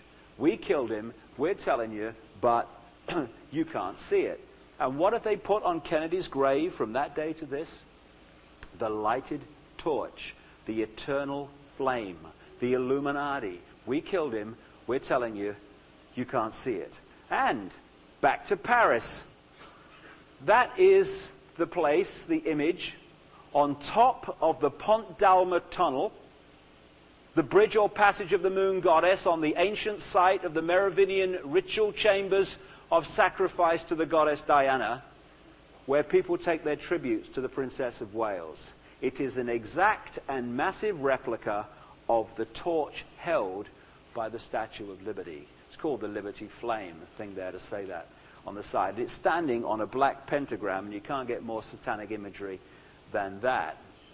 On her grave at Old Thorpe Park in Northamptonshire, you've got the flame.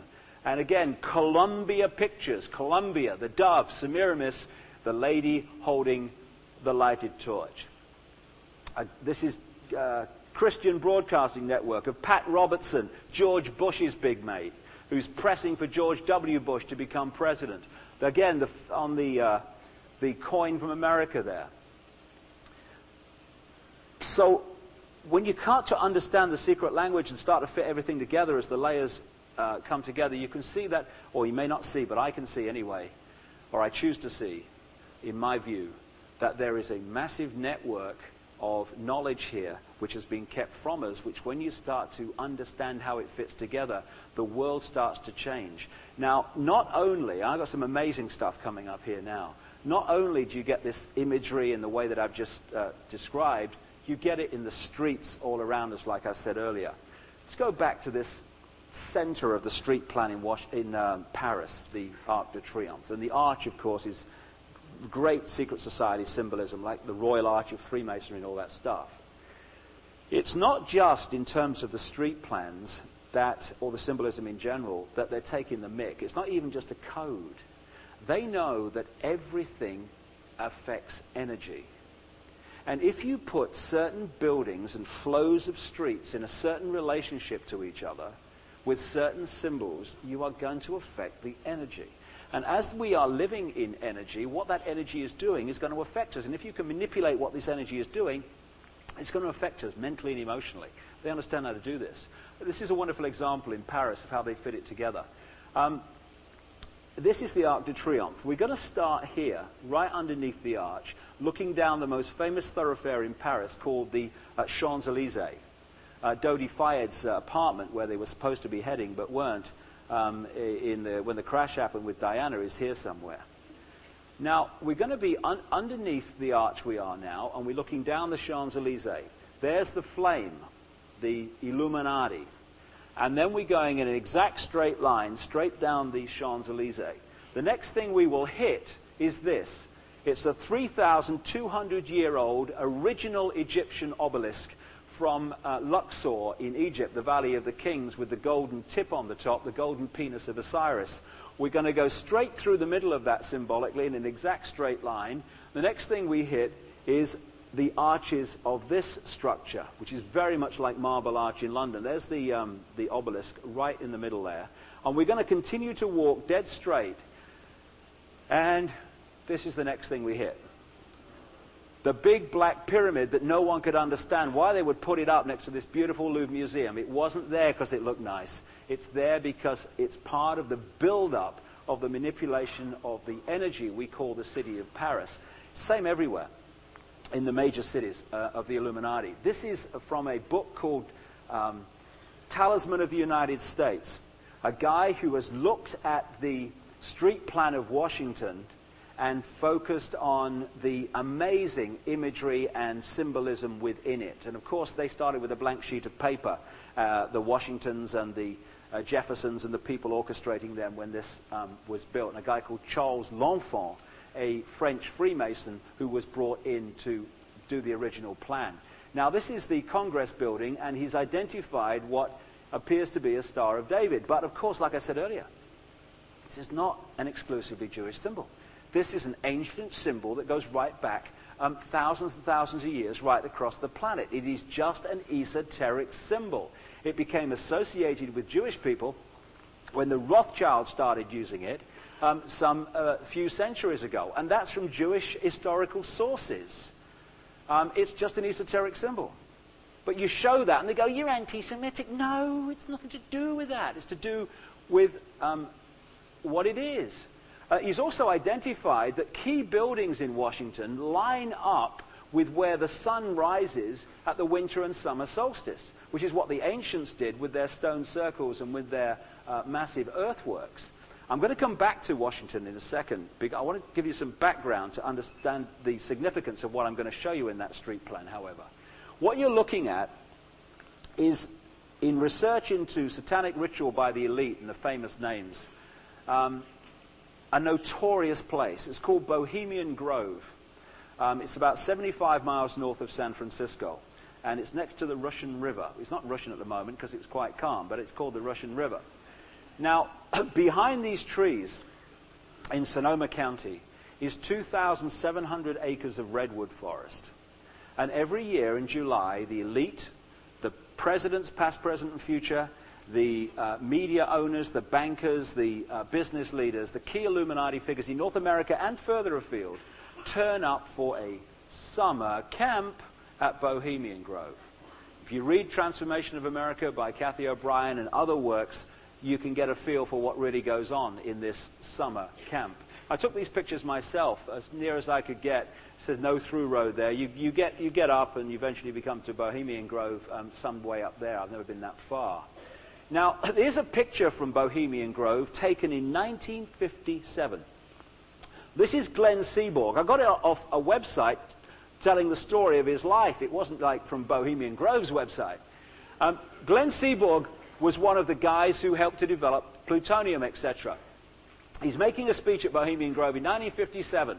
look, over here we have Uncle Ron. I guess in 1957 he's still getting on and off his horse, is he? I don't know. I suppose he is. He's like an actor, B-movie actor. Over here, Tricky Dicky, Richard Nixon. Here they are in Bohemian Grove, another element of the Illuminati network, and both go on, despite their vastly different backgrounds, to become President of the United States. Like I say, they are selected by blood, not by ballot. Now here's another picture from Bohemian Grove taken by a journalist on a long lens. What you're looking at during this summer camp is a ritual in which the elite of the world, or the elite of North America anyway, they dress up in long gowns with like hoods on. You know, Uncle Ron looks great in one of them, I bet, he used to.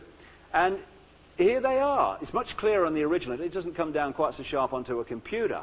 Now what we got here, a 40-foot stone owl. Did I come in late?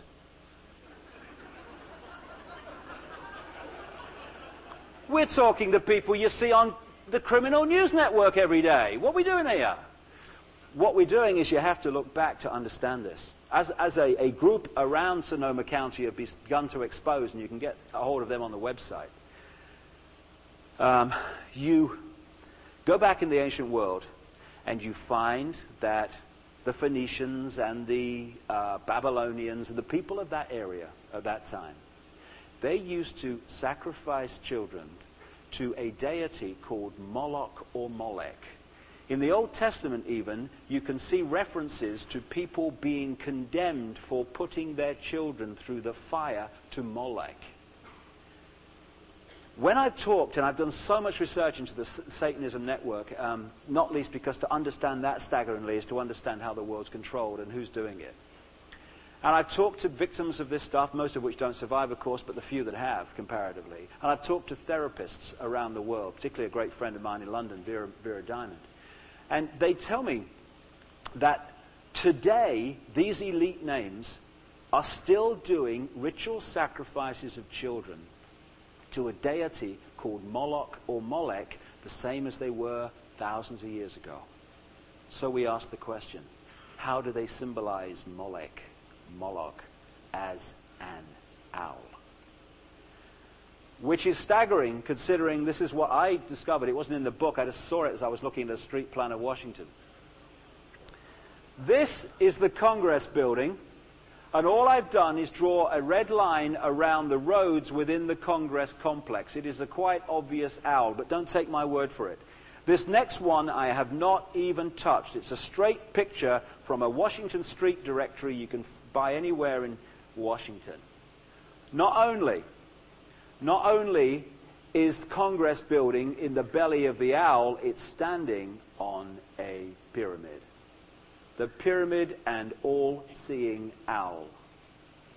And that in the belly of the owl, the Illuminati, you couldn't get much more symbolic than that. Now, if we move on, like I said with the Nazis, where they took a swastika and they turn it around to indicate the negative, what the Satanists do is they do two things. They either reverse symbolize symbols, the five-pointed star points down, Satanism, or they distort esoteric symbols to destroy their balance, and that also indicates the negative to them in their symbolic language. This here is the Congress building. This here is the White House. And the center of a pentagram is a pentagon, which just happens to be the shape and name of the very headquarters of the American military. So if we go back to this symbol, just let's take this example. Here's the White House. You go straight the way through there, that middle road, I think it's called 16th Street, from the White House. You get to here somewhere, and you find a very strange building in the street plan of Washington. And it's David.Icke. There you go. There it is. And here you have the symbolism of the Sphinx here, kind of feel. There you have the Horus, the magnificent it is when you see it live, sun coming up over the horizon. And here we have basically an Egyptian temple. Here's a close-up of or a closer-up of the sun, Horus, son of God of ancient Egypt. What is this building? It's the supreme headquarters, 33rd degree Scottish Rite of Freemasonry. Freemasonry did not begin in the 1700s. It is part of a seamless web of manipulation which changes its name from time to time so we lose the plot. And it goes back right to where these bloodlines come out of, or at least as far back as I've been able to research so far. And again, it keeps coming up. This is the imagery of the Rosicrucian organization. Thomas Jefferson was a Rosicrucian. Again, it's all Egyptian symbolism. There's the sun again, because that's where this stuff comes out of, that part of the world particularly. Now, this is not a political building, the Congress building. It's actually a temple to the Illuminati Secret Society network.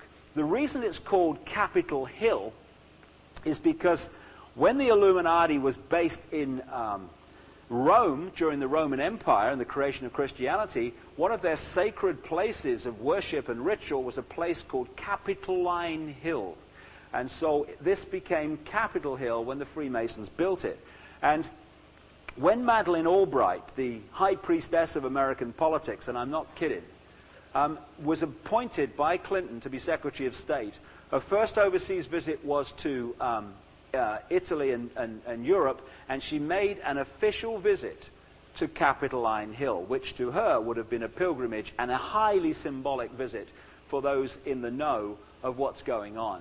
So when you look at the Nazis, who were just an expression, another wing of this manipulation to create the divide and rule and the war that created 55 million casualties of all races, you find the same symbolism because it's the same gang.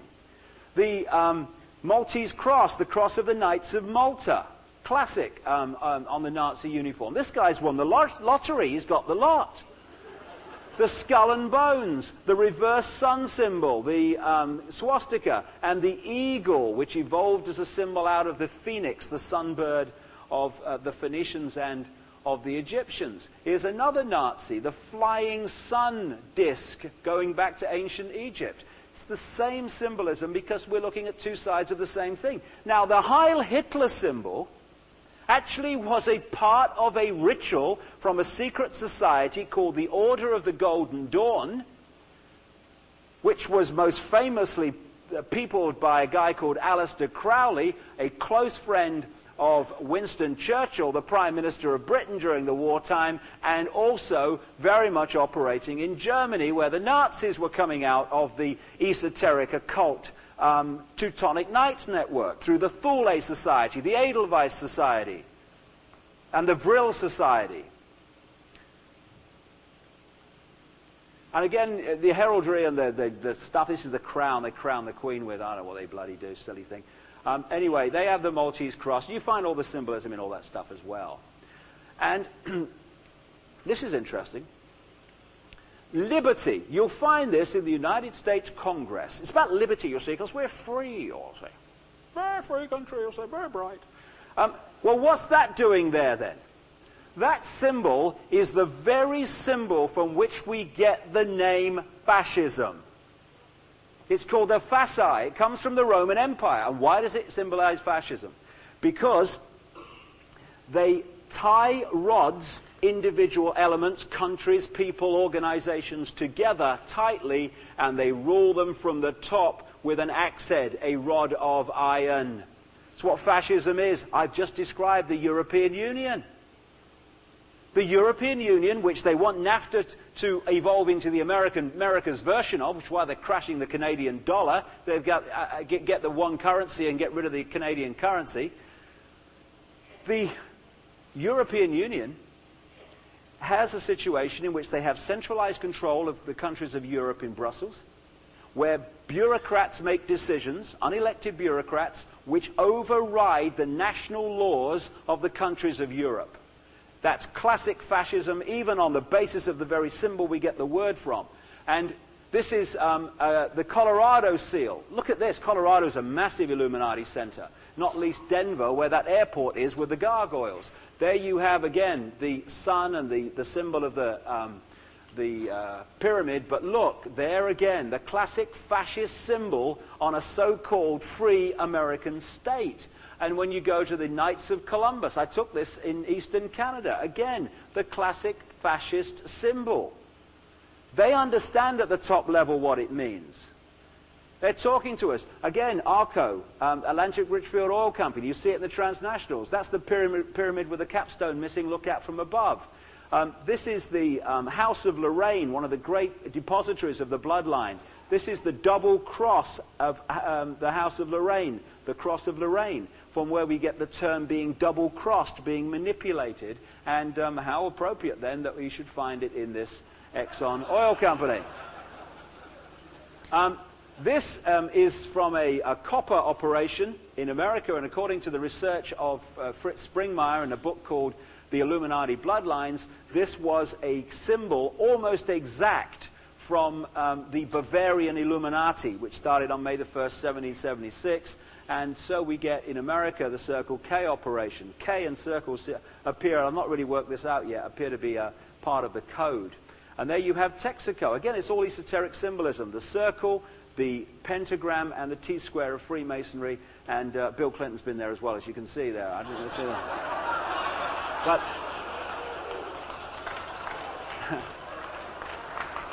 because it could have been Christopher Columbus because he's so full of shit. No, he's not. No. The point is, though, that it's not just symbolism for, you know, let's take the piss. We'll put it out there. We'll know what it means, and they don't. What a laugh. We have a subconscious which picks up everything. And they have this understanding of how to speak to the subconscious. And the subconscious often speaks in imagery and symbolism. This is why we dream in symbolic ways rather than literal ways. And this is why the top copywriters in advertising and stuff, they know how to use imagery and to use certain words to talk to the subconscious.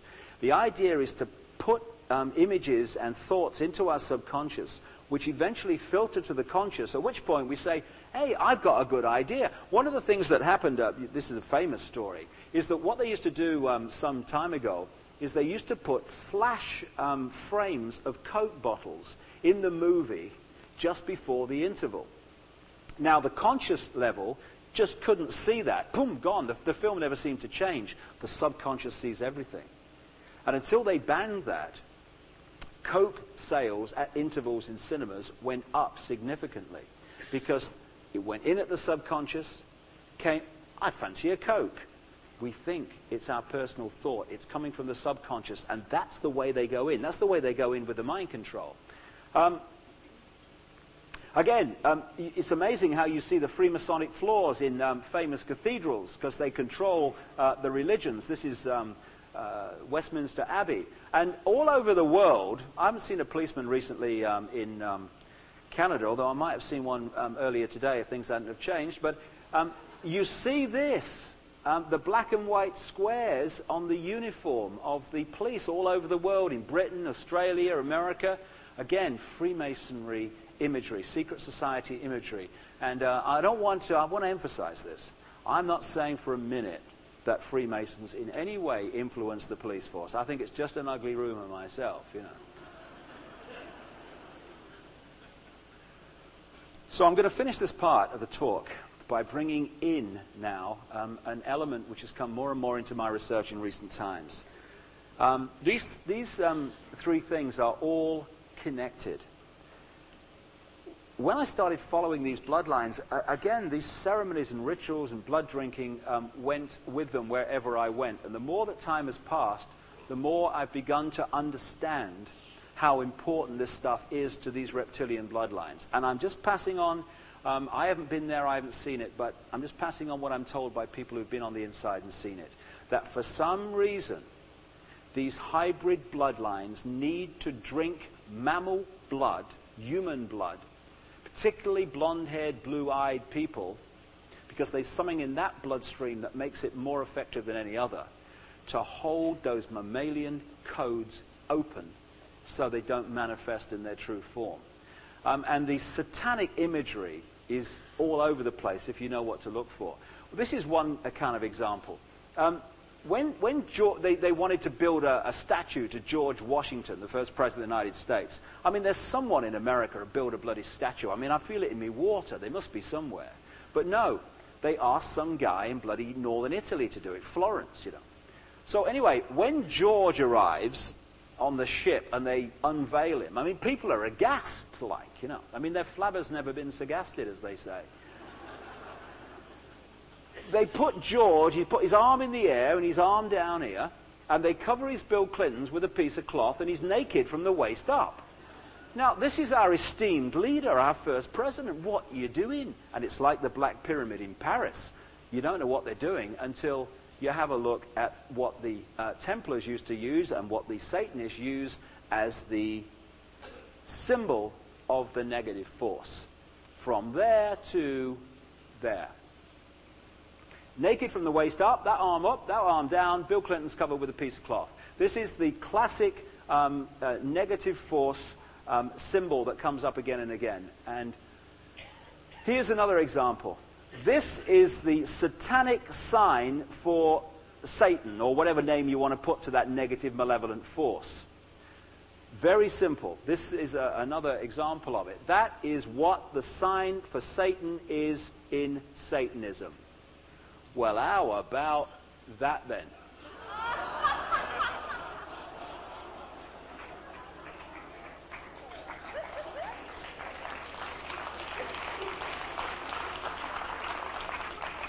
That's what he did during his inauguration speech, or just after it, when he was first made president. And the number of times, it is extraordinary, you see world leaders at speeches, particularly when they get a great opportunity, when the applause starts, doing that. It's extraordinary, because that means something. And when you go through, somebody went through his speech, one of his inauguration speeches, and the symbolism in it is just extraordinary. When you know in detail what to look for. Oh, Henry looks pissed, doesn't he? This is Doris Duke, a tobacco heiress, American tobacco. She was massively into Satanism. Seems to have done her good, doesn't it, really?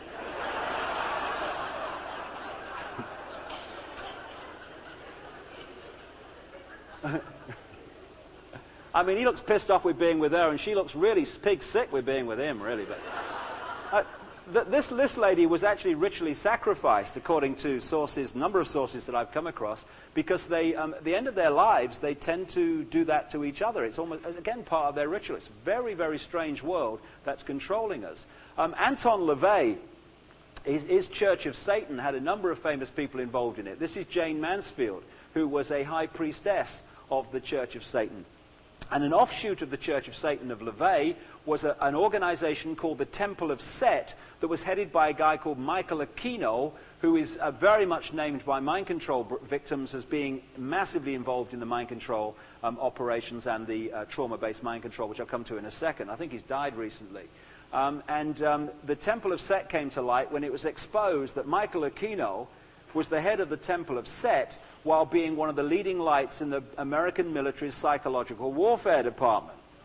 And when this was exposed, even in the mainstream media, the authorities said a person's religion is his own business. Well, it might be, but you know, if it involves sacrificing children, I think we ought to have a word in here somewhere. But that's the way that it was received and explained away in that pathetic fashion. This guy is Aleister Crowley. Again, a man who very much was involved with Churchill and the Nazis, and is like a hero in the satanic movement. And he actually wrote books in which he explained how to sacrifice children and the best ones to pick. And people say, oh, it doesn't go on, it's rubbish. Tell the kids that, for goodness sake. We've got to get out of denial, and then they might get out of servitude and torture and horror. This is Winston Churchill, who came to be a kind of classic Christian person, and there he is being inaugurated into the Druid religion. That's not to knock the Druid religion. Just because you're a Druid doesn't mean you go around sacrificing people. I know lots of Druids in England. They're really, really nice people. What I'm saying is, while they claim to be Christians because it's good for the CV and it's good for the kind of image, they're actually into a very different view of life.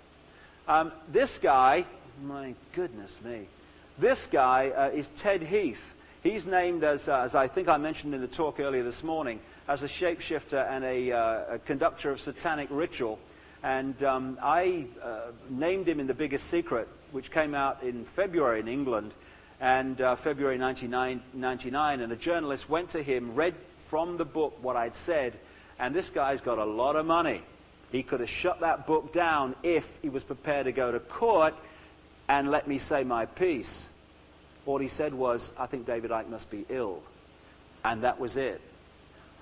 This guy is called Peter Mandelson. He's a guy who is very much involved in the manipulation at the heart of the present Tony Blair government. He's the present guy in charge of the negotiations in Northern Ireland between the various factions. And he's known by his colleagues, and this has been in the media, of course, as the Prince of Darkness. From my understanding, whoever coined that phrase was very inspired indeed, and possibly psychic.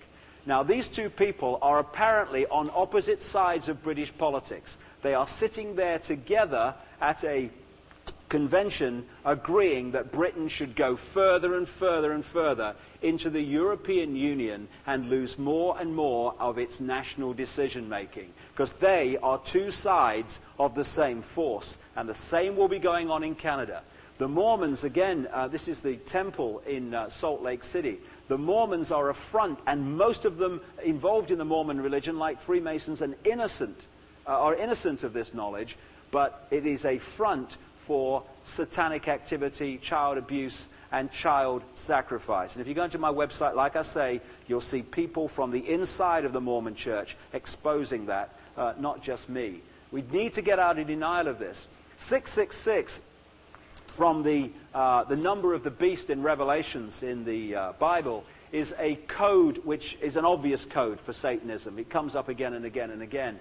So you have it there, and you see it in advertising a lot. Here's 666, look, in this particular advertising for, I don't know what it is, advertising something. And in this cold preparation is 666. Now, this is someone the audience here will know, Pierre Trudeau.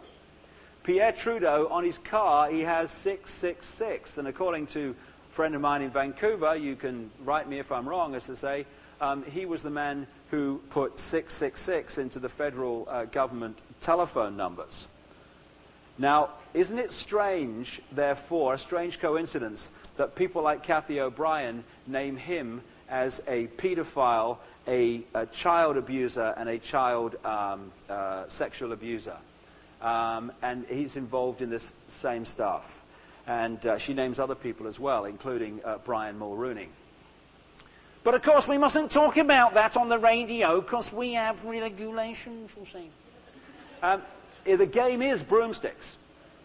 It's satanic knowledge. It's basically esoteric knowledge which can be used positively as well as malevolently, used malevolently to control instead of being used to set free.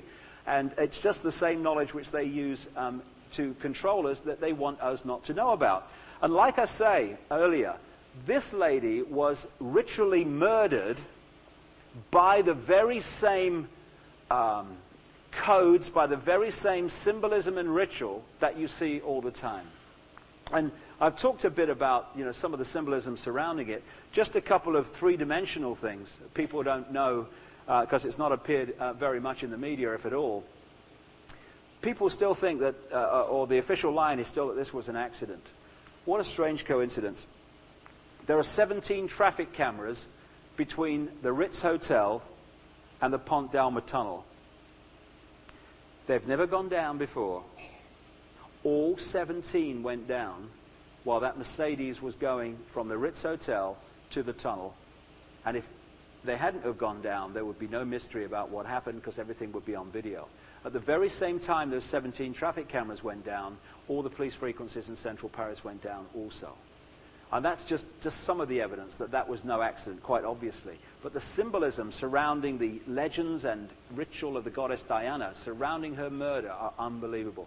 One of the other things is, one of the things that keeps coming up in the ancient legends of Diana are lakes, islands, etc. And what they've done is buried her on an island in a lake.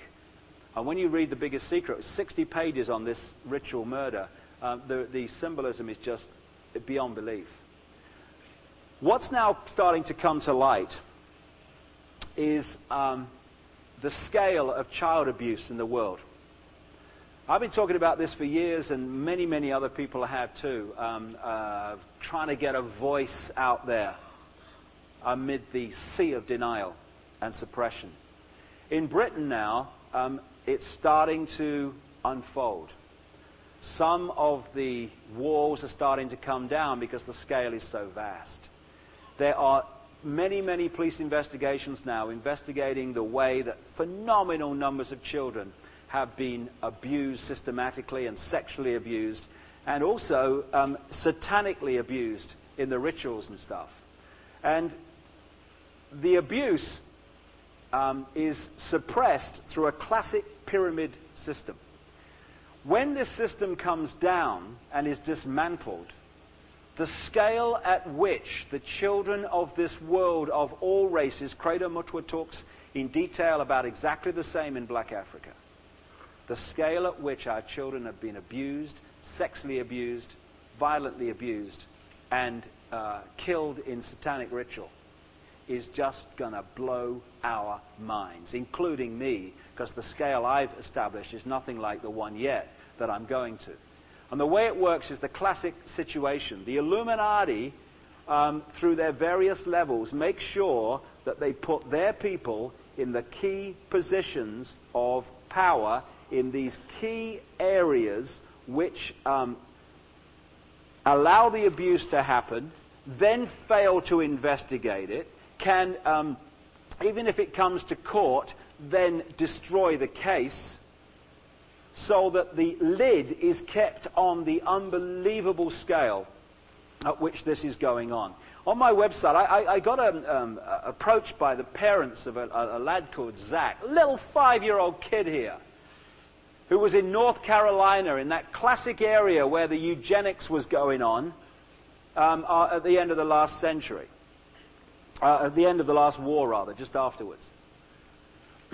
And he started telling classic tales that I've heard all over the world. Amazing tales of how they were taken away from the preschool he was at, and they were subjected to horrendous experiences of seeing rabbits cut up, of seeing babies sacrificed, of being forced to drink blood. And when he started remembering this, and well, not remembering it, talking about it, and the reason he's a bloody courageous kid is because what these people tell them, as he and so many other courageous kids have confirmed, they tell them, if you tell anybody, including your parents, we are going to do this to you. Now, they've seen babies sacrificed. They've seen rabbits cut up in front of them alive. They believe it's going to happen to them if they speak out. They're also told, some of them, that their parents are involved, so you tell your parents, you're in real trouble. And so you've got kids all over the world who are living their little lives in terror of A, more abuse, and B, telling anybody about it because of what will happen to them if they do. And this is the structure which keeps it all quiet. And I tell you, I followed up this case in North Carolina. Do you know, it came to light in November. We are now in March. They have closed the case. And you know, the police have not even gone to that school center where he says it happened, and his mate, his little friend, is telling the same story in detail. They have not even gone and asked the other parents at that center if there is any experience they have had with their children that might lead them to believe their children have experienced anything like this. They just put the lid on, bang, bang, and left those two kids, and God knows how many more who are still there, to get on with their lives with those memories. It's not happening. Shut up. I don't want to face it. Nor do I, but if we don't, it goes on. And this links into this. Mind control is fundamental at the very heart of how the Illuminati have manipulated the human race. Mass mind control, creating the herd mentality, and other techniques I'll come to as the afternoon starts to move into the modern world. But after the break. But this is individual mind control. It's called trauma-based mind control. They found, and in the Nazi concentration camps where they had an endless supply of victims, people like Joseph Mengele, the angel of death in the concentration camps, who after the war was brought to the Americas by a British and American intelligence operation called Operation Paperclip, and carried on his appalling genetic and mind control experiments in North America, not least at the China Lake Naval Weapons Center in California, and also very much in league with a guy called Ewan Cameron, who many Canadians will know, who was operating out of Montreal at the head of the notorious mind control project called MK Ultra. That was created by the Nazis, who were brought out by people like Alan Dulles, the head of the CIA, the first head, and British intelligence, out of Nazi Germany to avoid the Nuremberg trials, so they could continue where they left off in this part of the world. And what they discovered, and they've known this a long time, but the concentration camps gave them an opportunity to perfect it, is there's a mechanism of the mind which shuts out memories of extreme trauma. Therefore, when we have a bad road crash, we don't remember the horror of the impact because the mind puts an amnesic barrier around that memory. We can't remember it. Good thing. We don't want to keep remembering that stuff. But like everything, it can be used malevolently. And they realized that if you could systematically traumatize children, particularly before the age of 5 and 6, so you could rewire the brain and the neuron pathways, you could turn their minds into a honeycomb of self-contained amnesic barriers independently working by themselves and independent of each other. A honeycomb. And once you've created that honeycomb of amnesic barriers through putting people through a satanic stuff and this abuse that I'm talking about on this vast scale, you could then program these individual compartments of mind with things that you wanted them to do, assassinate people, whatever, or you could bring that compartment to the front of the mind. They would then experience sexual abuse by people like George Bush, one of the most famous pedophiles in the world, the proof of which and the evidence of which is more on him than anyone else. And they would feel and experience that abuse, and then you push that compartment back into the mind and you bring another one forward, and they do not remember being abused until they have the deprogramming, which breaks down the compartments, and then suddenly, my God, they remember what they never remembered before. And this trauma-based mind control, which has created something called multiple personality disorder, which is not multiple personality at all. It's multiple fragments of amnesic barriers operating independently from each other. Every single amnesic part of the honeycomb thinks it's the whole mind. And this is how they create assassins. This is how they create these kids who go crazy with guns at Columbine High School and other places. Guys like Thomas Hamilton, who went crazy with a gun in Dunblane, killing all those kids in Scotland. People like Martin Bryant, who went crazy with a gun, killed something like 35 people in Port Arthur, Tasmania. And it's interesting, when you do the research, this mind control network is centered, here we go, in London, at a place called the Tavistock Institute and its network of offshoots. It was created by a guy called John Rawlings Rees out of the British military's Psychological Warfare Department. And it set out to create an absolute explosion of mind-controlled people, which it could use to advance its agenda. Interestingly, Martin Bryant, one example, the guy that went crazy with a gun in Port Arthur, he was given psychological treatment, and his future treatment decided by a guy called Dr. Eric Cunningham Dax. Only the Tavistock Institute's Australia representative and a close associate for decades of John Rawlings Rees that set the whole thing up. When Timothy McVeigh was arrested for the Oklahoma bomb, USA Today reported, though not with the significance, that he'd been given a mental assessment after his arrest by a guy called Dr. Jolly, as they call him, Jolyon West. Louis Jolyon West. Louis Jolyon West, to anyone that's done any research into mind control in North America, is one of the most notorious CIA mind controllers operating out of the University of California. It was Louis Jolyon West who was designated to give a mental assessment to Patty Hearst, the newspaper heiress, when she came out of that Symbionese liberation terrorist group some years ago. This is how it's done. And we're watching a movie on the news of manipulation and manipulated, mind-controlled people who are playing out a movie to get the reaction desired, which allows us to accept the agenda required. This is what's going on in front of our eyes, and this is why there's been so many efforts around the world to stop me standing here and saying it.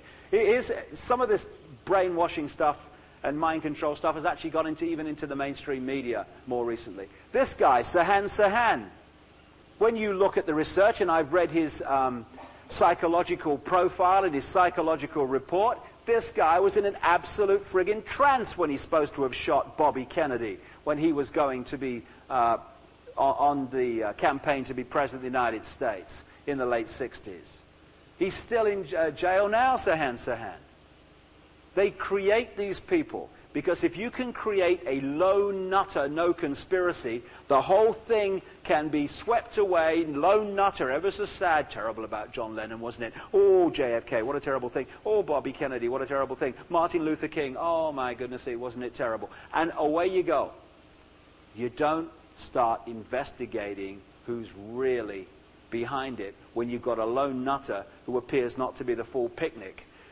Very famous people are involved in this stuff. This guy, Bob Hope, is a major slave owner, as they call them. He is, of course, he's getting well on in years now, so he's kind of being eased out of this. But through his life, he has been one of the people designated to look after and continue the abuse of mind-controlled slaves so the compartments hold and expand into more. This is the nature of what is going on in our world. And when we finish the next break, I'm going to go into the structure of what's happening today, how the day-to-day manipulation goes on, and then into what we can do about it. What can we do about it? A handful, almost literally at the top, of people can only control and manipulate 6 billion if we allow them to do it. It's time to stop. It's time to call enough. And we've got to get out of denial, and we've got to get out of our illusion that these things aren't happening. Because as Credo Mutwa said most brilliantly, while we ignore their happening, they just go on unchallenged. We have a wonderful opportunity here, our generations alive today, to leave this planet an immensely better place than the one we found. That's our gift. We've chosen to be here, and this is the time to do it. Thank you very much.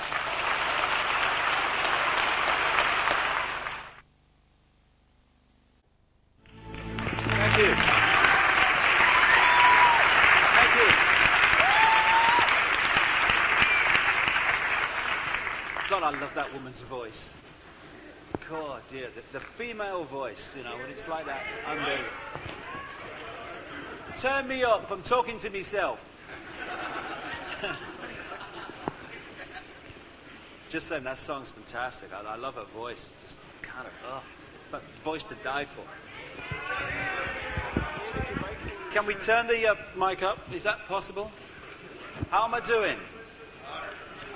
I've talked to myself twice now. Mike's in your shirt. My mic's in my shirt. Best place for it. Oh, it's come out. Do you know my mother always used to, she used to say, Dave, if you never forget anything else, never let your dingle dangle. Never let your dingle dangle, she said. And here I am, letting myself down in Vancouver, I don't know. Ooh, I'll undo my shirt, well that'd be nice.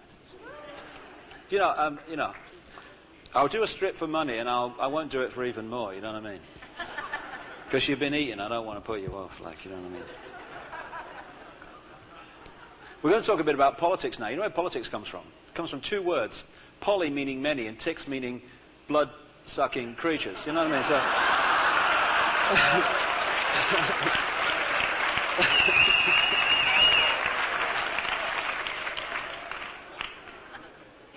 can you hear me now? My dangle's not dangling in me dingle-dangle thing. Yeah, great, great. I love technology. I got a great friend, you know. I got a great friend who's into technology, a nice friend of mine, nice guy. He rang me the other day. He said, look, he said, I've invented a rocket, he said, to fly to the sun. I said, that was a bloody daft. I said, you can't fly to the sun. I said, the bloody thing will melt. He said, oh, no, sir. He said, I've sorted that one out. He said, I'm going at night.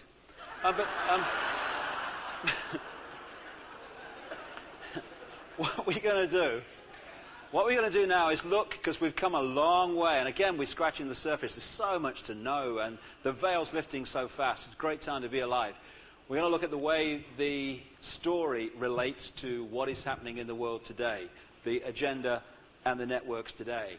And this is the structure, it seems, that the world is designed to evolve into. And this is no longer, although it once was, a projection forward. I think this is what's going to happen. We are seeing this happen now in front of our eyes. The idea is for a world government, and the movement to superstates like the European Union and the evolution of NAFTA and APEC are designed to be one layer of that as we move towards centralization of power. And it's a very interesting reason, a very obvious reason, never mind interesting, why this is happening. If there is not many of you and you wish to manipulate billions, then diversity is your worst nightmare. The more that power and decision-making is decentralized, the more diversified it is, the more diversified the countries and the cultures are as we celebrate the diversity of human creativity and human form instead of scorning it and allowing that to be the divisions through which we're divided and ruled. It's your worst nightmare. If you're going to be a few controlling the very many, you have to do two things. You have to centralize power optimally on a global level, and you have to scorn diversity and create uniformity of culture. And that's precisely what we've been moving through this century. Under the world government, it's designed to be a world central bank, a world currency, which is designed to be electronic, not cash, for which there are fundamental implications for freedom. If you now go into a garage or a shop and you hand over electronic money, and you put the credit card in, and they say, oh, sorry, you won't accept your credit card. Terribly sorry. But you've still got a choice while cash is in circulation, which is, well, better pay cash then. But what happens when there is no cash in circulation, and the amount of actual stuff you can hold in your hand now compared with figures on a screen is a fraction and falling of the money in circulation? When that computer, or whoever programs it, says no to your credit card or your microchip is designed to move into, then it's deciding if, whether, what, where you purchase, because if it says no, there's no other form of purchase. That's the idea. Not efficiency, control. The World Army, I've been talking about this and writing about this for years, is designed to be NATO, fusing eventually into the UN peacekeeping force to become the World Army. NATO being the dominant force. And as I've said in books over the years, and other people have too, watch for conflicts in which NATO can be used as a peacekeeper out of its normal duties, so that it sets the precedent of being the force which reacts to problems in any country. And because of Bosnia and because of Kosovo and things like that, we are seeing that evolution, which I'll come to in more detail shortly. And then there's the microchipped population, which was very funny when I first started talking about this years and years ago, except now it's being introduced. under this layer of world government is designed to be the European Union, which evolved out of a free trade area, the European Economic Community, just a free trade area, nothing to worry about, and then we evolved that, stepping stone style, to the centralized fascist European state. NAFTA, just a free trade area, nothing to worry about. Mr. Mulroney and Mr. Bush both got together and said, if you're ever so good for trade, oh, that was good, oh. And so we're now stuck with NAFTA, which has been great for the Canadian economy, apparently. And then you get the Pacific Union, which is designed to evolve out of APEC, the Asia-Pacific Economic Cooperation, which was set up in 1994 at a meeting in which Bill Clinton was a main attendee. And under that come nation states and regions, which in Europe, of course, are now subordinate to that. And then you get to the people. That's the idea and the structure we're aiming towards. And again, when you turn on the news, you see the rapid movement towards that. This guy with the patch on his chest works for the CIA as a scientist I mentioned at the start of the talk. He told me when I met him, 2-3 years ago now, that microchips were so small you could insert them with hypodermics in vaccination programs. And this picture, sometime later, has come out in a British newspaper from a university, Huddersfield University. It is a massive blow-up, as you can see, of an ant, and it's holding a microchip in its little pincers. That's how small they are, and getting smaller all the time. And the barcoded person symbolized in this picture, we are moving towards very rapidly as we become embroiled in a network of technology in which we can't go anywhere and do anything of significance without some technologies recording it. Again, that's the idea. And if George Orwell had called his book 1994, he would have been spot on. And George Orwell came from a level of knowledge that the agenda existed. Now, that structure I've just talked about, which we're aiming towards and moving towards rapidly, if that was offered openly, then there would be a massive reaction against it. People say, that's a global fascist state. We're not having that. We want to know. We want to decide what's going on in Canada. Come on. Not having that at all. So you have to use a technique, one of many mind and emotional manipulation techniques, so that you get the people who would normally oppose the agenda to actually see the agenda as a good idea or the only solution to problems you create. Now, in the upper levels of Freemasonry, they have a motto, Ordo ab Chao. That means order out of chaos. The idea is that if you want to change society from the status quo to advance it into the image that you want it to be, if the status quo is working and you have harmony, you are going to have one hell of a job to get people to change that society. So you need to create problems in the status quo which you can then offer solutions to. They just happen to be solutions that reform society in the form that you want. And what the Freemasons call order out of chaos, I call problem, reaction, solution. And it works like this. If you were offering your agenda at this point openly, as I said a few minutes ago, there would be a reaction against it. So at this point, you break the status quo up.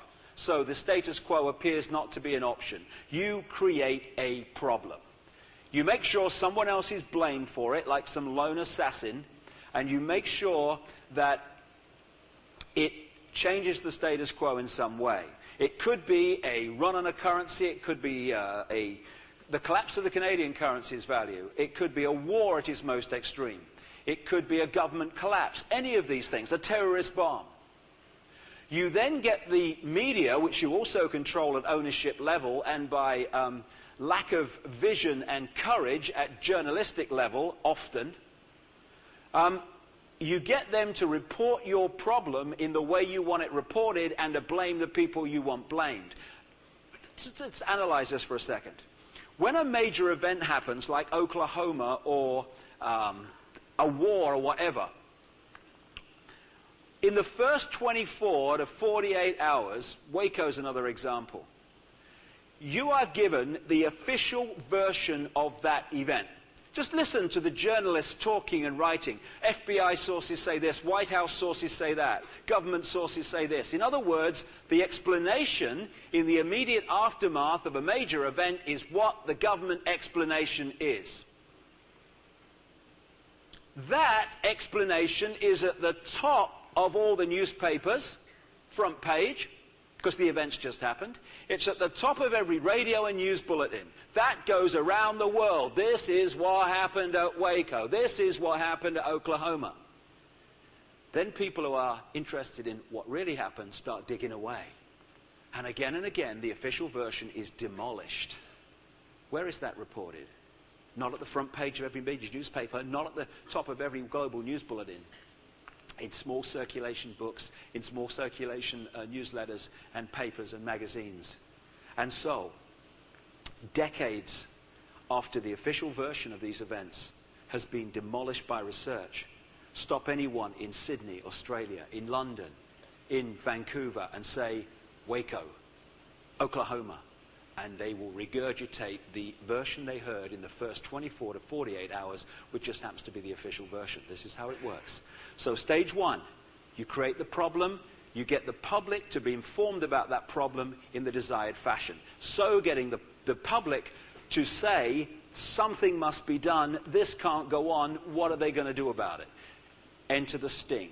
Those who created the problem and glean that reaction then openly offer the solutions to the problems they have themselves created. In this way, people are demanding that an agenda is introduced or allowing it to be introduced when if it was offered openly they would oppose it vehemently. Problem, reaction, solution. And when you look at Oklahoma, just as an example, whether Timothy McVeigh was involved or not is open to debate.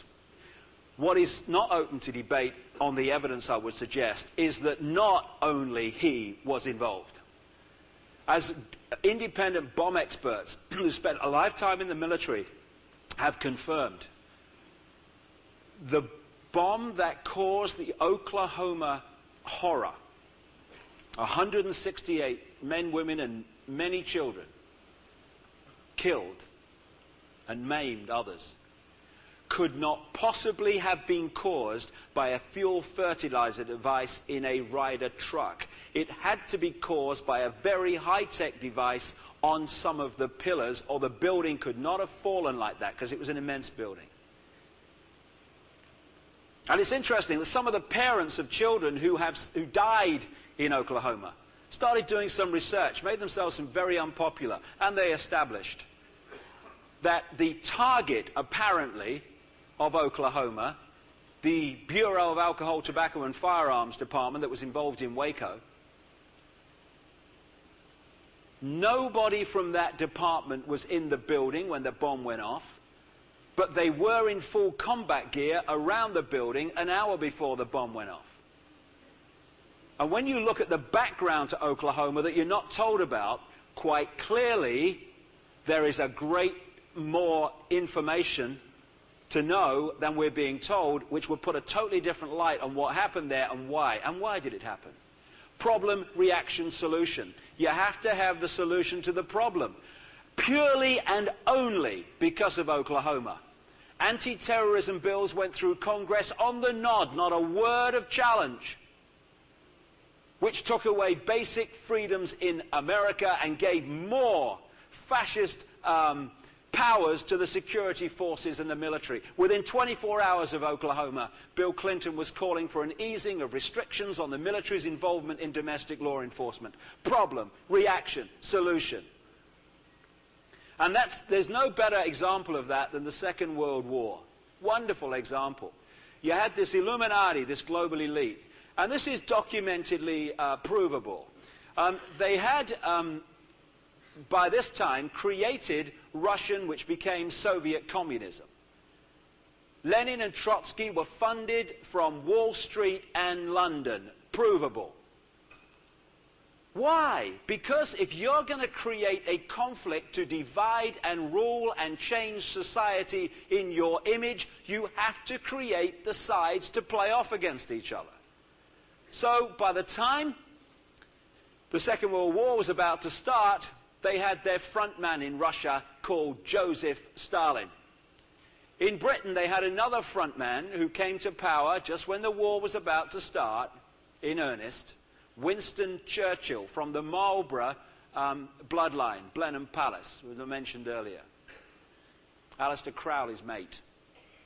And in America, they had one of the great frontmen in the presidency for the Illuminati of the 20th century, Franklin Delano Roosevelt, who's related to the Bush family. Over here, the Teutonic Knights network of the Illuminati was bringing to power, through these various secret societies, the network that manifested as the Nazis. And the Nazis were funded from Wall Street and London. The Rockefellers funded the Nazis through Switzerland. The American and British German subsidiaries in Germany funded the Nazis. One of the funders of the Nazis was the Harriman Empire in America, who funneled money through an organization called the Union Banking Corporation, Director Prescott Bush, father of George Bush, and that Union Banking Corporation interfaced with the banking and steel empire of Fritz Thyssen, who was exposed publicly after the war as being one of Hitler's major funders. And the Harriman organization, incidentally, was one of the major funders of the eugenics race hygiene movement, now called population control in the Third World, where they are using aid to force women to have abortions and be sterilized even if they don't want to be. And if people want to talk about being pro-choice, then they have to have a choice, women, both to be sterilized and to have abortions and not to have them if they choose.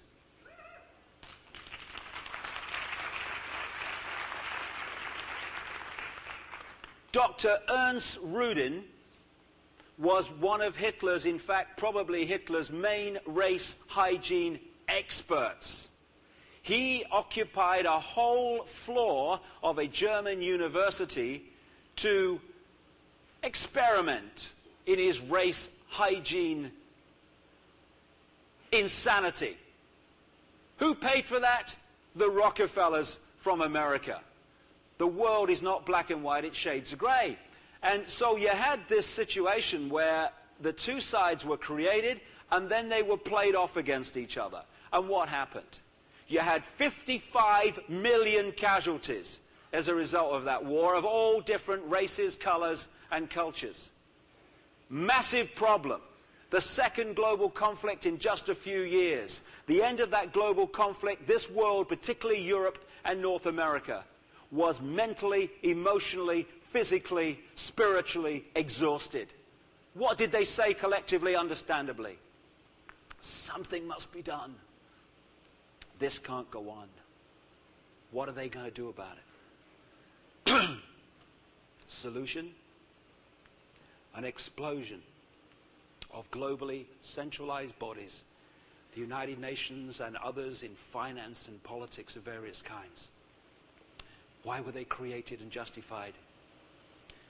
As a solution to the problem of global war, which the people that introduced them had created.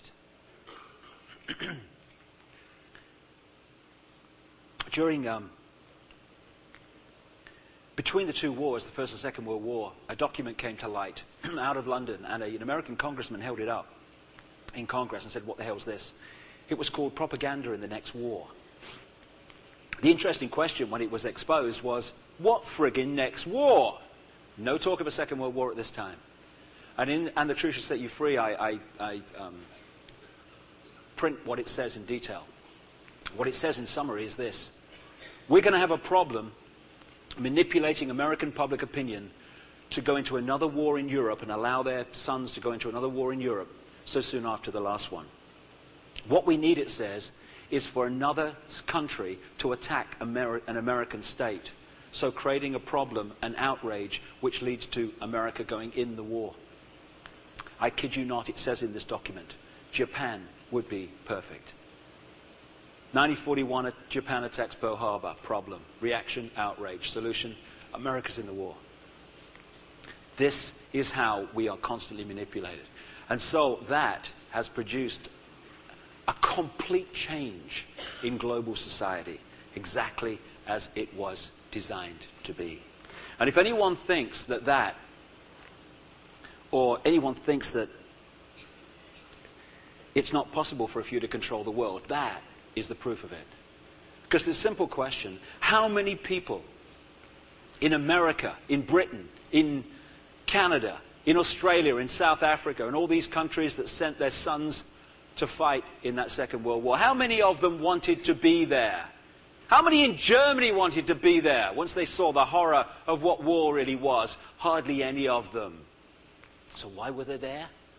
Because this little hierarchy manipulated this country and its soldiers to believe they had to fight this country. This country's hierarchy manipulated its young people to believe they had to fight this country. And these two hierarchies lock into one hierarchy that was playing both sides.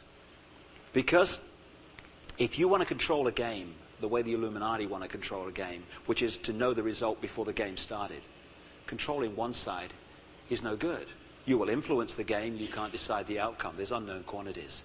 They want to decide what the result's going to be before it starts. So they work through all sides, so knowing what the outcome's going to be, because they're controlling it. And there was a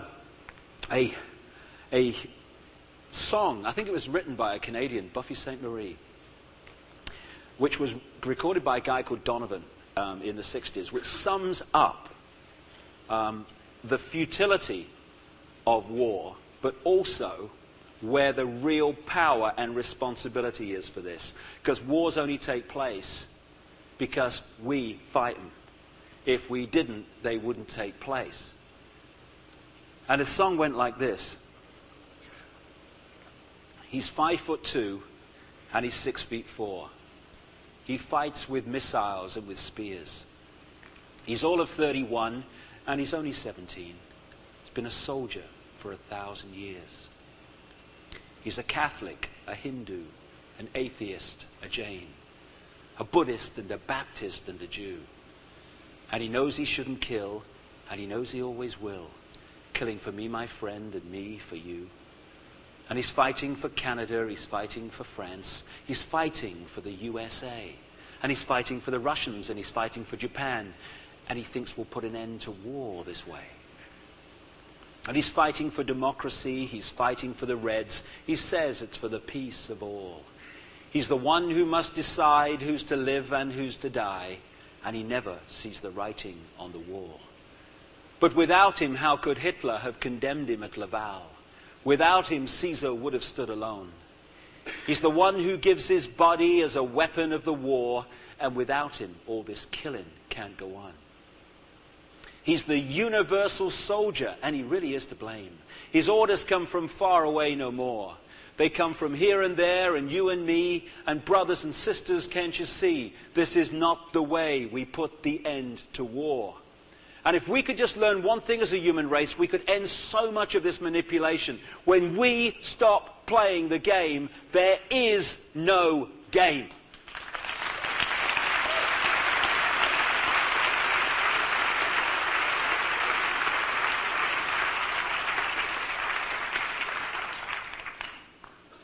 The horrors of what we do to our fellow human beings did not end in Germany. What about Rwanda? What about Burundi? What about East Timor? What about Cambodia? It didn't end in 1945. Just changed its face. And unless we start facing not only the reality of what's going on, but get out of our black and white vision of reality and start looking at who's behind it, then we're going to see more of this in more countries. And we're going to call it a free world. And I just want to mention this, because it's about time the black and white mentality was put to rest before it allows this to run its course. The Rothschilds they claim Jewish.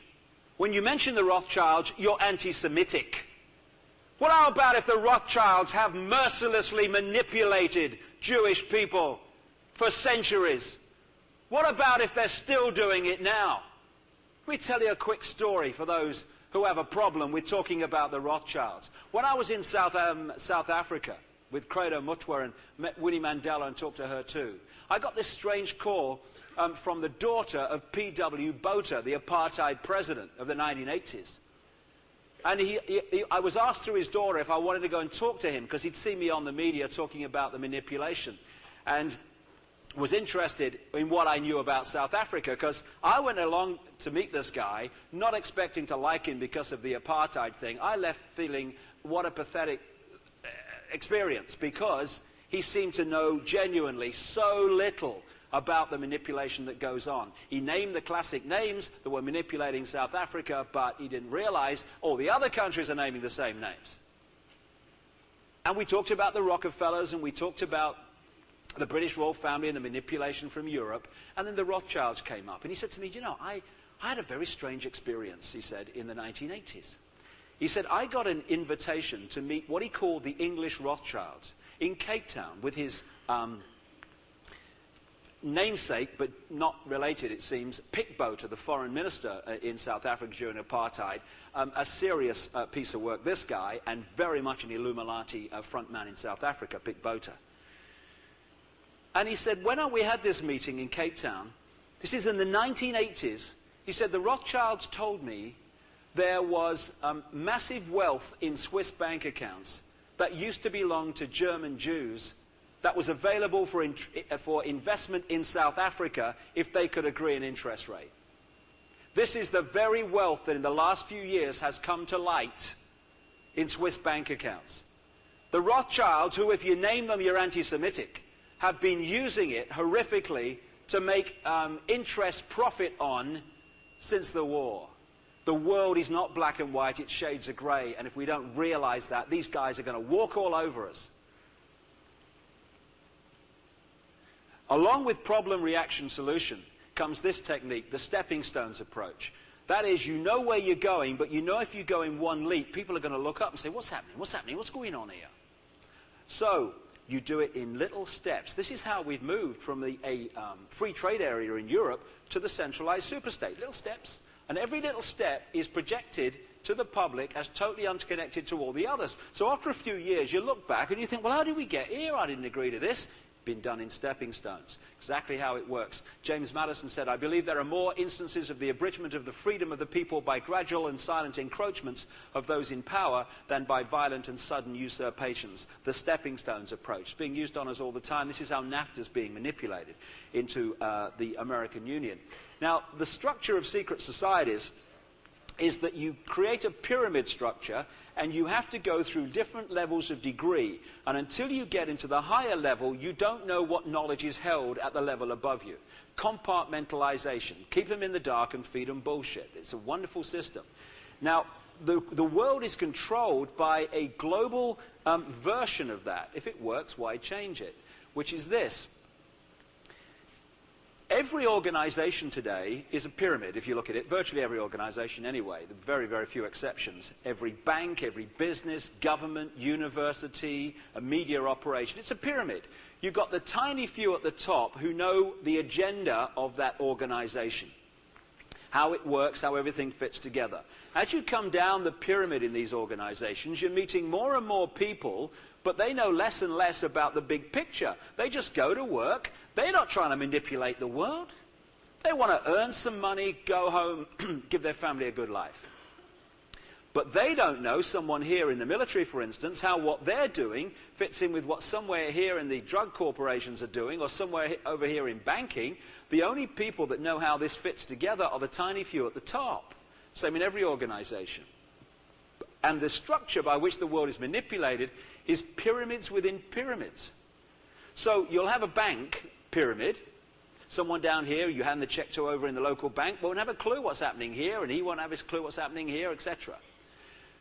The bank then goes into the next pyramid in the structure, and eventually you have the global banking system pyramid, and at the top of that, the same families control the financial system. Here you have a transnational corporation, which in itself is a compartmentalized pyramid. It goes into the transnational global network, and at the peak of that, they're owned and controlled by the same people, and they're the same people that own the banks.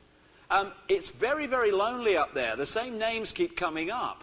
And all the way through this, politics, education, media ownership. And this centralization of power, which has been going on incessantly, is now in our face. Every time you turn the telly on or open a newspaper, some mega global banking or industrial or media empire is fusing with another mega empire. What's remained under the surface is now becoming visible as it manifests into the structure it wants the world to be. And this pyramid structure is so important to understand how it works. So throughout this century, for instance, we can see in all these areas how power has incessantly centralized and gone into fewer and fewer hands. This is not an accident. It's because they all fuse into the same basic core, and down from that core comes the same agenda of global centralization, and it manifests here in our everyday lives. It's the same with the political parties, the one-party states. I've done this for America and Britain, but it's the same everywhere. Down here, where they knock on the door and they put the funny hats on, the congresses and stuff, and they say, vote for Ethel, they genuinely believe they're in different parties. But when you go up to that level, you again fuse into the same people. In America, the present Democratic president is Bill Clinton. He locks into the Rockefeller network. The last Republican president was George Bush, who massively locks into the Rockefeller network. Quite possibly, as I speak, the next president is going to be George W. Bush, who locks into the same network. But of course, in the last two elections with Clinton, we've had Ross Perot. Thank God. Lord, thank you for Ross, an independent man. Ross Perot. Billionaire, multi-billionaire. He ran a little company, you see, in Texas. And he got on the road to billionaireship because he had this massive contract from New York State. Now, there's plenty of companies in New York State could have fulfilled the contract, would have kept the money flowing in New York State. It's what you might think the state might do. But no, it gives the contract to this little company in Texas, and Ross is on his way. Who gave him the contract? Nelson Rockefeller, 4 times governor of New York. Same group. Locking in to the same network. Now, if you're going to run the prison without the bars, controlled by covert manipulation rather than overt dictatorship, you've got to give the people the illusion they're having a choice and a say. So we go through this farce called an election, and you choose which puppet of the same force you'd prefer. And because we think we have choice, we're okay. Well, I live in a free country. I do have a vote. I put a cross on a piece of paper every few years. It's great. And I've no friggin' say between that point. And who attracts the money? It's cuckoo land amount of money to run for president. Who attracts that? The people they want that can spend that kind of money on politics. This is how it works. The one-party state. But we have to think that it's a multi-party state. Here's, you know, kind of, oh my, Tweedledum, Tweedledum, and Tweedle-friggin-dum, you know. This is British politics version of that. This is Tony Blair, Illuminati frontman extraordinaire. When I was in Australia a few years ago, I predicted, not because I'm a genius, but you do the research, it's amazing what you can predict. You don't always get it right, but it's much easier. I predicted that not only would Tony Blair be the next Prime Minister of Britain, he was the opposition leader at the time, but that they would bring him in on May the 1st. I just knew he was so important to them in the next few years, they would bring it on in on a major ritual day for them, May the 1st. Well, we get May Day and all this shit.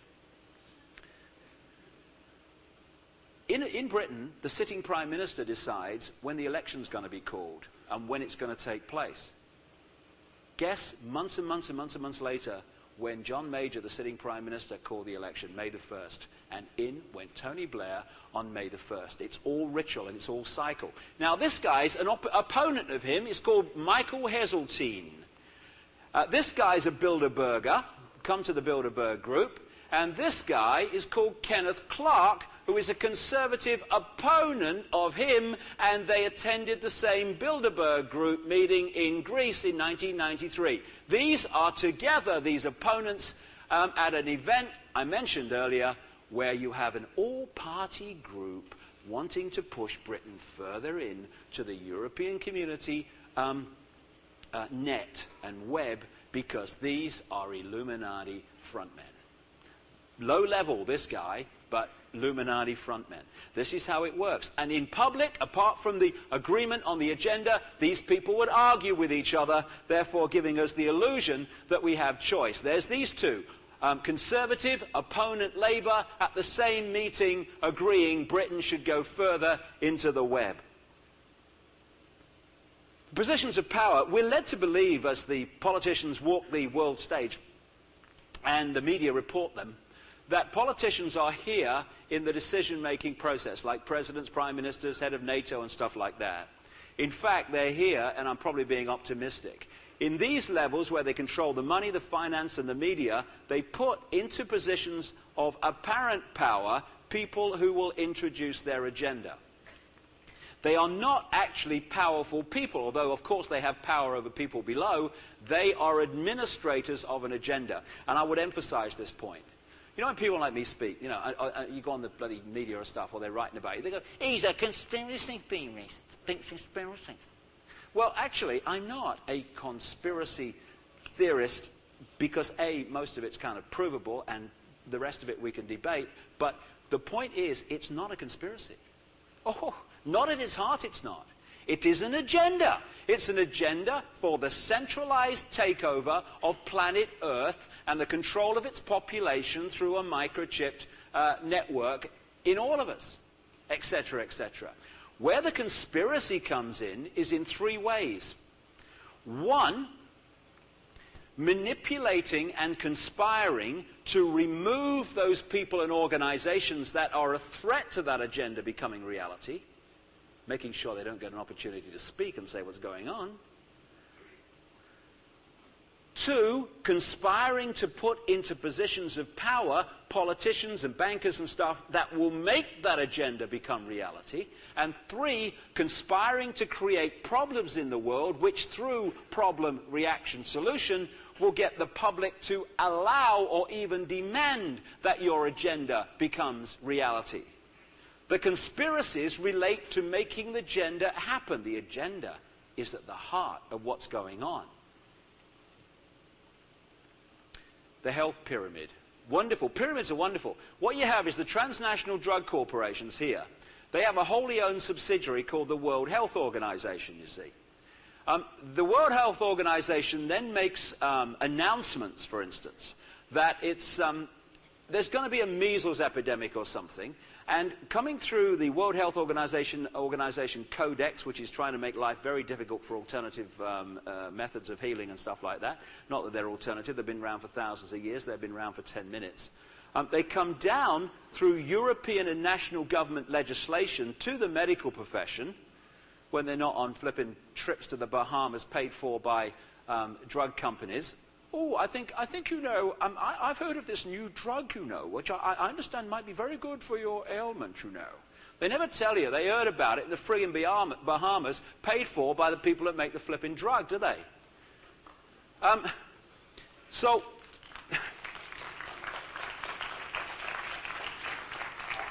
the scam is this.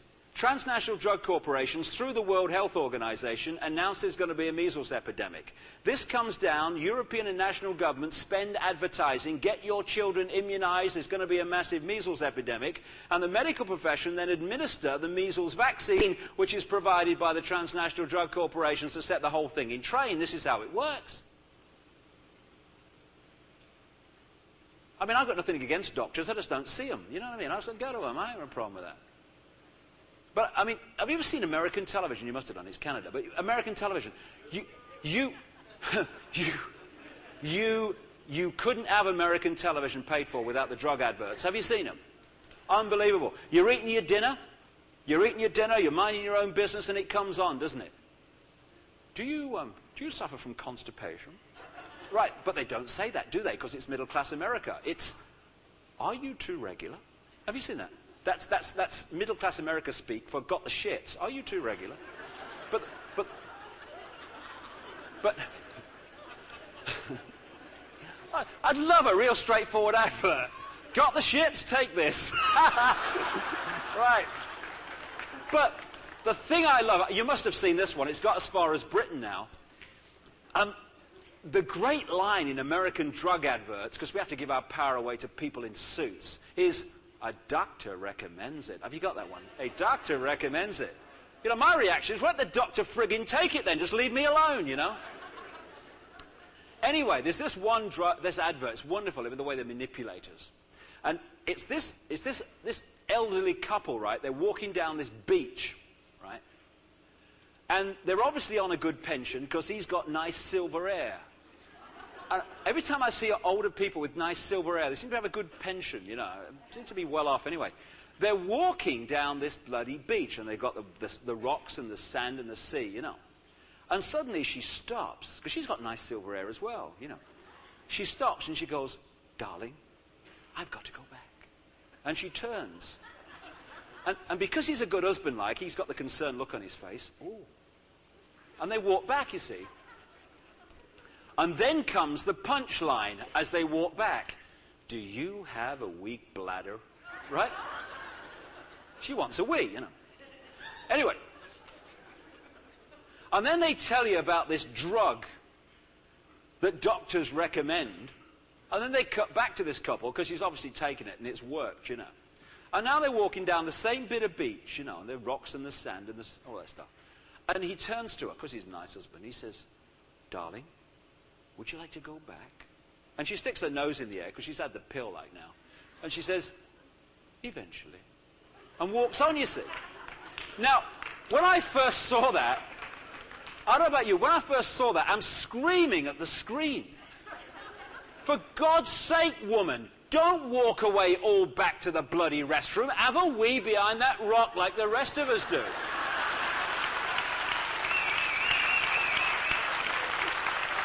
Ridiculous. Can you imagine? You're 3 miles from the restroom and your partner says, I'm going back for a wee. You say, get behind that bloody rock. I ain't walking down there. They must think we're mad.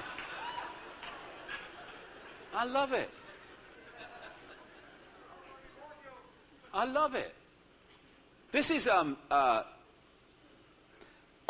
increasingly now, as more and more people research this, this is a network which is being more and more exposed. When you start to get into this network of manipulation, this is often the first network you hit, because this is very much an operational network, day to day, and it's operating very, very much out there compared with some of the more elite ones that work behind the scenes and take a lot more research to uncover.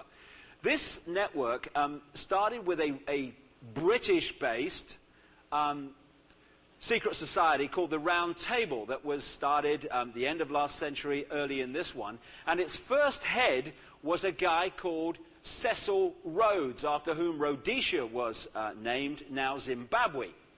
And if you ever get round to watching the second video in the Reptilian Agenda with Credo Mutwa, the way he describes the way that people like Cecil Rhodes and his network came into Africa, destroyed the cultures. And what they did, and he talks about this very eloquently as he talks about everything, they told one tribe that this tribe was going to attack them and was planning to destroy them. This tribe then fight this tribe in fear of getting your retaliation in first, as an old football manager used to say to me. And when one of the tribes started to get slaughtered exactly as planned, Cecil Rhodes turned up and said to the tribal leaders, the chiefs and stuff, the only way you're going to survive against the onslaught from this other tribe is if you come under the wing of the British Empire. So the British Empire takes over control of that tribal land, takes control over the tribal laws from the chiefs to save them from the conflict the same people had manipulated. This went on all over Africa, as Credo talks about in great detail. And he was a man who talked openly about wanting to see a world government centered in Britain. If anyone wants to talk about racism, then they ought to have some research into Cecil Rhodes. So when Cecil Rhodes died in 1902, he left money to fund something called Rhodes Scholarships, which bring people from countries around the world to Oxford University, the center of the manipulation of global education, to be paid for to have an education of an Illuminati variety. And the ratio of so-called Rhodes Scholars who come back and enter positions of significant power in their countries is enormous compared with the general student population. The most famous Rhodes Scholar in the world today is Bill Clinton. Bill Clinton's chief advisor at his 2 election victories is George Stephanopoulos, Rhodes Scholar. The guy, Bob Hawke, Prime Minister of Australia, was very much behind the manipulation into being of APEC, Rhodes Scholar. On and on it goes. Now, the Round Table elite were in the war cabinets in the First World War of Britain and America. The very same people, therefore, who manipulated the First World War were appointed to the peace conference in 1919 at Versailles near Paris to decide how the world would be redrawn as a result of the war they had created. Classic. And also, while they were in Versailles, they met at the Hotel Majestic in Paris in 1919, and they started the process of creating offshoot organizations around this central core round table, which would advance this agenda through the 20th century. The first one created was the Royal Institute of International Affairs in 1920, or 1919 to be absolutely accurate. And that created, 1920, that's right, 1920 that was started. And then that created offshoot organizations around itself in its own network. Its American arm, created in 1921, was the Council on Foreign Relations, very much orchestrated by the Rockefellers, and that is subordinate to this in London. The Council on Foreign Relations was followed in 1954 by the Bilderberg Group, set up at the Bilderberg Hotel in Oosterbeek, Holland. And the first chairman from 1954 to 1976 was Prince Bernhard of the Netherlands, Prince Philip's big mate. The Club of Rome came in 1968, which has massively manipulated the environmental movement. The United Nations we know about, and in 1972, came the Trilateral Commission, another Rockefeller operation, which pulls together this agenda between America, Europe, and Japan. Now, these organizations, which work as one unit, different masks on the same face, have among their number the top people in global politics, global business, global banking, global military. Some examples. The Bilderberg Group. The last 6 Secretary Generals of NATO. Willy Claes, Joseph Luns, Lord Carrington, and Javier Solana, the present one, George Robertson. All these people, members of the Bilderberg Group. The Secretary General of the biggest military organization in the world is an appointment by an organization that hardly anyone has ever heard of, including journalists. The head of the World Bank, James Wolfenson, Bilderberg Group. Prime Minister of Britain, Tony Blair, Bilderberg Group. President of United States, Bill Clinton, Bilderberg Group. Chancellor of Germany, Bilderberg Group. On and on it goes.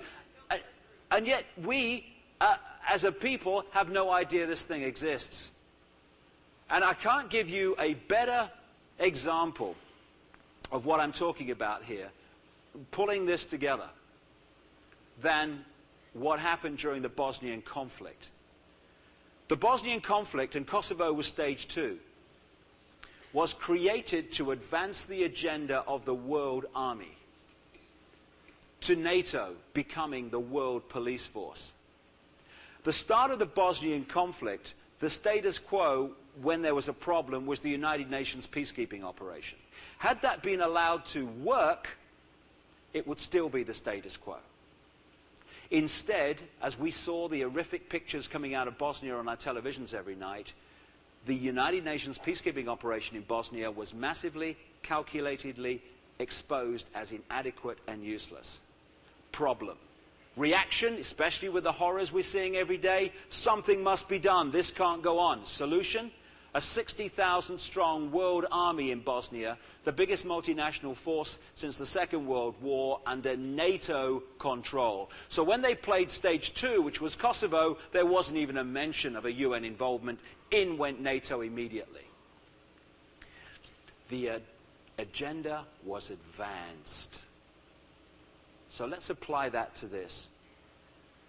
The first peace negotiator appointed in Bosnia to stop the war by the European Union was Lord Carrington, chairman of the Bilderberg Group since 1991, Trilateral Commission, and Royal Institute of International Affairs president.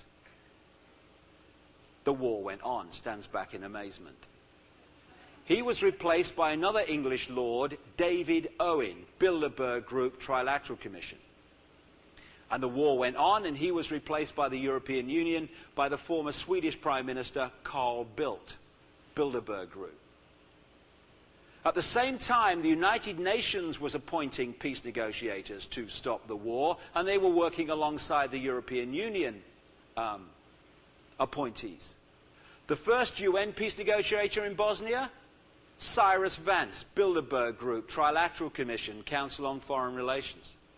He was replaced by a Norwegian, doesn't matter what country, same coordinating bodies, Thorvald Stoltenberg, Bilderberg Group, Trilateral Commission. The war went on. Suddenly, amid worldwide publicity, came an independent peace negotiator, Jimmy Carter, who turns up from time to time. Jimmy Carter, first Trilateral Commission President of the United States, Council on Foreign Relations member. The war went on. Eventually, the point had been reached in public opinion and all aspects where the sting could be played.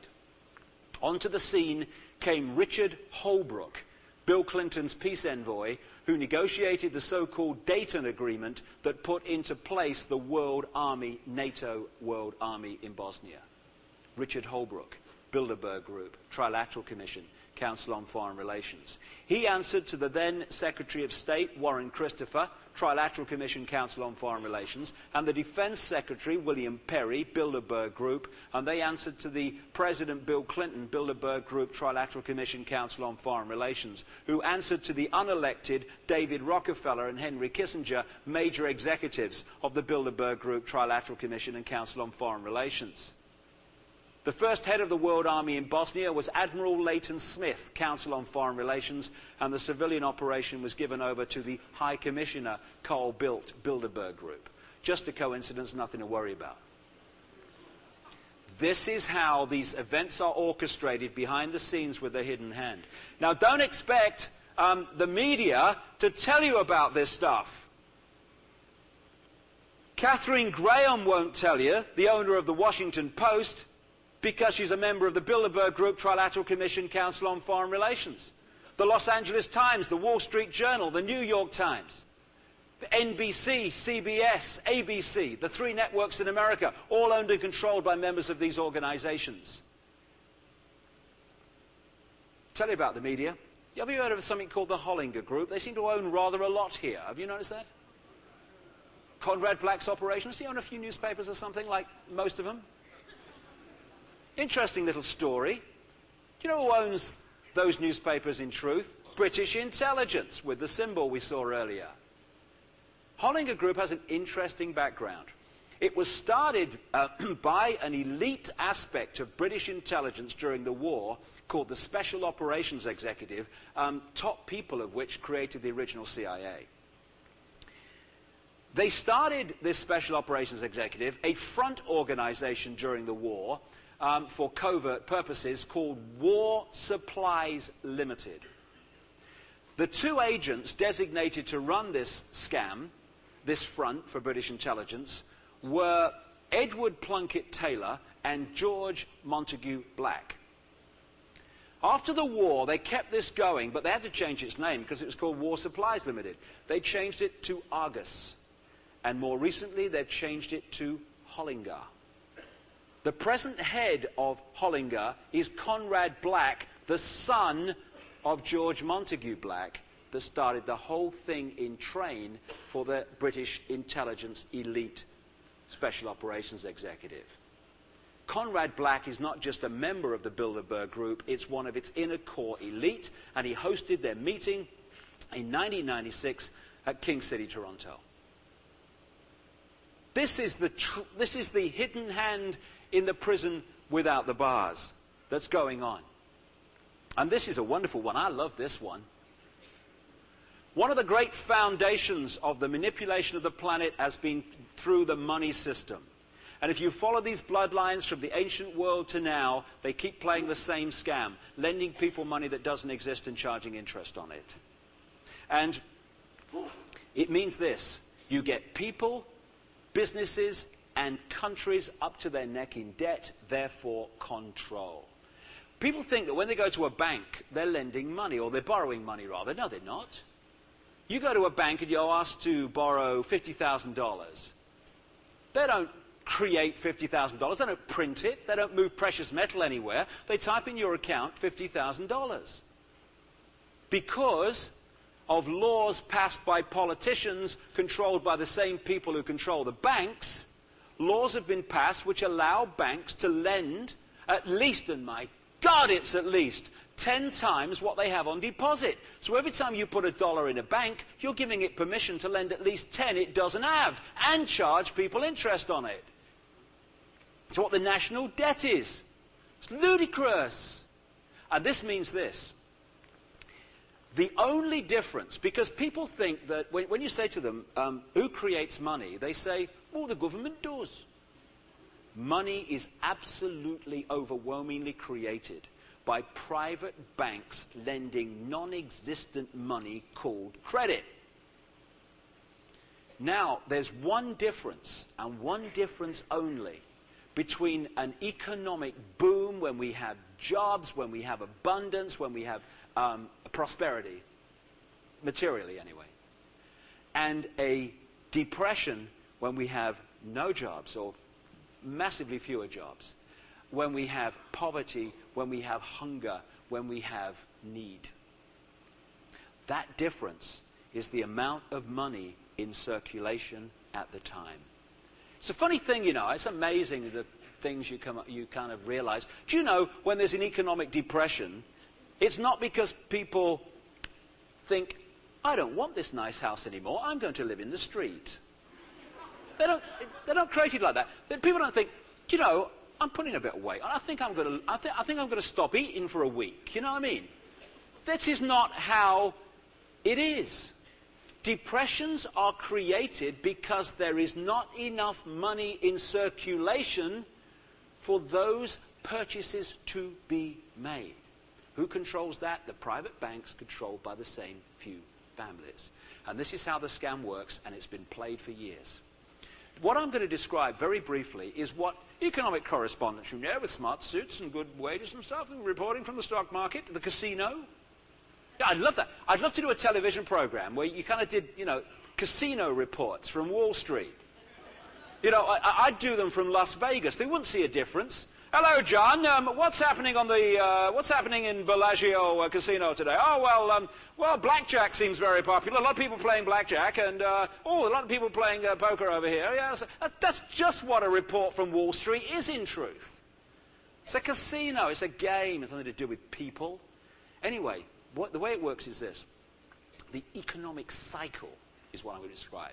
Stage one: you put lots of money in circulation because you're making more and more loans and you're making more and more credit available. It ain't costing you any money. In fact, it's making you a fortune.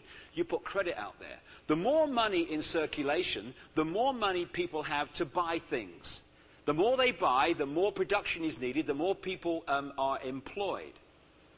the more, and one of the things that happens when you're in one of those booms is people get confident. So they think, oh, you know, we've got lots of orders and things are great, so I'm actually going to, I haven't got the money, but I'm going to have a bigger house. I'll take on a bigger mortgage, and I'm going to have 2 holidays this year, and I'm going to have a bigger car. I know I can't afford it, I can't pay cash, but I'll borrow money, it'll be fine. People and businesses, they take on more debt because they want more plant and machinery and expansion to meet the demand caused by the expansion of money, credit in circulation. So what happens during a boom is people get into more debt. When you get a loan, you sign over as collateral real wealth, your house, your business, etc. So at an optimum point, the people that control the financial flows, i.e. the few, through the creation of money and through the stock market, etc., they start pulling the plug. One of the things they do during a boom is they push interest rates down, so they make loans cheaper, so people are more likely to get them. What happens then is they start to change the economy, and I'm seeing signs of this in the world today. They start pushing interest rates up. They start putting inflation in the economy by pushing up oil and gas prices, which affect everything. And what they do is they slowly create a depression. The first stage is throwing the fishing rod out. They start pushing interest rates up, and they start withdrawing credit from circulation. This means there's less money in circulation. People can't buy so many things, so fewer jobs are needed. As fewer jobs are needed, people can't pay the loans and the interest on the loans that they've taken out. People start losing their homes. They start losing their businesses. And they start losing their jobs. And we start moving towards a depression. They're pulling out credit, money in circulation. It's now not enough to create the economic activity you had there. Now, as people go bankrupt and businesses go bankrupt and people lose their homes and everything, the banks take that wealth that does exist into their coffers. And what they've done is exchanged massive wealth that does exist for credit that cost them nothing. And what you see there with the fishing rod going out here during a depression is taking the fishing rod in. And this economic cycle, totally manipulated, of creating a boom, getting that situation, pulling the plug and reaping the rewards, has been played again and again over hundreds of years. It's being played today. And it has sucked the real wealth out of public circulation into the hands of the few. And it has left the masses with, in truth, worthless money and figures on a screen. And it coordinates with the tax system and all the other stuff. I saw this wonderful thing. I think we ought to do this, me. It's a Snoopy is saying, Dear Revenue Canada, I'm writing to you to cancel my prescription. Please remove my name from your mailing list. I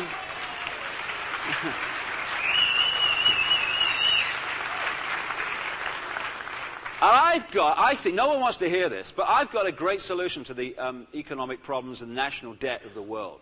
Jam jars. I'm serious, jam jars. We've got this program, it's a kids program in Britain called Blue Peter. And every year they have an appeal, and you collect jam jars and like tops off milk bottles, and they make money out of them and do very good things, good causes and stuff. But jam jars, we ought to have a Blue Peter jam jar appeal and collect all the jam jars, and they have to be empty. And what we do, when we've got the jam jars together, we put the lids on, so trapping the air, right? And then what we do is we deliver the jam jars en masse to the banks and say, just paying back what we borrowed, and it's all over. I think we ought to do this. It's only fair.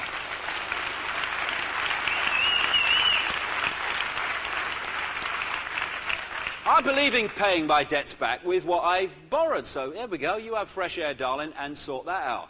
And ludicrous as that sounds and silly as that sounds, it is actually what we are in debt to. Debt equals control. This is why this financial system is so important to the Illuminati. What? Oh, I know. It's terrible, isn't it? Have you had enough of that? No.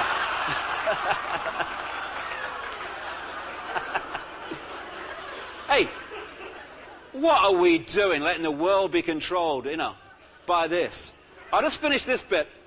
With just a very quick demonstration of what I'm talking about with the one-party state.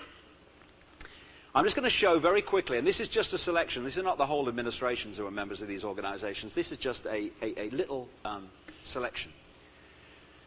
It's the last 4 American administrations. Last 5, actually. 3 have been Republican, 2 have been Democrat. And we're going to start with Jimmy Carter in 1976. He was a member of the Trilateral Commission, and he had an administration that was awash. I mean, it doesn't come great over the computer, but this says CFR, Council on Foreign Relations, and Trilateral Commission, TC. His administration between 1976 and 1980 was awash with members of these organizations. Here's another selection, the ambassadors. You can't become an ambassador in the United States without being a member of the Council on Foreign Relations today, a private organization. So you get to 1980 and you think, I'm in the land of the free, I'm fed up with that Jimmy Carter, I'm going to give the Republicans a go because that Ronald Reagan seems a nice man and he's different. Well, Ronald Reagan was a non-member, but he didn't have to be. He just read the autocue, Ron, didn't he? But he was a member of Bohemian Grove, the Knights of Malta, and other connections into the Illuminati. But look, his special advisors to NATO Security Council, David Rockefeller, Henry Kissinger. And now we have a different administration because it's now Republican. Awash with members of the same organizations. You change the administration, but you don't change the coordinating force, which is why the agenda unfolds whoever's in government. So now we move from Reagan to George Bush. And he changed the administration, and again, same coordinating bodies, same again here and there. So you get to 1992. And just after he went to his first Bilderberg meeting, onto the scene came Bill Clinton, and he was a Democrat, very different to the Republicans apparently, and he said he stood for change. Well, he's got the full set, Bill, CFR, TC, Bilderberg Group, and his now Democratic administration, it says here, is awash with the same coordinating body of all the others. And this is how the prison without bars works. Right. Well, that's got this far, and I'm just going to now turn and start looking at what we can do about this, which is plenty, and just have a bit of a stretch break. I'm just going to play one song. It lasts 3 minutes, and then we'll get into what we can do about this. There you go.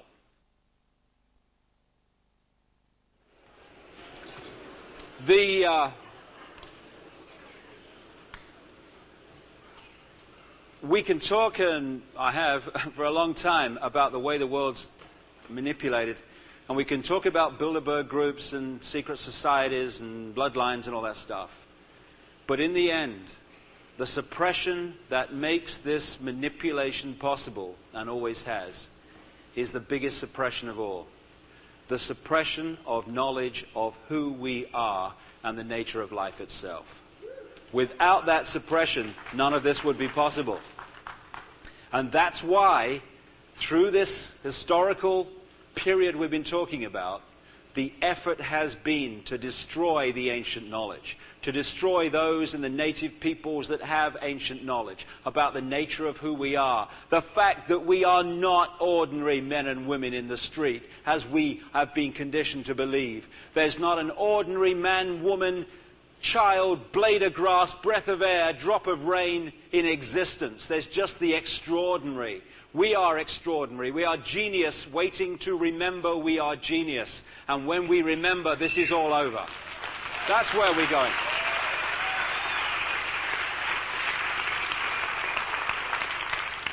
And if we want a world of harmony in which we don't see a person's skin as a manifestation of who he is, but the fact that he is eternal spirit, the same eternal spirit that I am. If we want a world of harmony between all races, all people, between us and other expressions of the divine in the animal kingdom and in the world of what we call nature, then we have a simple thing to do. Let's create it.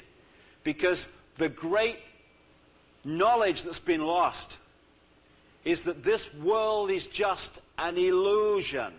It is a physical manifestation of us. When we have hatred and conflict and division within us, it must manifest as physical reality. If we change us, if we heal ourselves, we will heal the world. It cannot fail to be healed because it is an expression of us.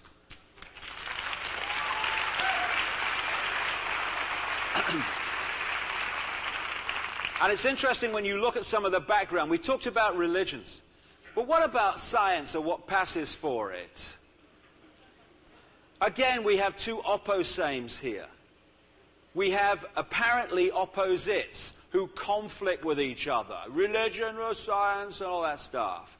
But they have one key thing in common, which the Illuminati will have orgasms over. They are both saying, one says, you are subject to some god, which is always a bloke, have you noticed? It's always a fella, you know. And he decides what happens to you. Science says there is no bloke. Random accidents decide what happened to you because you're just an accident of evolution that comes into consciousness for a few seconds or 100 years and then goes back to oblivion. Life's a bitch and then you die. You get letters after your name for coming up with this bloody nonsense. It must be a nice way to earn a living. But these are not opposites, they are opposames because they both have this key point in common. They are both saying, you are not in control of your life, you are not in control of your destiny, random accidents or some deity we invent is. And when we believe we are not in control of our destiny, we do not use the power we have to manifest the destiny we want. And that's the idea. The idea is to keep us in ignorance, multidimensional infinity manifesting as a herd of sheeple. There is nobody stupid on this planet. There is nobody stupid in the whole of creation. But if we allow ourselves to be so mesmerized and conditioned by the manipulation that comes through the eyes and ears every day, at the same time we cut ourselves off from the full magnificence of infinity that we are, we can actually do wonderful impressions of people being flippin' stupid. This is what we've done. Now, we're told, because I read it somewhere, that we're the physical body. That's what we are. It's the physical body, you say. That's what we are. We're just physical.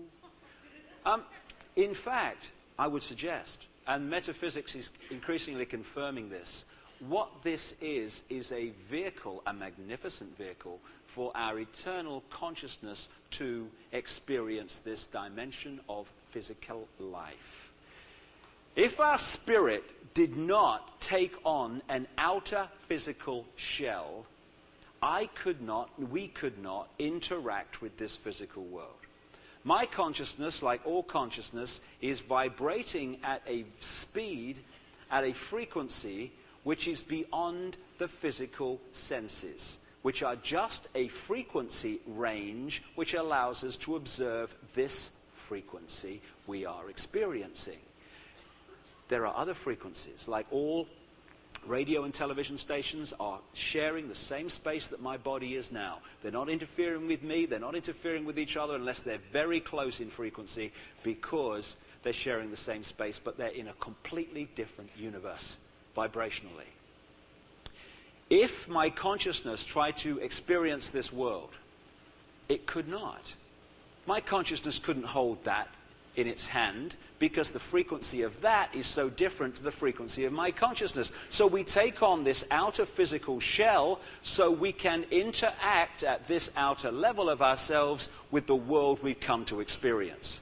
We have got manipulated into believing that this is what we are when it is a genetic spacesuit for us to experience part of our eternal journey. And we've got manipulated into believing that what we are experiencing is what we are. It is not.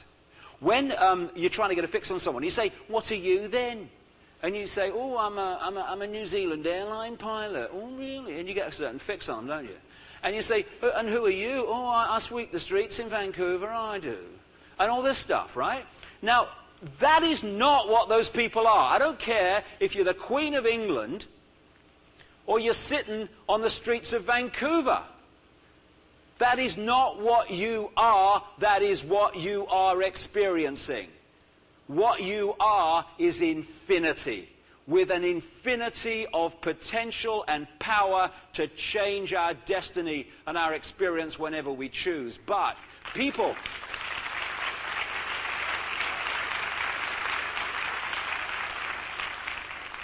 in that mode, and my goodness me, we're starting to gather in number, they are a manipulator's nightmare. So you want to disconnect people from the true understanding of who we are and the nature of life, so that we believe we're all just ordinary men and women in the street. What can I do? I've got no power. Piece of cake. To manipulate. They want us in this symbolic image, within the fear shell, operating on a fraction of our potential. And they've got billions there. And like I said right at the start, that's not a problem. If people want to do that, that's fine. The danger comes when they who are in the shell want everyone else to be there also. That's when the few can take control of the world, which is what they have. Now, more and more, it's obvious that it's control of the mind and control of the consciousness that is at the very heart of what we're doing here. Bill Hicks, a wonderful comedian who died in 1994, he once said as part of a joke something so incredibly profound. He was describing as a very profound man, very, very bright man. And he said this, and it sums up my feeling about life just magnificently. He said, matter is merely energy condensed to a slow vibration. We're all one consciousness experiencing itself subjectively. There's no such thing as death. Life is just a dream, and we are the imagination of ourselves. And when you get to the very core of this global manipulation, it is this. It is the manipulation of humanity's imagination of itself. And if we can just imagine ourselves to be what we really are, then this house of cards must fall, because we stop holding it together. And more, technology as we move along is starting to show that we are more than just the body. Photography like this, photographic techniques which show this energy around the human form. And what's interesting is as people change their emotional state, the colors in what's become known as the aura change, which again seems a mystery. It's a mystery. How do they do that? It's so simple. Everything is a vibration. Every color is a vibration. And when we feel emotion and when we feel thoughts, what we're doing is sending out vibrational waves that are vibrating to the frequency manifesting as that thought. Hate has a vibration. Love has a vibration.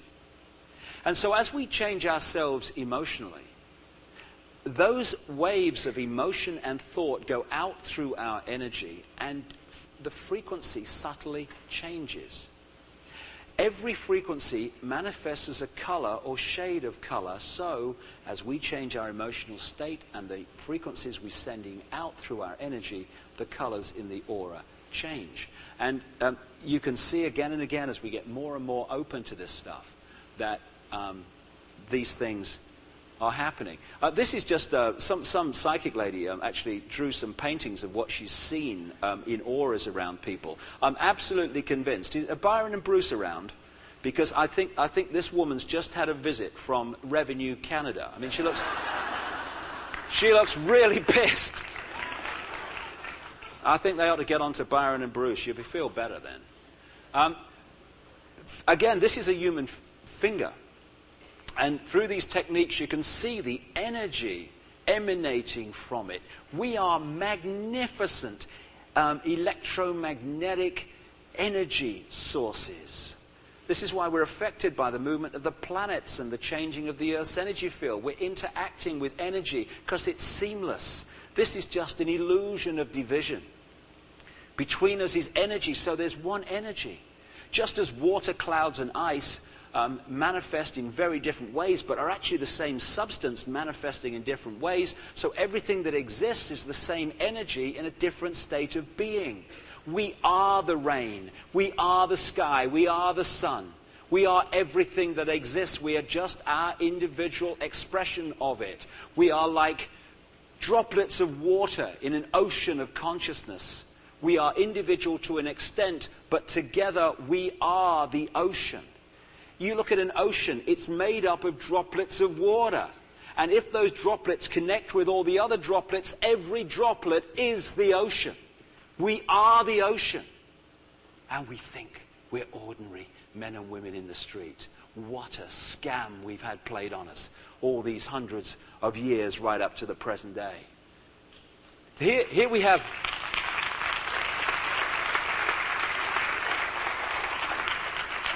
Here we have a leaf taken with this photographic technique. You see the energy. What they find is when the physical expression dies, the energy removes, and the physical level just goes back to the pool of energy. But the source, the life force, who we really are, the thinking, feeling, spiritual us, goes on. We're on an eternal journey. This is just a fraction of it. Anything to fear? My goodness me, we live forever. We live forever. We are on an eternal journey of experience. And we're frightened. And like I say, this is how astrology affects us and the movement of the planets, because it is affecting energy and we are energy. Now, I took this image from a Freemasonic kind of book because I haven't found a better image yet. I've been looking for one, a reflection image, because it symbolizes a really key area here. There was a writer who wrote a story about a guy who drowned fighting with his own reflection in the water, which seems very silly. I think his name was Longfellow or something like that. He was a big chap anyway. And it seems very silly. You drown fighting with your reflection in the water. We've been doing it for thousands of years, and we're doing it now for this reason. When we send out thoughts and emotions, we are resonating our energy to the frequency they represent. That draws to us like energy, like frequencies, other energy fields that sync with what we're putting out. We call them people, places, ways of life, experiences. And so we are creating our reality by what we put out. We are drawing towards us a reflection of ourselves, our inner self. So the people, places, and experiences that we draw to us are our creation. They are an expression of us and the state of being we are in. Now, if that's the case, then if the Illuminati can manipulate us to believe that the answers to the world and the answers to the problems and the changes we want in our lives are out there, we're always going to be trying to change the reflected, or the reflection rather than the reflected. So if you take this image, this is the inner self. This is our vibrational state. This is our inner emotional and mental state of being, which is represented by the vibrational frequencies of those thoughts and emotions. This is the physical world, which reflects in its creation what is coming from the inner self. If we are looking here to change this, it's basically like having a projector in a movie theater and trying to change the movie by changing what's on the screen. You can't do it.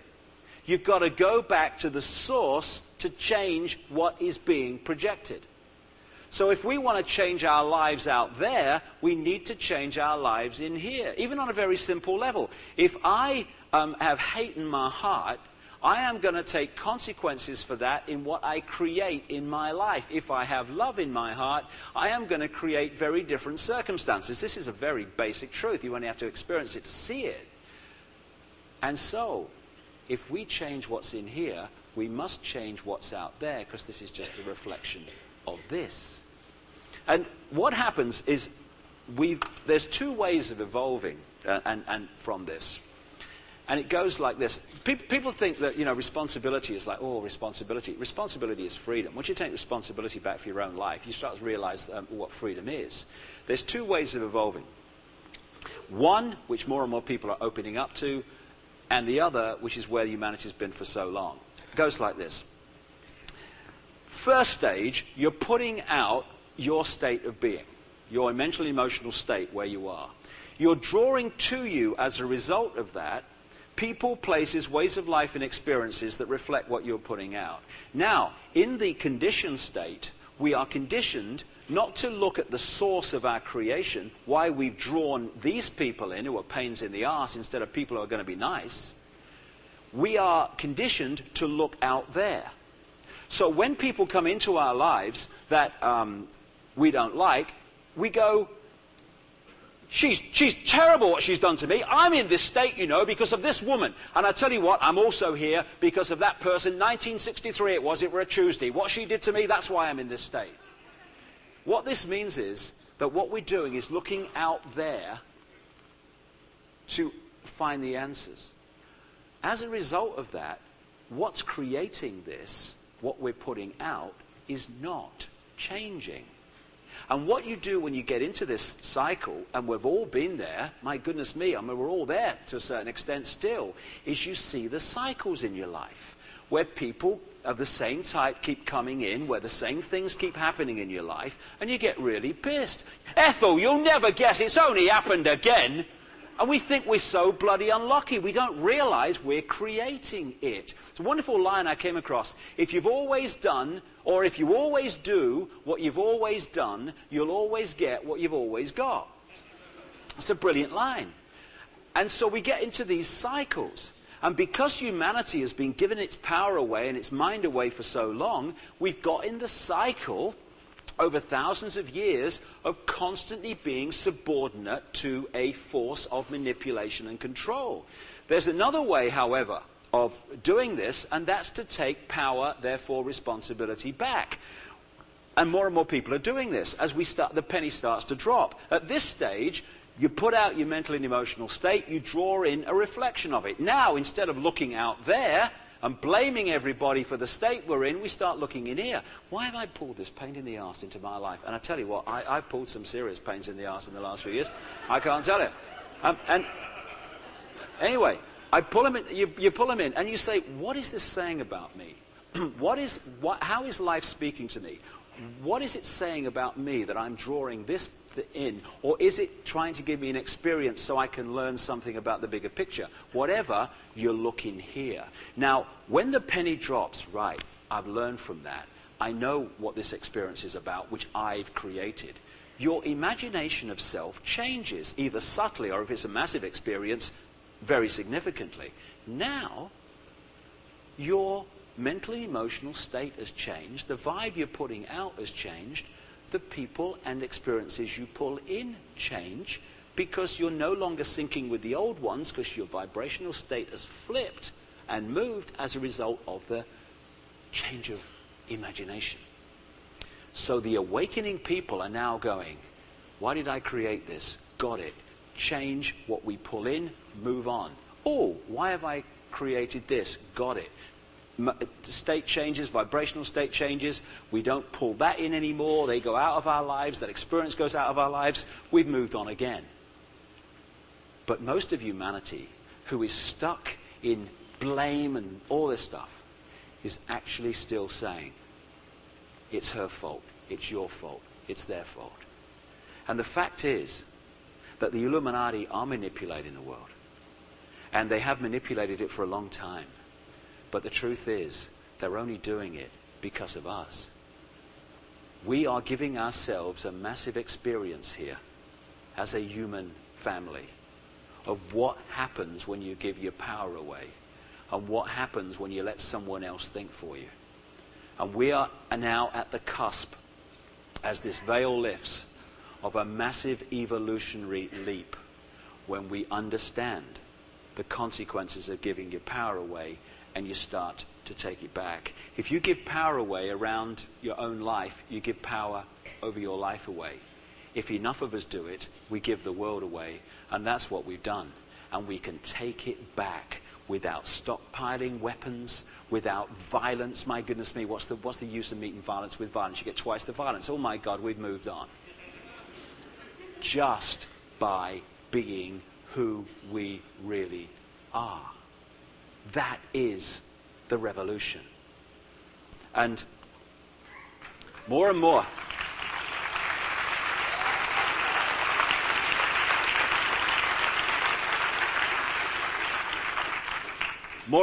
as the research unfolds, you start to see some of the more open-minded scientific research supporting these themes. When you put out fear, you draw towards you the energy of fear. This is why we keep constantly drawing to us what we most fear. When I was a kid, I was terrified of dogs, me. Terrified of dogs.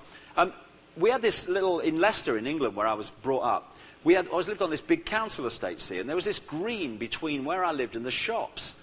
It was only one stop on the bus. I used to catch the bus because every time I was terrified of dogs. When I walked across this green, I'm surrounded by dogs. They're yapping at me, they're jumping up at me. My mates, they're not frightened of dogs. Dogs go nowhere near them. Nowhere near them. And so what do? You go into victim mode, don't you? You go into victim mode. I'm so unlucky. See, you're not frightened of bloody dogs that don't come near you, and me, I'm so unlucky. Oh, victim, victim, victim. And I went into my mate's house, and he had a real docile dog called Prince. And when I went into his house, this friggin' thing took a piece out of my jacket. Went berserk. And his mother said, oh, he's never done that before. I thought, no, I'm bloody here, ain't I? Now, I would probably, had I not drawn that to me, spent years of my life being frightened of dogs and and creating a situation in which I kept well away from them. As a result of facing that fear, as a result of pulling in what I fear, I was able to overcome the fear of dogs when I was a kid. And that's important, you know. We talk about punishment and all that stuff. It's evolution, it's love. If we don't draw to us what we most fear in this genius we call creation, then that area of our evolution to which our fear relates, it's over. We don't normally say, oh, I'm frightened of that, here I come. We go, oh, change the subject, not going there. So we draw it in, face it, look at it, move through it, let it go. This is what it's about, love, not punishment. It's the same with facing the consequences of our actions. So when we are in fear of something, we draw it to us. This is why fearing, so many people in this area that I work in, who I've met over the years who were fearing the consequences of doing what they're doing, the number of them that got the very consequences is unbelievable. Fear, or letting go fear, is the freedom. And it's the same with love. People say, I haven't got enough love in my life. Well, be loving. If you be loving, you'll draw love to you. The two go together. They have to. What you put out is what you get back. It's the ultimate justice.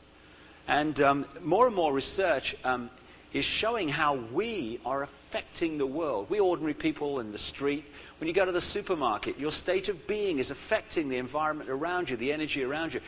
In the Heart Math Institute in America, they've shown in their research that if you put a piece of DNA, even in this basic level, in a jar of electrons, the electrons move around the DNA, and when you take the DNA out, they hold that structure. In other words, even on that level, you are affecting the world around you by your state of being. They've also shown that fear, the emotion of fear, is a very long, slow wavelength. So that when we are in fear, which of course in various forms most of the humanity is, that feeling of fear, that emotion of fear, is constantly resonating a slow vibration through our consciousness. The Illuminati's greatest weapon is the manipulation of fear, which is why they completely lose the plot when people aren't in fear of them. And love, they found, is a very fast wavelength. So when we are in the emotion of love, our energy is vibrating very quickly because of that emotion that's going out and making that happen in frequency terms. Now this is important to so many things. In an ideal world, when our spirit becomes incarnate in this dense physical reality, we hold on to our connection with our multidimensional self. Then we have absolutely everything we need to manifest the divine in this physical world. We have eyes and ears information giving us a fix on the world immediately around us, but we have our higher dimensions of love, understanding, wisdom, intuition through which to manifest also into this world, in which to observe our behavior and what's going on and what we need to do. That's an ideal world.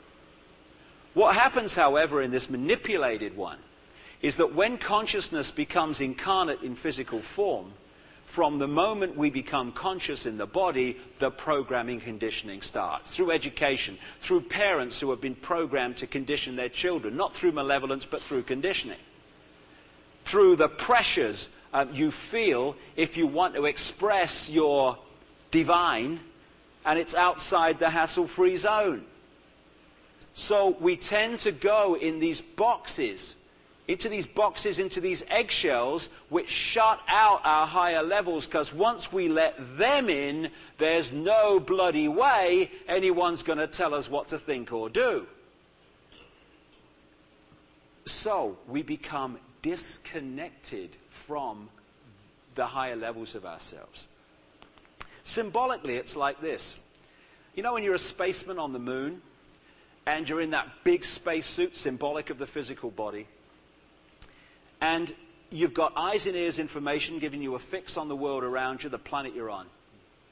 And you've also got mission control speaking in your ear, giving you the big picture, the big guidance. Then you're in an ideal situation. But just imagine what would happen if someone came along and either cut or massively reduced the connection to mission control. Suddenly that spaceman's behavior and perception of reality, what he should do, etc., would be dramatically changed within seconds and minutes, let alone hours. Because now this is the only source of information on which to get a fix on what to do and what's going on, and some vague and fading memory of what he should have been doing now. What happens when we come into physicality is exactly that. We get disconnected from mission control. And if we disconnect from the higher levels of ourselves, that means that the place we look to get a fix on reality, who we are, what's going on in the world, etc., is this direction. And who controls that? Your starter for 10.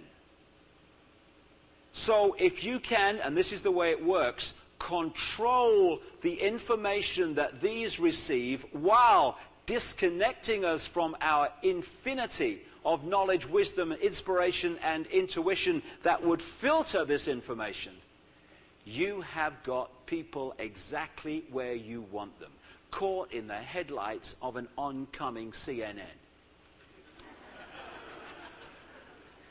And it's amazing. I was in the old city of Jerusalem in 1993, and it really struck me. I was near that big mosque thing, you know, Temple Mount.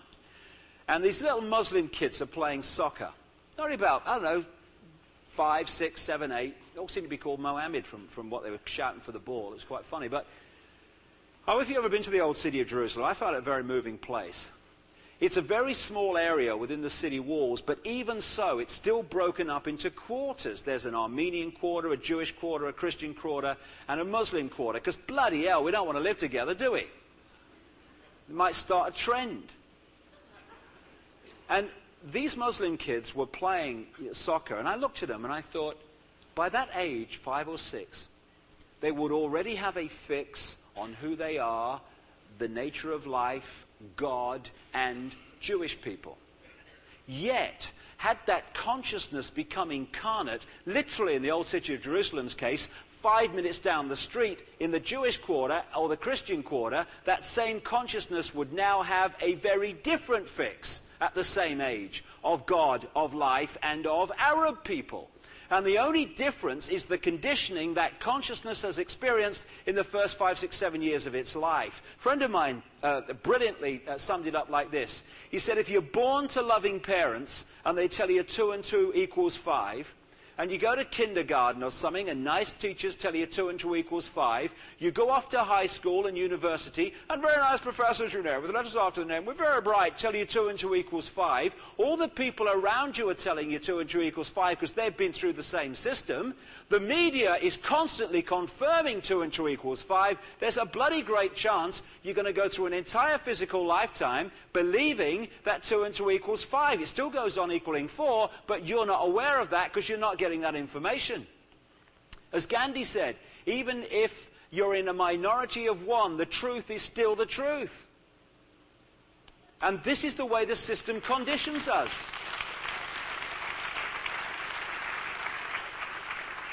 Now, coming back to those frequencies of love and fear, let me make this point.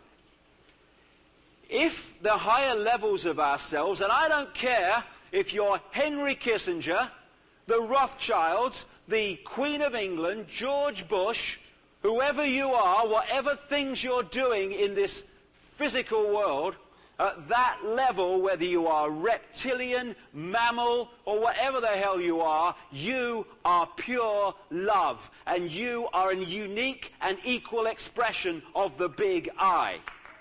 However, so if at that level of our infinity, the divine level you might call it, we are love, pure love, then that has a vibrational frequency, a very, very fast one.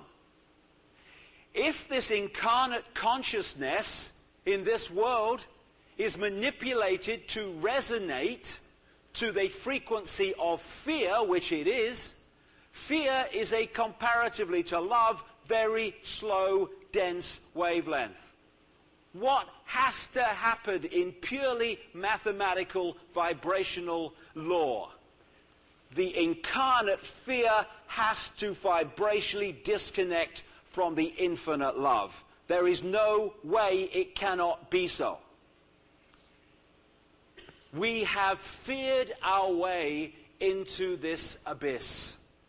There is one and only one way of getting back to multidimensional infinity, and that's to love our way out of it. There is no other way.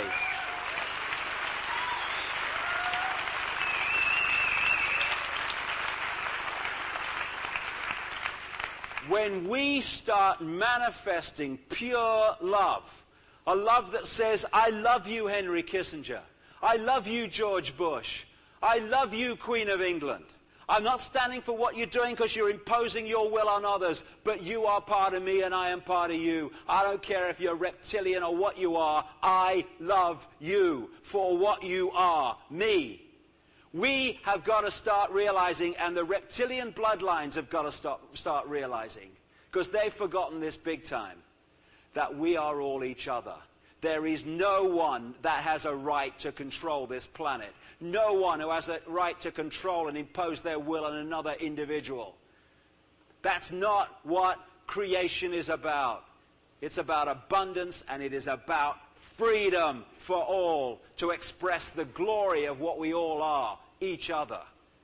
And if we start in Israel, people want the Jewish people of Israel to be kicked out. The Jewish people, some of them anyway, want to take over land that Arabs have. Hey, it's one planet, it's one land. Let's live together, respect each other's differences, and stop fighting.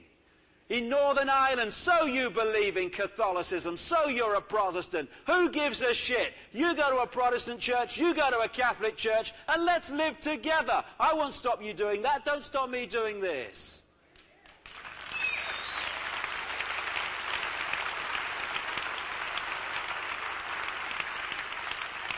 Surely we can create a system in which each of our realities has the ability to manifest. Why do we have to have laws that dominate and impose from one culture or one race? It's ludicrous, it's childish, and we're entering adulthood as this great cycle reaches its fruition. We're waking up, we're remembering who we are. It's a great time to be alive. So the idea, no good crying over spilt water. The idea has been to disconnect us symbolically with this circle here from multidimensional self. This level of ourselves resonates to the frequency range of low vibrational emotion, guilt, fear, resentment. And we are all, and my God, I'm full of shit. I mean, you know, let's be honest here. I'm full of shit, me. And it's fun. It makes life interesting being full of shit. I don't want to be perfect. It's a bore. But, I mean, we all have this unsuppressed emotion and stuff within us. And the more that we take it on, the more this frequency level is filled with energy resonating to this frequency within ourselves. Because we're multidimensional, we all have this level within us, within our multidimensional self. And if this low vibration emotional frequency within us gets so full of unprocessed emotion, hate, anger, aggression, fear, guilt, which were all wonderful expressions of fear in their various way, then we disconnect from higher levels of ourselves because the incarnate part of us keeps hitting this barrier. When we clear this out, we can then become multidimensional beings, which answers another mystery, I would suggest. Have you ever got caught in the corner? Or, no, let me start it this way, better way of putting it. You know when you start walking this spiritual path, like, you know what I mean? When you decide you're going to be spiritual, right? Did you get the impression, like I did, like 10 years ago, that I've gone spiritual now? So life's going to change because I'm spiritual. And I'm going to walk down lovely country lanes. And I will hear harps. And nymphs will play trumpets as I walk. And there'll be beautiful colors. What happens when you start the spiritual path? All friggin' hell breaks loose, right?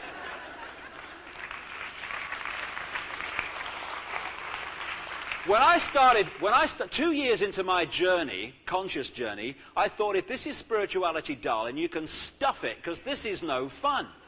And what people can't understand is why, when they go spiritual, all hell breaks loose. Because the greatest energy and state of being to change this world and to change our own destiny is the one I call anyway, intent. Intent has absolute amazing power to change. Some people call it will. Intent. This is what I intend to do. Because what we put out, we always bring back. When we say, I intend to do this, what that intent energy will do will bring towards us all we need to achieve that intent. So when you go on the spiritual path, you say, I want to be spiritual. I want to be everything I can be. And that intent goes out and it says, okay, this is what you need to achieve that. And you start looking and you see what's coming towards you.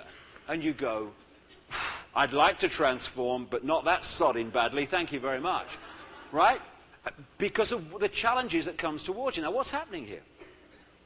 If this level of ourselves that vibrates to all this unsuppressed emotion and fear needs to be cleared out if we're going to clear the passage to multidimensional infinity, then when we put the intent out, I want to be everything I can really be, then intent brings towards us experiences, pains in the butt, that will make us face this and heal it and diffuse it. So, this is why all hell breaks loose when we start this path. We draw to us those experiences and people who take this from here and go, boom, there you are, darling, have some of that. Where it cannot be denied. Change the subject, don't want to talk about it. Boom. Now, this is where most people fall down because they walk away at this point. If we stick with it, and this breaks down, and we let go of the shit that we all carry, we become multidimensional infinity again. And once we do that, this answers another mystery. Have you ever noticed, have you ever got caught in the corner with one of these people that's just starting to wake up, you know, and starting to think differently? And they're reeling off all the coincidences that have happened that week. Have you noticed? Oh, and then so-and-so came up and went to the sacred site and the sun came out just as we got there. It was a miracle, always ever so synchronistic. You know? And you're giving it, it's at the time, darling. Oh, bloody hell. The point I'm making is that when people start to wake up and think differently and open up to this stuff, they start to notice synchronicity in their life that they've never seen before. Why? Because when we're in those eggshells, thinking we're ordinary men and women in the street, we're not just shutting out consciousness. Consciousness is energy, and it carries a very powerful vibrational magnetism when we let those higher levels in. Now, when we're in this eggshell state, we're like a tiny, tiny little magnet that pulls a couple of iron filings half an inch. And that manifests with a life experience of, my life's ever so boring. Nothing ever happens to me. You know, I get up in the morning and go to work, and then I come back, and then I watch the telly, and we have fish on Thursday sometimes. That's quite exciting, but nothing ever happens to me. It's ever so boring.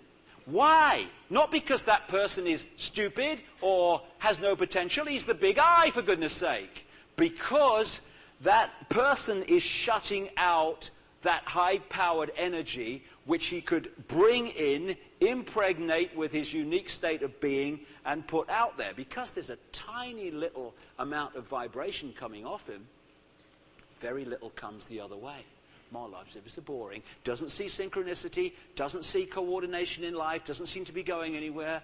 My life's... and all that stuff. Now, when people start to wake up, and more people are doing this, the reason they start to see synchronicity is this. As the eggshell cracks, we're now allowing these high-powered vibrational energies into our space. We impregnate it with our consciousness, our state of being, and then that goes out. Now we're not a tiny little electromagnet with no energy. We are a massive magnet which pulls towards it everything it needs to achieve the intent. We are creating our own destiny by opening up to the magnitude of who we are. It's a wonderful time. So, when people wake up, they start to see synchronicity because they're pulling it towards it. People say, you have to seek enlightenment. No! We are enlightened. We don't have to seek enlightenment. Enlightenment is just outside of our little eggshell saying, let me in for God's sake. We are enlightened. What we do...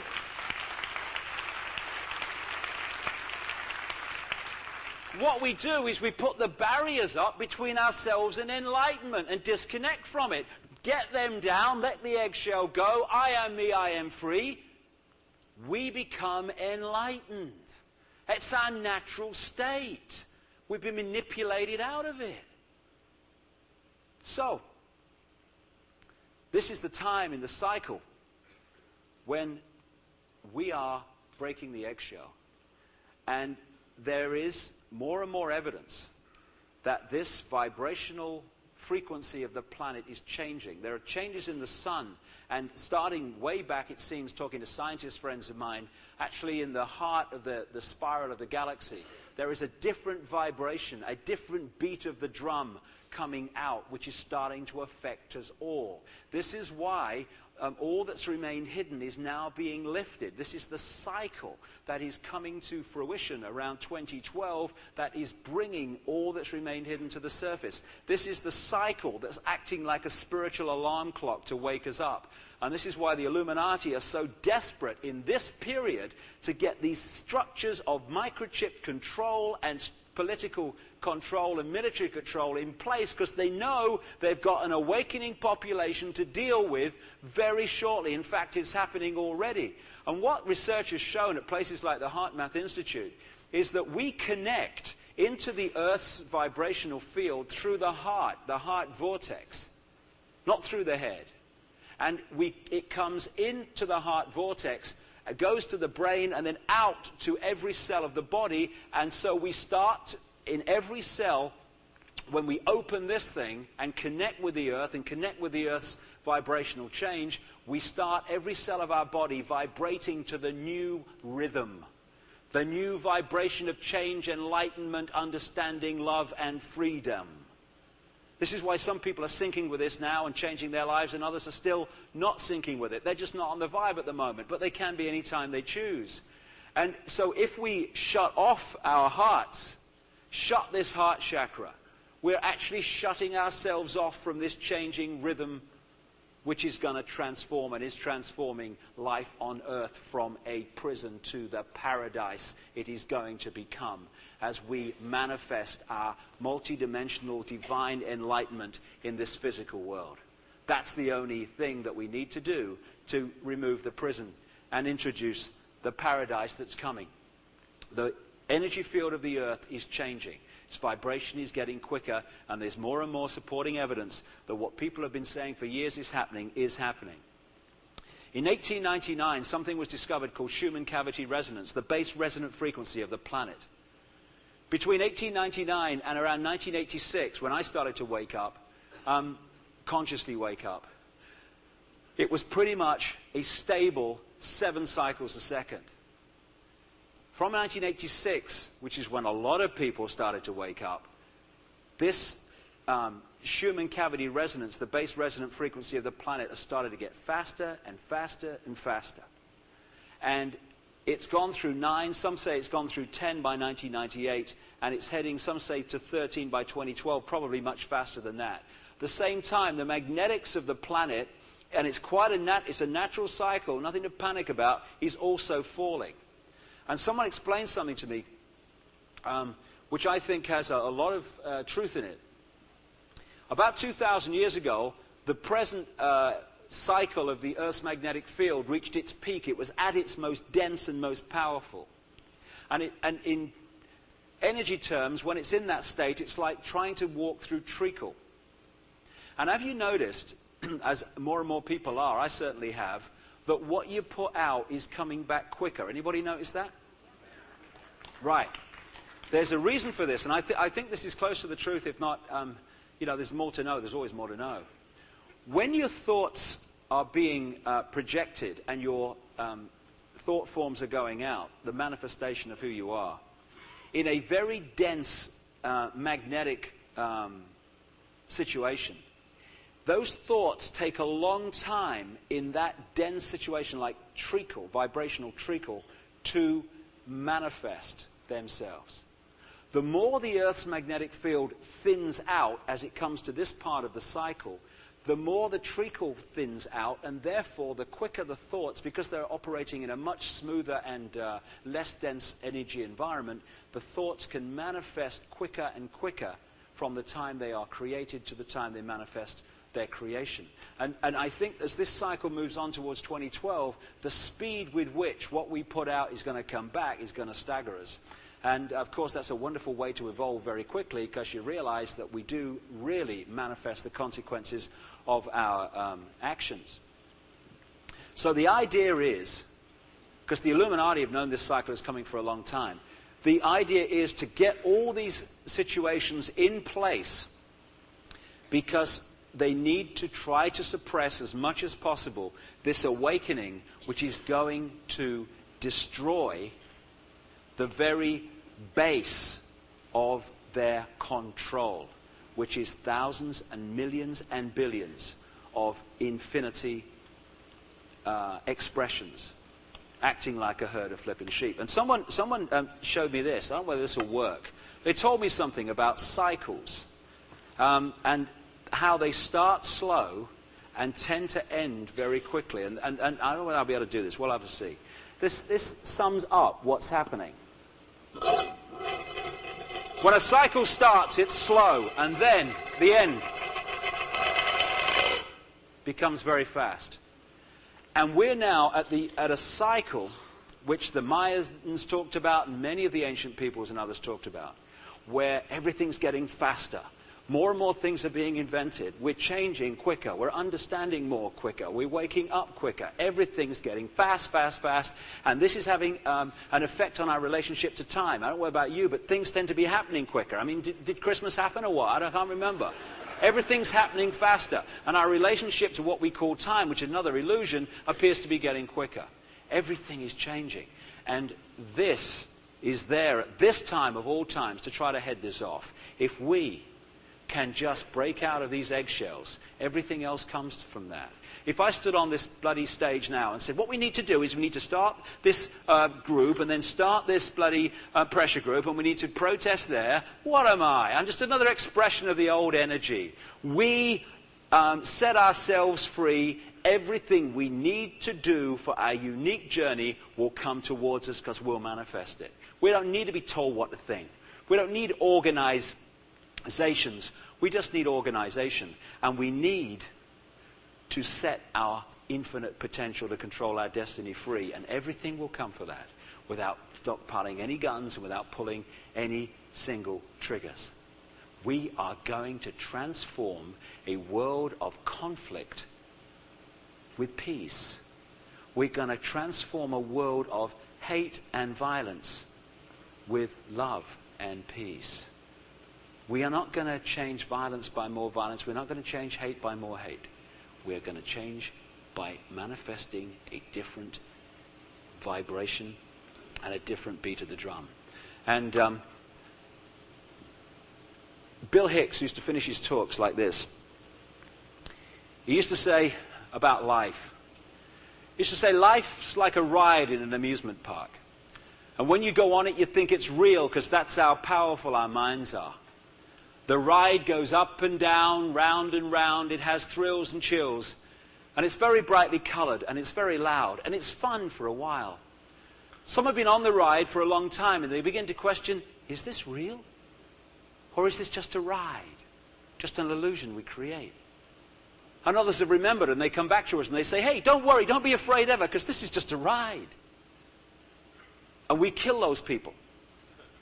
Shut him up. I've got a lot invested in this ride. Shut him up. Look at my furrows of worry and my family and my big bank account. This has to be real. It's just a ride. But we always kill those guys that try to tell us that and let the demons run amok. But it doesn't matter because it's just a ride. And we can change it anytime we want. No job, no savings of money, just a choice right now between fear and love. The world out there today is a manifestation of fear in all its forms, including the people protesting against me this week. They're just manifesting fear. I wish them well. We are going to transform the world with love.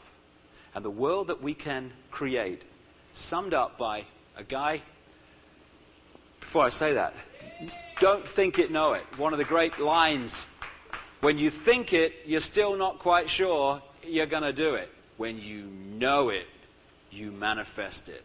No thoughts, no possibilities.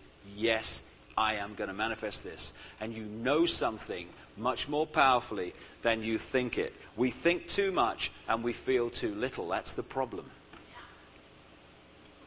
This guy down in California wrote new words to the American national anthem because, people think, that when you're against centralization of global power, you're into kind of nationalism and flag waving, As Bill Hicks said, he was talking about flag burning in America, A lot of controversy about burning the American flag. Some people were protesting a few years ago. And he said, people come up to me and they say, My daddy died for that flag. You know. And as Bill Hitt said, you know, oh really, I bought mine at Kmart. No violence necessary. Nobody dies for a flag. They might die for freedom, which, incidentally, includes the freedom to burn the friggin' flag if you choose to. And so I'm not into flag waving and nationalism. You know, I'm into freedom to express who we are. I mean, when I was, I'm British, you see. People say to me, you know, are you proud to be British? And I say, just let me think about that a minute. Am I proud to be British? Why am I British? I am British because my parents had sex on a piece of land which at the time was called Britain. A few years ago it was called bloody Albion or something or other. Britannia another time. Now, because if I'd have not been born on a piece of land, I would have bloody drowned, I had to be born somewhere, right? So I'm born on this piece of land that they call Britain. So I am apparently friggin' British. Am I proud of that? I'm not sure. Actually, while my parents were doing it, I was on another dimension screaming at them. Do it in Paris, do it in Paris. I like French food. Do it in Paris. They did it in Britain, so I'm British. I'm proud of that. I mean, what a nonsense it all is. And so, when we say, I am British, I'm a television presenter, I'm a road sweeper, we are seeing ourselves in such a narrow form. I mean, when you go up to somebody, they say, who are you? You say, oh, I'm a road sweeper, pleased to meet you. How many times do people go up to another person and they say, hello, who are you? And you say, I'm all that exists, pleased to meet you. We don't say that, do we? We don't say that. And the other person says, oh, yeah, thought I recognized you, so am I. Pleased to meet you, yeah. That's what we are.